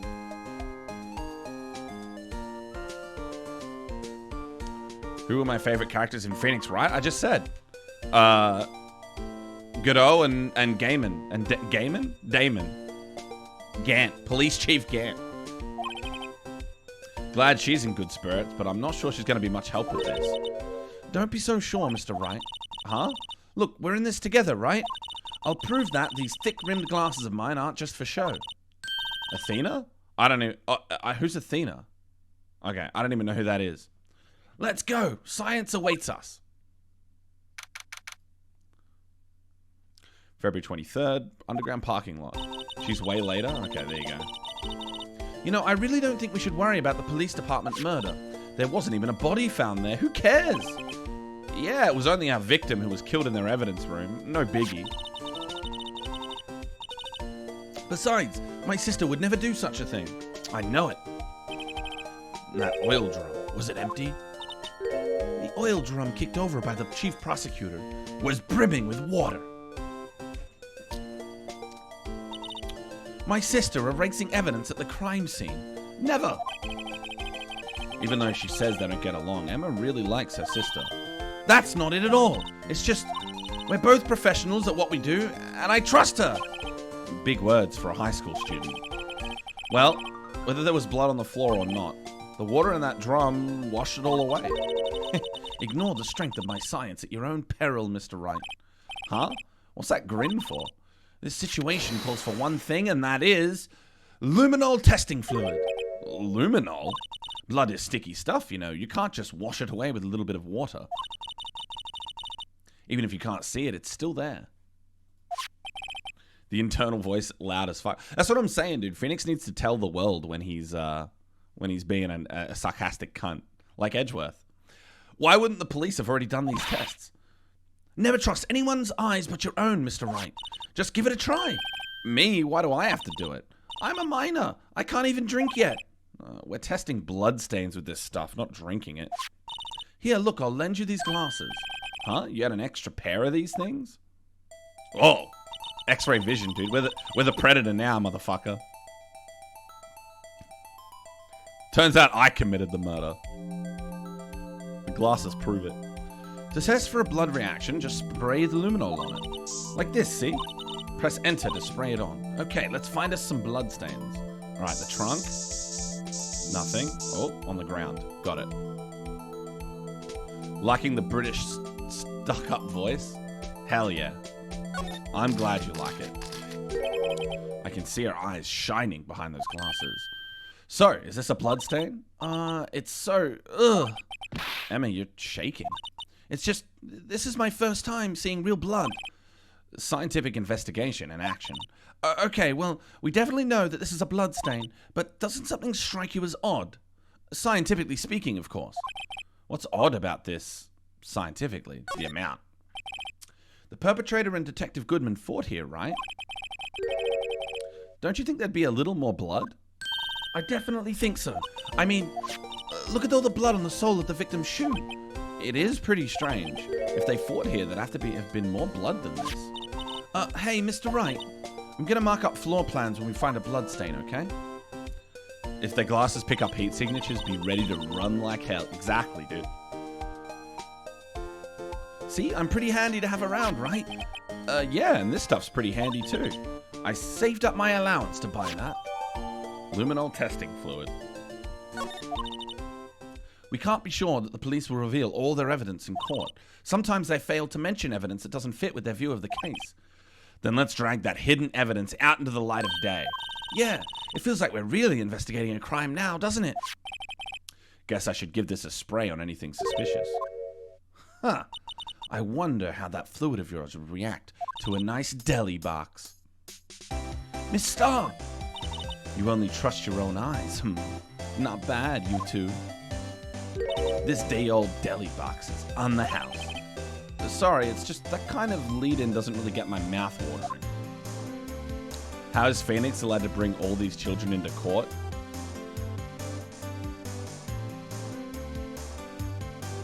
I don't know. Is there a minimum age on being a paralegal? On being an assistant? Maybe. Pheonix does liberally use child labor. That is true. But then again, that's probably like the least dystopian thing about this particular society that's been set up. You certainly put me in a tight spot today. My apologies, Miss Starr, but no, it's okay. It was my fault. Oh, we know. Got him. I witnessed everything from that security room there. But I was afraid that wouldn't sound convincing enough, you see. I was wrong to think that. I'm sorry. Sorry, you lied on the witness stand. That's unforgivable. Little girl, don't forget what's important here. Even if the place I witnessed the events from was different, I still saw what I saw. I saw Chief Prosecutor Skye stab a man in cold blood, and that testimony still stands. Oh. It's cooking something really nice. Damn, I'm jealous, Paris. I'm hungry. I swear it on my honor as a detective. She stabbed Goodman. There's that face again, dude. I know this photograph of something that has something important to tell us. But what?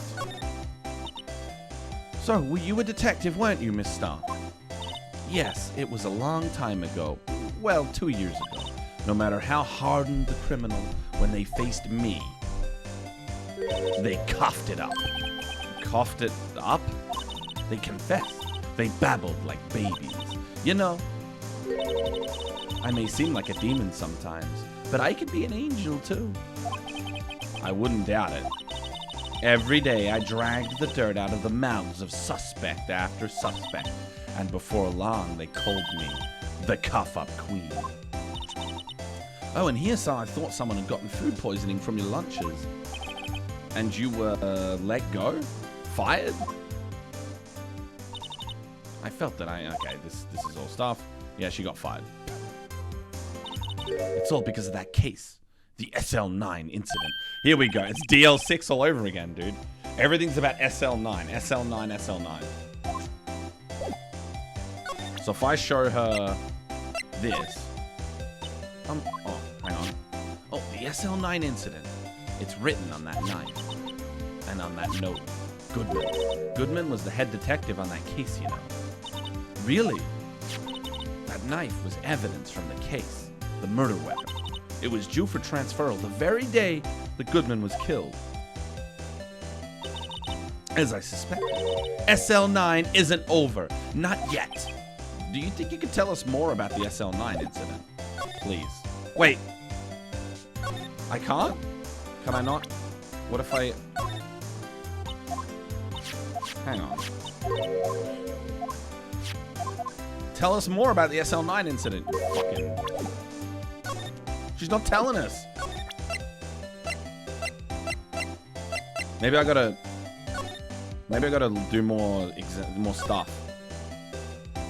How do I put on the, how do I hunt for the, how do I do blood thing? How do I blood it up?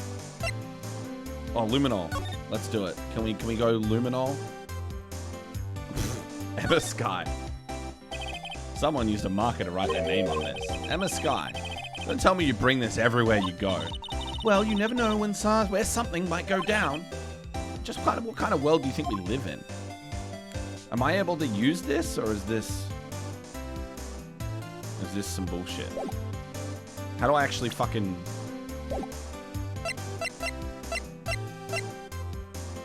Let me use the fluid, you rat. Oh, spray. Here we go. We spray all this shit. Spray hard. The drum. Oh, there we go. The phone. Examine, then spray. There we go. This blood must be from Lana. No, my sister isn't the murderer. But she did call you, didn't she? At the time of the crime?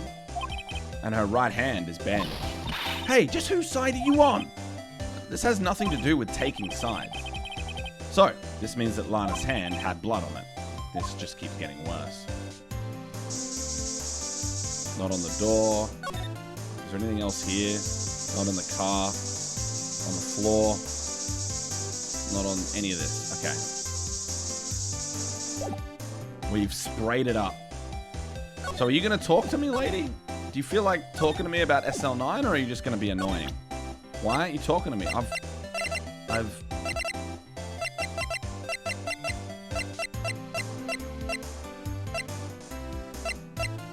Okay, she's annoying. She's annoying me. Can we go talk to Lana? Looks like Miss Sky is in questioning. I hope the detectives aren't yelling at her. How did you kill him in 2 places at the same time? Can you imagine? How's she supposed to answer that? Wait a second. Didn't Mr. Gant say that he arrested a suspect in the police department murder? Let's come back later. The suspect is Maya. Maya shows up. She's the suspect. Yo, the criminals affairs department? We can come here? Wow, everyone looks deadly serious here. Well, there was a vicious murder of a detective down at the police department. Yes, but the same detective was also killed at the same time in the prosecutor's lot. It makes my head hurt. Well, first things first, let's go check out the police department crime scene. Yes, you sound dead set on investigating, but don't mess up or we could wind up dead. I doubt anyone wants more mysteries or dead bodies around here right now. But it doesn't look like anyone's going to help us much either. Okay, well this is not.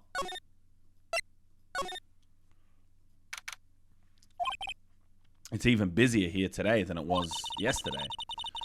The detectives are running around so fast they're blurring. I suppose it makes sense. The detective did get killed here after all. So, the evidence room, the scene of the crime, according to the pamphlet we got at the front desk. Here it is. She's like a kid at an amusement park. Oh, a real crime scene. Let's go take a look. Oh, God. I think we know who hangs out here. What's with the decor in this place? It's very eccentric. According to the pamphlet, this is the guard station for the entrance room.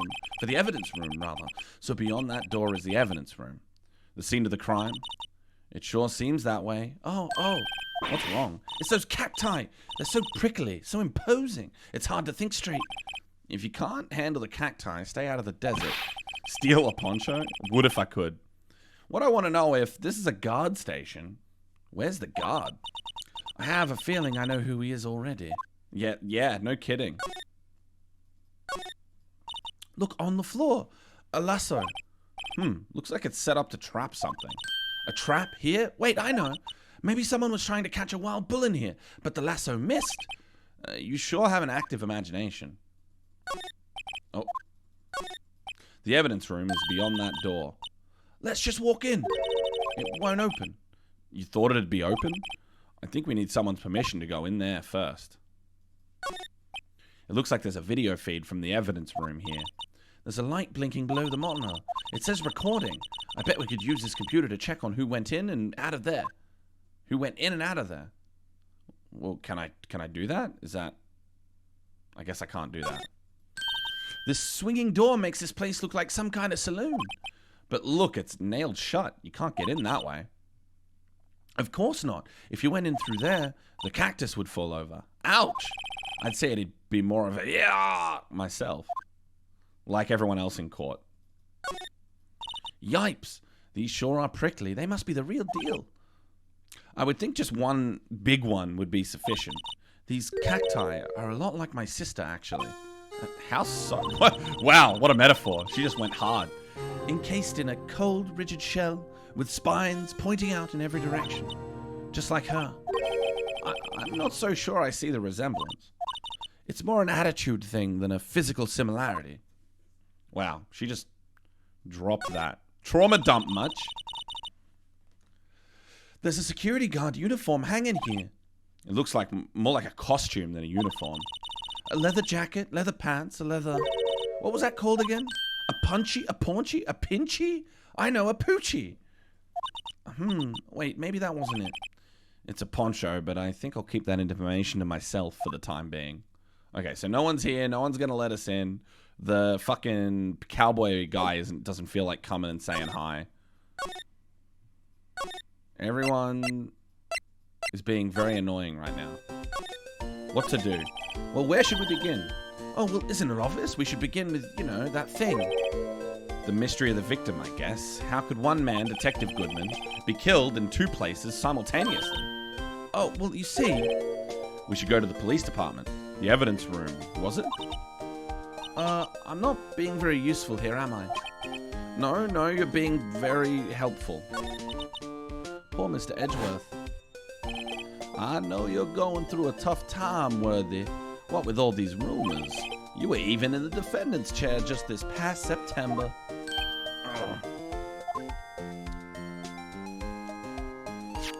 There was that business with him not reading that officer's report. Ah, about the killing at the police department. Right.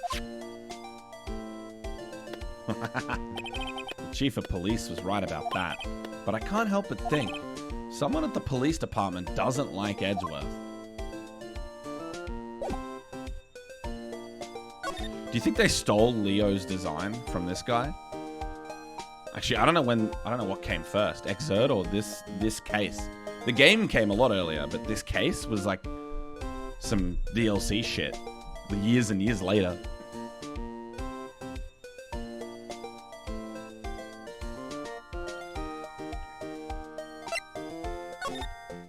Does this lady feel like talking to me about the fucking thing yet?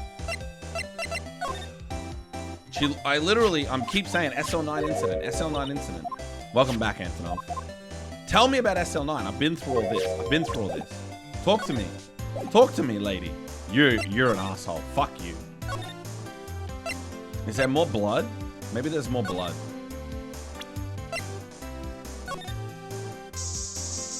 That I haven't found yet.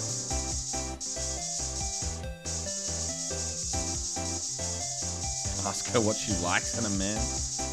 I mean, she has a lot of boyfriends, right? She's obviously not too picky.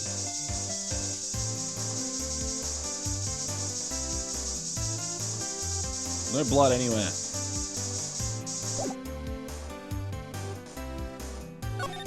Is there something else I can present to her? The shoe?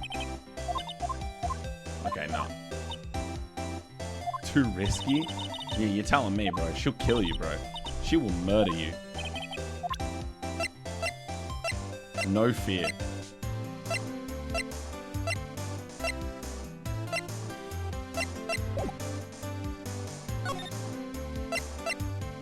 Oh, I haven't been here yet.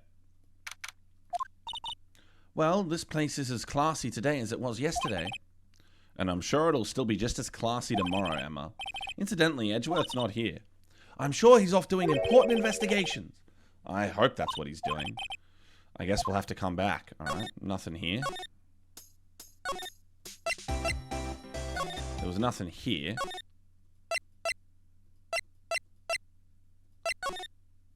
Nothing here. Maybe I'm missing something. Maybe there's something I need to examine here. But I've already examined everything.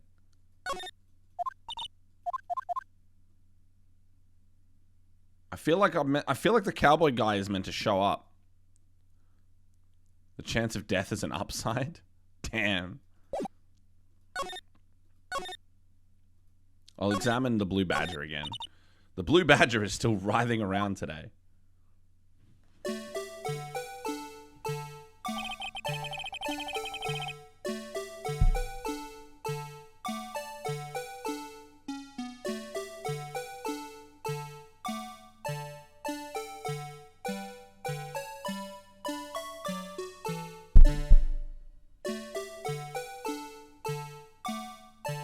I don't know. I can't do it. It's too hard.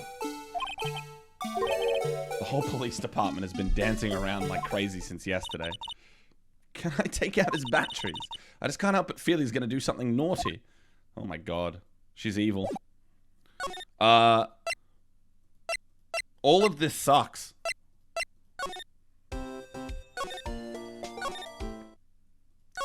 No one wants to talk to me about anything.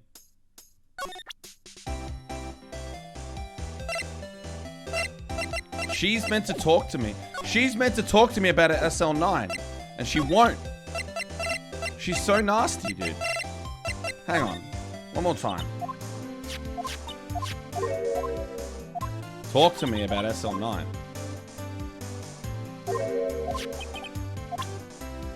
Do you think you could talk to us about the SL9 incident? She doesn't talk to me about the fucking SL9 incident. That's meant to open up a new dialogue option, surely. I'm so confused. Wait, what if I present the luminol to her? I did show her the note. I showed her everything. I showed her the note and the knife. And she has the same dialogue. And then it ends with Pheonix saying, can you please tell us about the SL9 incident?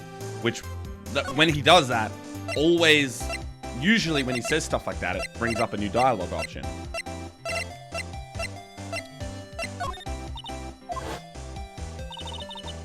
She dropped that phone on the pavement. That's when you heard her talking about the muffler, right? Little did I know, it was a trap. The red car's muffler and the prosecutor's red muffler. What was Miss Sky really trying to say, I wonder? He needs to tell us about why sneakerheads have been brainwashed? What's this about sneakerheads, bro? Come on. Don't be talking shit.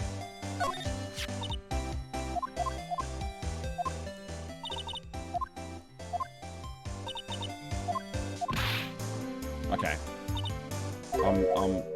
Oh, wait. I had to show her the photo to make her talk about SL9.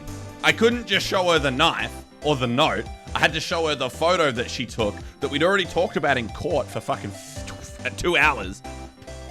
Alright. Fuck you. Fuck you, Miss Star. I hate you. That incident really opened up my eyes to the truth. We're nothing to them. Disposable. Disposable? To who? 2 years ago, it was the biggest case I'd ever handled. Oh shit, the gang. Yeah, she got the cool little... Dude. She got the fit, bro. The police and the prosecutors were desperate for decisive evidence. So, they didn't solve it. On the contrary, it was solved quite cleanly. The criminal was caught and executed. Executed? Yes, the criminal got what was coming to him. It doesn't get any cleaner than that. The only problem was, they never did find decisive evidence. Not a shred. What? But the criminal was executed, right? On the basis of evidence of a sort. Made up evidence. What? You mean they executed someone with fabricated evidence? The best part came several months after the trial.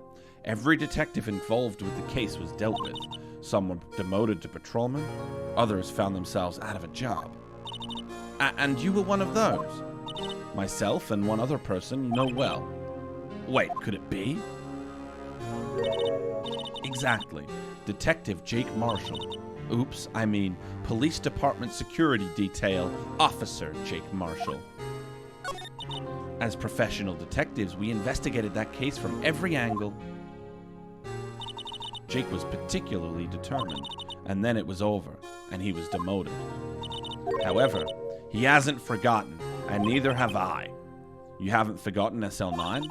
There was another side to that case, a hidden side. That's what we're after now, and no one up in their fancy offices can stop us. Wait, those lunches you sell. There is only one reason I come to sell lunches in this accursed office. I come here to meet old friends, boyfriends that can help me investigate. Miss Star's old boyfriends. How many does she have exactly? Just when all the detectives on SL9 have disappeared, we find new evidence. There has to be a connection. So, Rookie, what? It seems like you're serious about investigating this case. Yes. Then you should take this. A Salisbury steak lunch? I know a certain guy who might help you if you tempt him with this treat. Officer Marshall, etc. right there. Officer Marshall, is he your, are you going out? Why do you want to know? I was just wondering what happened to him. A long time ago when he was helping my sister do cases, he was so nice. He got along so well with my sister, it made me jealous. And he was nice to me, too, back then. This would be when Officer Marshall was a detective.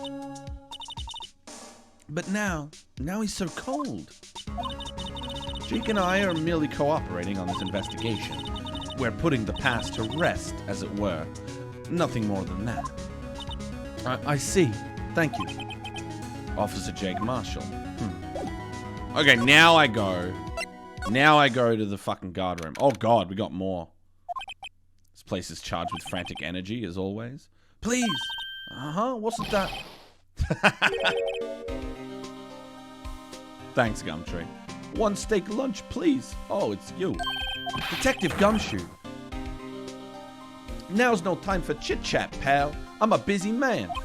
What I really need is a steak lunch from Lunchland. Oh, you mean one of these? Actually, it's not for sale. I think I just heard the sound of his heart breaking. Now's no time for despair. We caught our criminal, now we just need evidence. The criminal? You mean, you heard about the stabbing in the police department evidence room, right, pal? On the same day that the detective was killed in the prosecutor's parking lot, another detective was killed at the police department? And the perpetrator? Do you have a suspect? Well, there was a suspect. Just arrested him, in fact. Oh, hey, it's Gumfuck. Poor Gumfuck, dude. It's the biggest scandal to hit the station in ages. Everyone's topsy-turvy. But Detective Gumshoe, who was it? Listen, pal, all I know is I need me a steak lunch. Pronto. Standing around here talking isn't gonna fill my belly. See ya, Gumshoe. Wait, don't leave. If you want to know more, head on down to the detention center, pal. Questioning should be over, so I figure he's down there having a good cry. Later. Oh, thank you, Paris. I've been getting a lot better at it. It's been I've been really. I mean, it's work, it's effort, but it's good. I'm glad you appreciate it. He ran off to the evidence room. Well, this investigation is off to a running start. Oh, that's why he needs a lunch. He needs a lunch to give to Marshall, to give to Jake. But Jake isn't showing up because Jake's an asshole. Wait, can I examine things again? No. Mr. Marshall doesn't feel like fucking showing up. This is annoying. What if we go to the detention center? Oh, here we go. Still, I do feel better about things, a little. I mean, they caught the person who stabbed Detective Gooden, didn't they? Yeah, I guess they did. Best not to go too far down that road right now. Things will just get confusing. Ow! What was that? Sir, that's what I'm saying. Me, a perpetrator? I'd say I was the perpetrated against, sir. That's what I'd say. Poor Meekins, dude. Hi, greetings, sir. Wait, I know who you are. Excuse me, but is Mr. Edgeworth anywhere on the premises? I'm here, sir, at the request of the chief, sir. I've got your report, sir. Officer Meekins, so you're a guard here at the detention center? No, sir, I'm not, sir. I'm a little lost patrolman. I'm like a little lost lamb, sir. Oh, I get it. You're here to deliver a report? No, sir, how should I say this? Wait, he isn't. Is he? You, Officer Meekins. You didn't, did you? Perpetrator Officer Meekins reporting, sir. What? Now this is an unexpected turn of events. Sir, I'm a patrolman with General Affairs, sir. Sir. Oh, I can hear you just fine, Officer Meekins. I had some business that day, sir, and so I went to the evidence room, sir. The guard station in front of the room was empty, sir. So, normally there's a guard at the evidence room? That's right, sir, because evidence is kept in the evidence room, sir. Now, the security officer was none other than Officer Marshall. Marshall? Then, sir, I happened to glance at the security room monitor. That's when I saw him, sir. A suspicious person in the evidence room. A suspicious person, sir. A suspicious person. What the heck is this guy doing? So what happened then? After that, sir, everything went white. I saw red. I blacked out. And when I came to, I was here in the detention center. How long were you out? Days? Might I ask, what happened to your hand? Sir, there was no one to bandage me, sir, so I did what I could to wrap it up, sir. A bandage on his hand, just like Miss Sky. Yet another similarity between this case and the one at the prosecutor's office. First things first, tell us how you hurt your hand. I don't mean to pry, but you are the perpetrator, correct? You killed Detective Bruce Goodman in the evidence room, right? Sir, please don't look at me with those sad puppy dog eyes, sir. If you have to label me as perpetrator or victim, sir, then label me victim. I would, but you happen to be in detention, and alive and well at that. Yeah, well, that's true, sir. I suppose you could say that. Did you know the victim, Detective Goodman?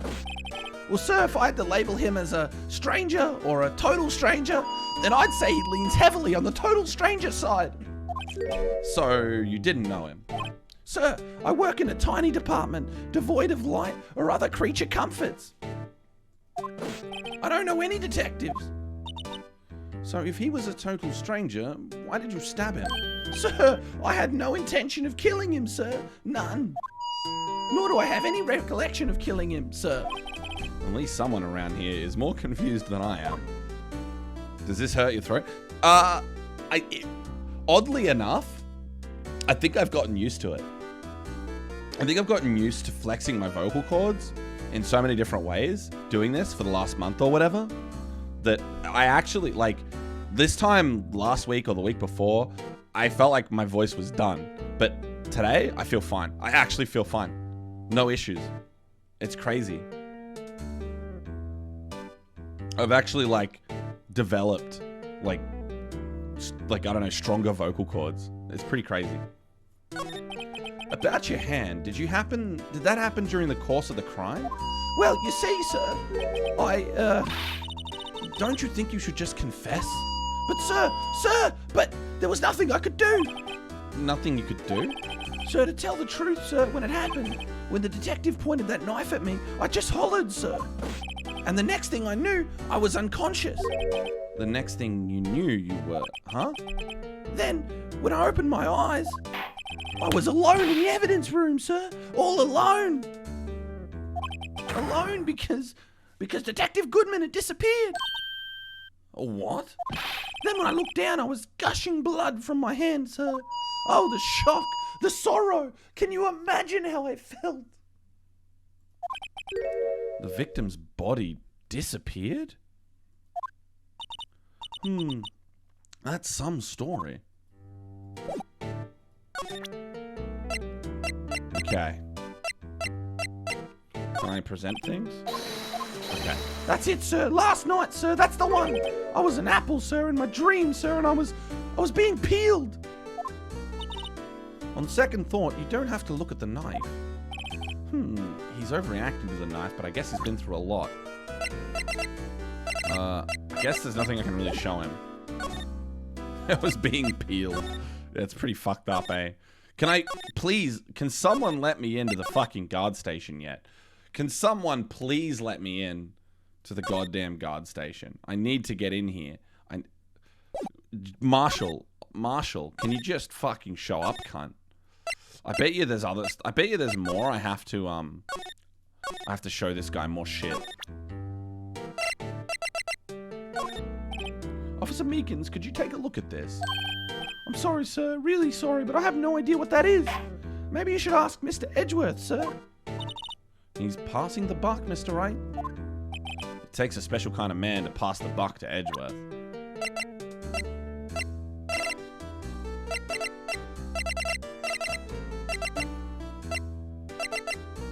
Does he know anything about any of this? I don't think he does. There's something I'm supposed to show this guy. I'm confident. Goodman? Do you think you could take a look at this? Hey, that's it, sir. That's it. That's what? My head was a blank until this very moment. But, sir, now I remember. I remember, sir. I mean, you remember what happened? Correct. That card was the cause of it all.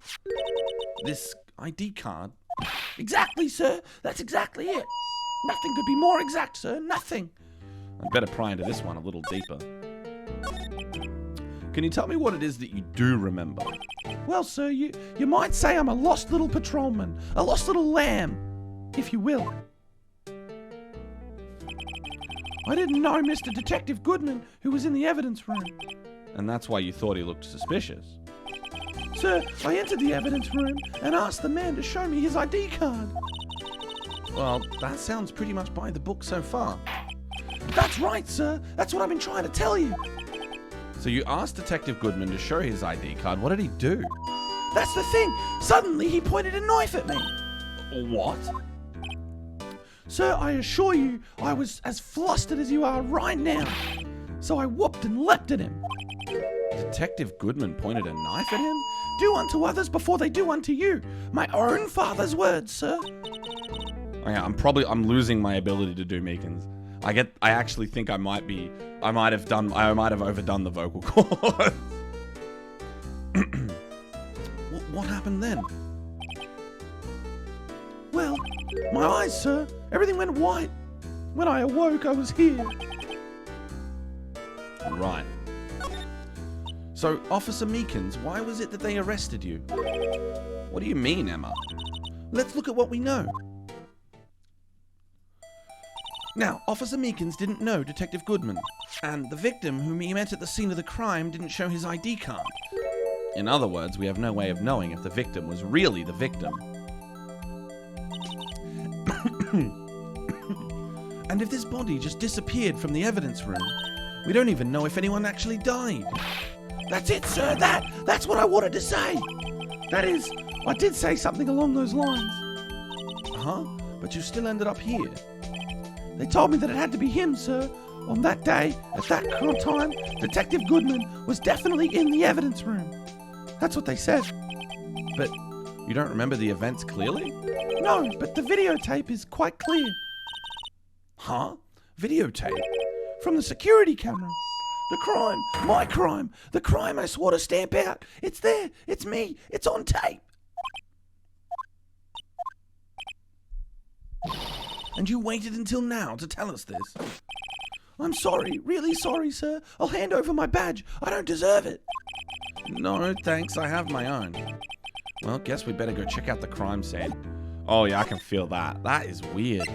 I'm actually cooked. Uh-oh. Hey, Mr. Wright, look who's standing at the Chief of Detectives desk. It's Police Chief Gant. And you're sure this is all, You know what it means if there's anything missing. Sir, I'm sure it's most likely totally perfect. We checked all the things under the seat cushion, behind his computer monitor, inside his personal coffee machine. I see. Well, if anything does turn up, you call right away, deal? Yes, sir. We'll scour the place again, sir. The chief of detectives looks a little flustered. Ah, righto, my boy. How you been? Swim much? Oh, Chief Gant. Reporting for duty, sir. Why are you saluting him, Mr. Wright? Is Edgeworth gonna be okay? Oh, were they? Oh, you know, they're doing a little inquiry committee with him. Sounds like an inquisition. Yep, well, they've had no end of trouble with the boy since last year. You mean the incident on Gordon Lake? It doesn't look good having a top prosecutor sit in the defendant's seat, does it? And you got someone else found guilty in that case, right, Righto? Another prosecutor. Man, prosecutors are just... They're all just murderers, apparently. Von Karma. A legend he was, undefeated in his 40-year career.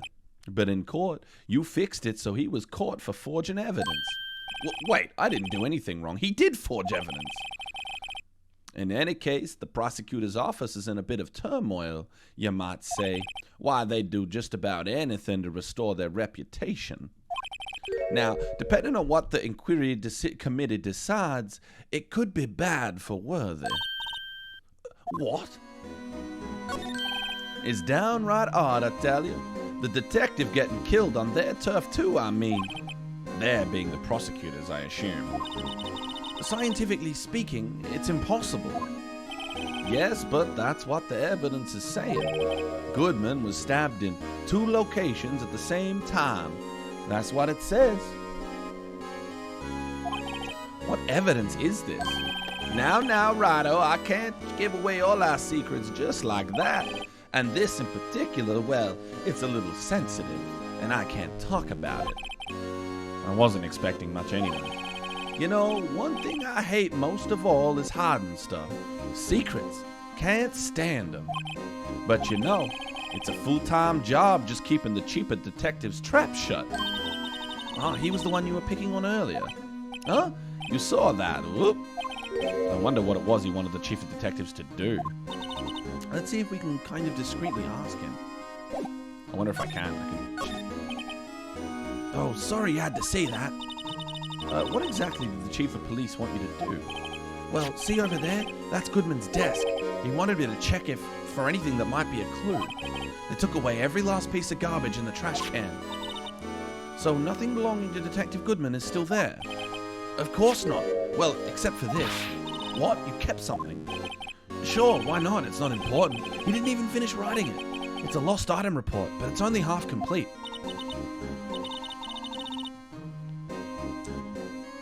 A lost item? Did Detective Goodman lose something? The date on it is February 21st. Better make a note of that just in case. I should really get back to investigating the police department crime scene. Hang on, let's have a look at this. What is this? Bruce Goodman, ID 59, scribbled out. This is the date of the murder. I don't know what... I mean, it's not SL9. I mean, there's a 9, but... Dude, this song's crazy.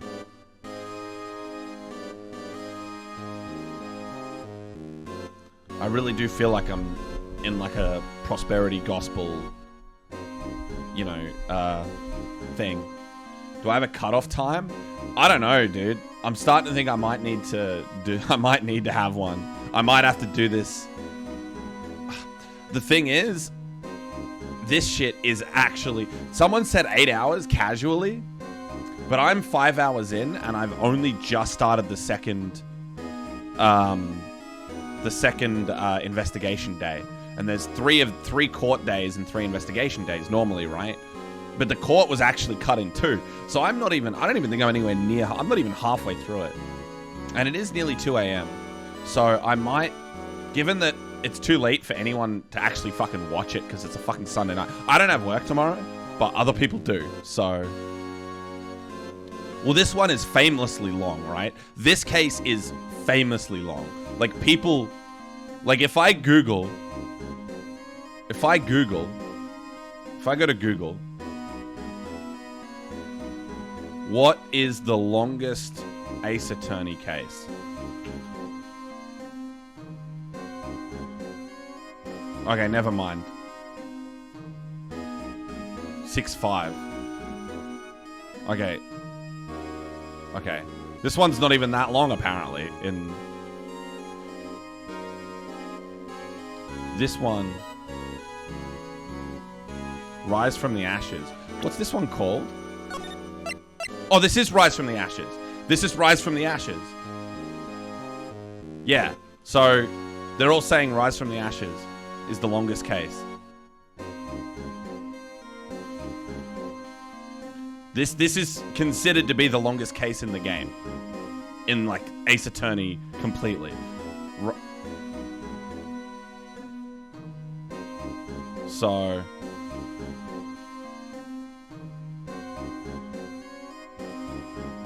yeah, this one's kind of crazy. So... I know I'm going to be here a while. Actually, I was wondering if I could ask you a favor. Well, I never thought the day would come when Rado asked me for help. I was wondering if we could investigate the evidence room. Oh, he's looking. He is staring into your soul, homie. Now, Rado. Actually, I'm sorry. I don't need to investigate after all. Rado, please, do I look like a selfish man? Huh? Heck, if anyone asked me, sir, can I borrow $50? I'd give him $50, no problem. So go ahead, investigate that room to your heart's content, knock yourself out. It just goes to show you never know until you ask. And for you here, you can borrow this. Hey, this is a detective's ID card, isn't it? That's a special card for guests, so don't lose it. Yes, sir, it's an honor. You just run along and do your best now, later. There you go, he's gone. It looks pretty cool on my lapel, doesn't it? Just think, a real ID. You seem happy. Yes, sir, because, sir, we get to go into the evidence room now, sir. I think this place is a bad influence on the girl. Can I actually, can I look at that card? I can't. Okay. Here we go. We go to the entrance, and then we go to the guard station. And then we go in. The evidence room is beyond that door. And we have the ID card from Chief Gant. Let's just walk in. It won't open. Aha! The card reader is turned off, see? What is that security guard thinking? Howdy, partners. Well, well, what's made my Bambina's skies so gray? Officer Marshall. Why does it have to be him? What's that? Why does it have to be him to look for? As you may have surmised, this here's my saloon. We're here to investigate the crime scene. Yeehaw! That card you got there on your chest, that's better than a sheriff's badge in these parts. Yeehaw? Well, what you standing there for? Get along, little doggies. The crime scene's awaiting. Looks like the card reader's on again. While we're here, I was wondering if we could ask you some questions. Sorry, cowboy, but I got no mind to tangle with you hombres. You're busy then? Did I say that? I only said I didn't wish to speak with you. Actually, you said you had no mind to tangle with us hombres. Well, he doesn't. Well, he's gonna speak to us because we got the steak. Eat the steak, motherfucker. Oh, that smell. Oh, reminds me of Texas. So, Officer Marshall, you're from Texas? No, I just saw a special on television the other day. Is this from my baby? Yeah, Miss Starr. What's this? What's wrong? A filet steak lunch. I see. I don't see. I wonder what it means. Steak lunch given to Officer Marshall. Hang on, just for good measure. All right, Bambina, you win. Ask anything. Finally, it seems like he's willing to talk. Officer Marshall, you're in charge of security for the evidence room, right? You got good eyes, partner. It's an easy job, and I'm grateful for it. Actually, Officer Meekins at the detention center told us. Ah, that poor little doggy. Poor guy, I kept getting his name wrong and calling him Meekly. He told us something. He said that when the stabbing occurred, you weren't at your station. Well, maybe I shouldn't be telling you this, but since I got demoted from detective 2 years ago, well, it might not look it, but I lost my fire for the job, you know? So, what were you doing around 5:15 when the murder took place? Well, I reckon I was galloping down my highway on the back of my steed, Zippy. Note, he was riding down the highway on his horse named Zippy. There's no need for people here anyhow. These newfangled machines do a bang-up job of keeping an eye on the place. You mean the security camera system? I don't take to machines much. Kinda like the stewed broccoli they sneak in next to your steak, you know. Miss Starr told us something. She said that you were a detective until 2 years ago. It was always my dream to be a rawhide wrangler on the scene of the crime. That's all gone now, like a drinking hole in a prairie fire. You're still investigating the SL9 incident with Miss Starr, aren't you? That was my case. It's all solved on the record books, but it smells like a bad game of poker. I can't let it go. That's all there is to it. What kind of case was it, anyway? We've heard the name so many times, but no one tells us what actually happened. There are some things you're better off not knowing, Bambino. Anyway, that case is officially dead as of 2 days ago. 2 days ago? The day of our case? That's right. The evidence transferals. Edgeworth was talking about the transferals too. I know what maybe 2 of the machines in here do. Only 2 of them? There must be a dozen. Like I said, man, Bambina, me and machines, well, I like them just about as much as I like stewed cauliflower with my steaks. The easiest ones to understand are these here security cameras. Those are the ones that Officer Meekins mentioned. If nothing happens, the tapes are automatically erased every few hours. And Officer Meekins and Detective Goodman, are they on one of those tapes? I reckon they might be. You're the security guard and you reckon? One more thing. When you go into the evidence room, you need an ID card. Thus the card reader by the door. The card reader leaves a record of every ID card that passes through. So this is the ID card record. Hey, I've seen that somewhere before. Sorry, Bambina, I can't show you more than that. Huh? I haven't heard whether this is related to the case yet. Mr. Wright, I saw a number on that record now. I've seen that number before. Maybe there's some way I can prove that record is tied to the stabbing. Sorry, but could you explain what this whole transferal thing is about? We keep on the evidence from solved cases in this room. They're kept here under the presiding detective's supervision for 2 years, so we can reinvestigate them if it turns out there was a mistake, see? So what happens to the evidence after 2 years?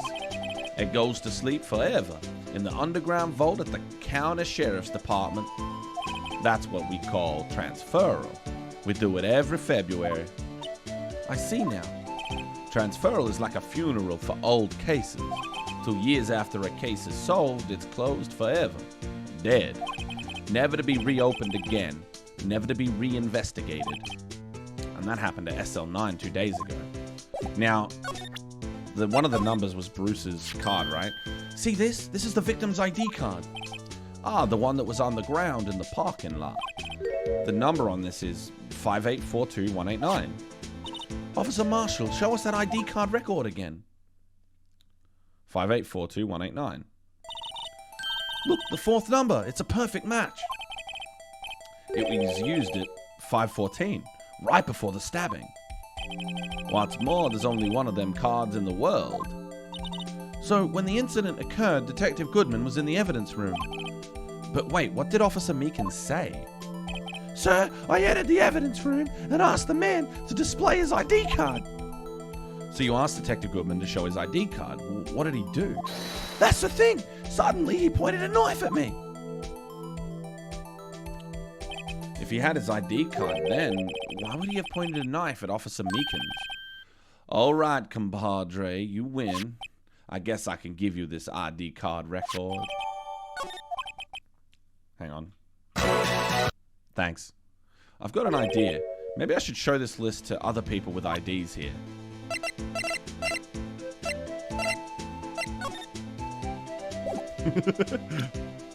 Is it too loud? The dun dun dun. I'm sorry. Is it really loud? I'll turn it down a little bit. It's perfect? Alright. Alright. Let's go in. Let's go in, fellas. It's time. It makes you jump. It's quiet. The investigation must be over there. So this is the evidence room. It really is kind of like a graveyard.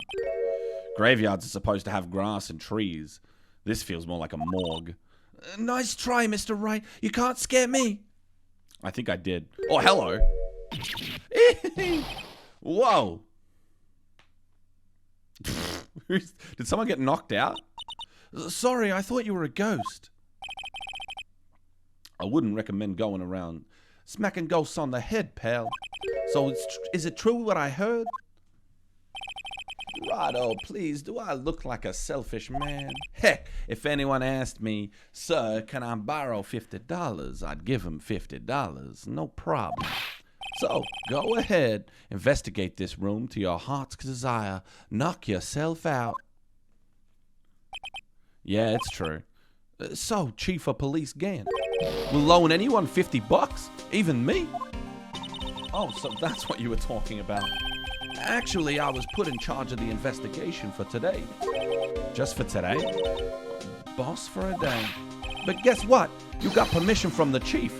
So now you're boss for the day. Oh, gee, thanks. First of all, you'll want to have this. My Edgeworth, my Gumshoe accent, my Gumshoe voice is getting fucked. So, Detective Gumshoe, you're boss for the day. That's right. It's an honor. After all, the murder took place right here in the police department. But if you're the boss, why are you all alone? Where are your underlings? They're using yesterday's findings to prepare for tomorrow's trial. In other words, you got kicked out of the investigation again. I'm adamant, though. I'm gonna take control and put this case to rest. In my own evidence locker, pal. You have a locker in here too, Detective Gumshoe? Ha! Of course. I am a detective, after all.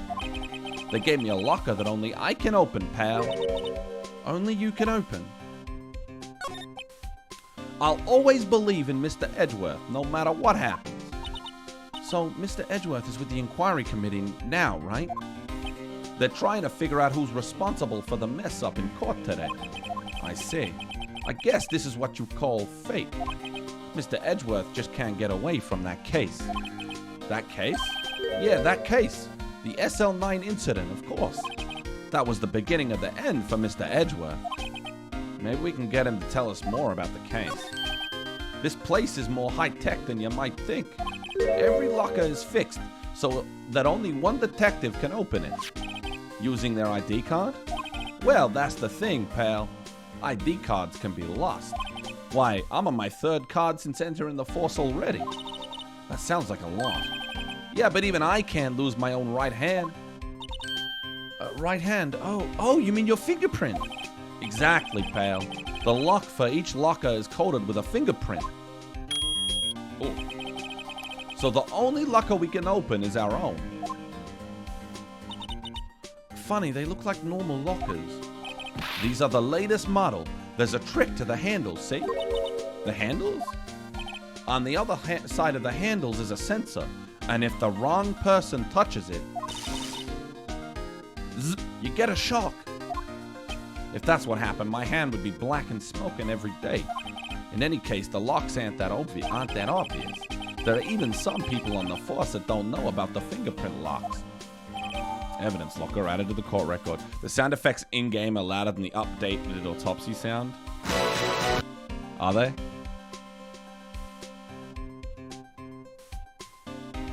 Derek says louder, so louder it is. Derek's trying to bait me into cranking that shit up. Okay, I'll get him to talk about SL9 real quick. Detective Goodman's note and that switchblade knife. I bet Edgeworth was the most surprised of anyone because of the SL9 connection. That was Mr. Edgeworth's first big case, you know, 2 years ago. That was the first time the world knew Edgeworth was a man to be feared. But why would evidence from that case turn up now? I guess it's not over, pal. Maybe there are some loose ends left on the case. There we go. Now I can talk about it. Now that was a bloody, violent case. Violent, so it was a murder. A serial killing. A serial killing? Maybe I don't want to get involved in this after all. But the killer made a mistake, and Mr. Edgeworth built his case around that to nab him. And this was 2 years ago. That put Mr. Edgeworth right in the spotlight and started the rumor mill. Rumors about forged evidence? It was supposed to be all cleaned up with the transferal the other day. It was the last job he ever did. Detective Goodman, that is. Huh? What do you mean? Detective Goodman was the detective in charge of the SL9 incident, see? So the switchblade knife. The victim took the knife out of the evidence locker himself? Is that it? Is that all I know? Wait. Could you take a look at this? This is the ID card record of the people who came in here on the day of the stabbing. Oh, I heard the rumors. So it was Goodman who came in. Whoa! What is this? That second number. It's not your ID number, is it, Detective Gumshoe? Mr. Edgeworth. What? The second number on this list, that belongs to Mr. Edgeworth. What?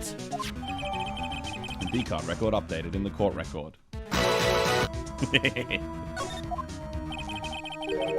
Why would Edgeworth have come to the evidence room?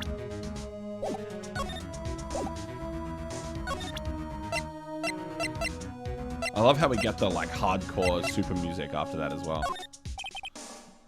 If I ever see a piece of evidence I know nothing about, I say nothing. Nothing. That's fine. You bet it's fine, pal. Alright, let's have a look. Let's have a squiz. So we got the lockers. There's something sticking out of here. Looks like a shirt. I guess it must be evidence for some case. I wonder if Detective Gumshoe put this here. There you go, pal, making me out to be some kind of slob. I'm not responsible for the evidence here. That said, I bet that evidence locker was opened recently. How do you know? If you leave things hanging out like that, the evidence gets dirty or ripped. The guard checks on that kind of stuff and notifies the detective responsible.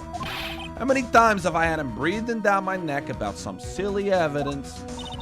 Sounds like Detective Gumshoe leaves evidence hanging out a lot too. I bet he doesn't tuck in his shirt under that trench coat either. Damn! If you're gonna talk behind someone's back, don't do it right in front of them, pal. Damn, poor Gumshoe, bro. He's getting owned, bro. This place is stuffed with evidence. Stuffed with dreams.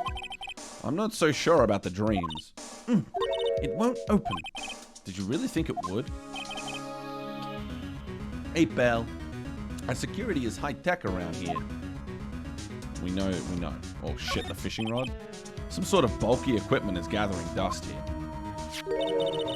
What a sorry-looking fishing pole that is. Ah, that's my personal pole.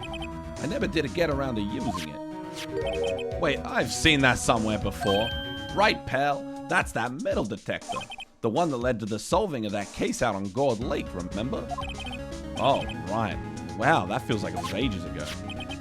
And, I don't think I've seen this one before. Oh, that's a bug sweeper. I'm sure it'll come in handy in solving some case sooner or later.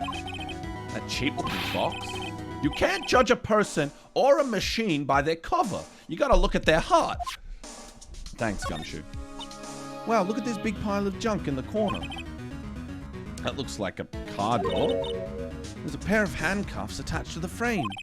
Maybe the guy they caught was some sort of escape artist and he got away. Hey, that's one of those human profiles for range testing. He's been shot square in the forehead. Better him than us. Sick. Oh, the blood? The bloody handprint? What's this? Blood? It's a little worn, but there's definitely a fingerprint here. Or handprint, rather. It looks like someone tried to wipe it off. Mr. Wright, what if there are other bloodstains left in the room?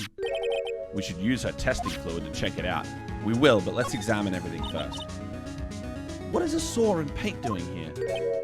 Since the dawn of time, true art has always been a war against oppression. True art? I noticed there's blue and yellow paint here. Perhaps they're witnessing the birthplace of the Blue Badger. Well, you might say this is my studio. Who's always going on about true art in media? There's an anime character I'm thinking of. Or maybe who's always the Naruto guy. The fucking Akatsuki dude. That dude's sick. That's who I'm thinking of. The art is an explosion guy. Fucking love that dude. Well, you might say this is my studio. Here in the evidence room? Look, this one's open, and the red indicator light above the door is lit. That locker is coated with Detective Goodman's fingerprint. Detective Goodman's locker? Are you sure it's okay to leave it open like that? Well, it'd be hard to get it open again if we closed it. It's empty. They must have taken the contents elsewhere. Someone left a glove here, but only one. Detective Gumshoe, maybe? There you go, pal, making me out to be some kind of absent-minded detective. That's evidence from the case, you know. You mean SL9? It does have a tag on it. Rubber glove added to the court record. You gonna hit the hay? Yeah, fair enough. I'm gonna try to get to the next court day and then I'm gonna head out. I'm so close to nowhere near being done that I might as well just do it in 2 goes. Yeah, thanks for hanging out, Antonov. That was good to see you hanging out. I'll see you next time, brother. Next Sunday. I'll finish this shit off. 1 week from now. Wow, someone must have broken something big to make all these pieces. Detective Gumshoe, perhaps? There you go, making me out to be some kind of hooligan. That's apparently from the case. The case? The SL9 incident, pal. See the stickers on one of the pieces there? Another piece of SL9 evidence. I wonder what shape these pieces were in before whatever it was broke. You want to try put it back together? Huh, good luck, pal. That's no job for amateurs. Why, I spent a good 3 hours on that before I had to give up. That's why I always carry around a tube of glue. Well, this piece looks like the bottom. Let's try putting the rest in place. Oh my god. What we're doing... Oh my... What is this? Why is this a thing that we have to do? What on earth? Do we have to... We could... Oh god. It's no use. These pieces just don't add up to anything. Maybe some of the pieces are missing. Let's try to put as many of the pieces in place as we can. Maybe I'll try giving it another shot later. No, I'm going to try now. We're going to do this. We're going to do this. Am I looking like your 2D waifu? Damn, Philly Marauder. You got to wait a few years, my dude. That's all I'll say. Okay. So we want consistent jagged edges. There we go. Rotate. There. There we go. Done. She does have the drip. Her outfit is sick. I'll say that much. Oh, not that. That? Does that work? No. I'm an Emma hater? What the fuck? You're an Emma hater? What's wrong with you, dude? Emma's cool.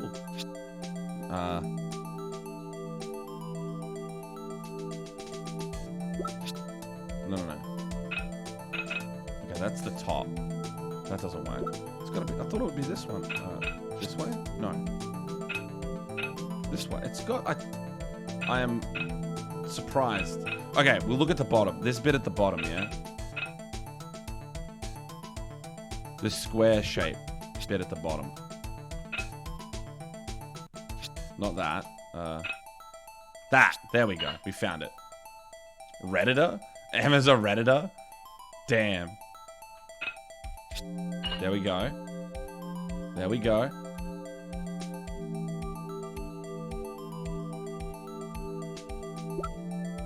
There.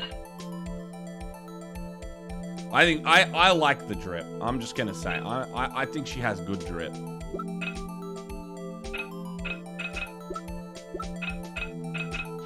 That one. Am I fixing the Holy Grail? Certainly feels like it. No, we want this one in there, and then that there. Yes, easy. And then that one there. Boom. And then we're missing a piece. A big piece. Damn. It's got blood on it. Holy shit. Huh? Well, I think we did it, but some of the pieces are missing. Yeah, I got that far too in 2 minutes myself. The problem is finishing it. Were some pieces stolen? I bet they were missing to begin with. Still, it doesn't look like the most stable kind of jar. I kind of understand how it got broken. Unstable jar added to the court record. Sorry, I can't help myself. Gumshoe. Hey, don't be talking shit about my boy Gumshoe. He's kind of he's a cool dude. He's a cool dude. I'm a big fan of my boy. He is a bit of an idiot, but you know. We do our best for the homie. Did Gumfuck not tell you? Did Gumfuck not tell you? Did Gumfuck not tell you? You absolute failure. Did Gumfuck not tell you? Salary cutting. Your garbage excuse. I'll shove my entire cravat up your ass. That is so good, man. I will never get over how good that is. Did Gumfuck not tell you? 1, why are some of the pieces missing? 2, doesn't it seem a little unstable? No wonder it broke. I'll make sure to remember that next time I make a jar. Alright, it's time for blood spraying. Fuck, I have so much evidence, dude. This is ridiculous. Alright, spray the blood. Cool. We've got a handprint. Nice. Love the handprint. I knew it. This is someone's right handprint. What? What's the matter, detective? This locker is mine. It's yours. Please, you have to help me. When they come to take me away, promise you'll testify that I wouldn't harm a fly. You'll do that for me, won't you, pals? This is an important clue. I'll jot it down on the floor plans. I'm counting on you guys. Believe me, you can't trust the police. Gumshoe is ACAB, dude. Gumshoe's based. I'm sorry. He's ACAB. ACAB Gumshoe. The only good cop is Detective Gumshoe. What? But you're a detective.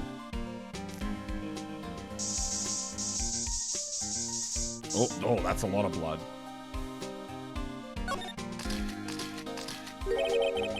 And that must have been one massive pool of blood. Never seen anything like it. I'm not a professional. What's your opinion, detective? Pale blue blood. Maybe Detective Goodman was actually an alien. This proves that something really happened in front of this locker. I'll make a note of it on the floor plans. Hey, if you didn't want my opinion, you shouldn't have asked. Thanks, Gumshoe. Love your work. Now, the only other... Yeah, here we go. The other handprint. Had a feeling something was going on here. Why am I getting a reaction here? There's no reason for the murderer to touch this spot if he fled out the door. This might just be something insignificant. Hey, that's some pretty amazing stuff you got there, pal. What, this? It's called luminol testing fluid. Where'd you get your hands on that? Huh? I'd like to get some too. I'll just borrow $50 from the chief. Where do you get this, Emma? I always buy it by mail order. Well, I'd better jot this down on the floor plans. Hey, pal, look at the time. Was there something you needed to be going to? It's just that Mr. Edgeworth's inquiry committee should be letting out soon. I'm gonna go give them my report for the day. What the fuck? What is going on here? Who's this guy? Alright. It might help, you know. Report? You mean the note written on the back of that flyer? The one that says nothing but no problems? Hey, it's Mr. Edgeworth we're talking about. I'm sure he can use a report like this. His porn report? I mean, that dude, that definitely looked like it could be something. I believe in him. Who needs enemies when you've got friends like Detective Gumshoe? I'm off, pal. Later. I should probably see what Edgeworth has to say, too. All right. I don't think I can make it. It's 2:13 in the morning. It's 2:13 in the morning. I don't even know how far away I am. I could be fucking another hour away from the next court day. This shit's crazy. This shit is ridiculous. I clicked an ad. Ignore me.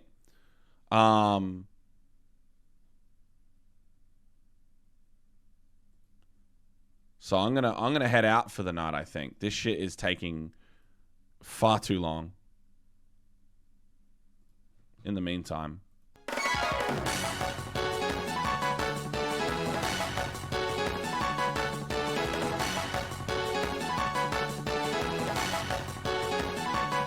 Enjoy my night. Jesus? Am I Jesus now?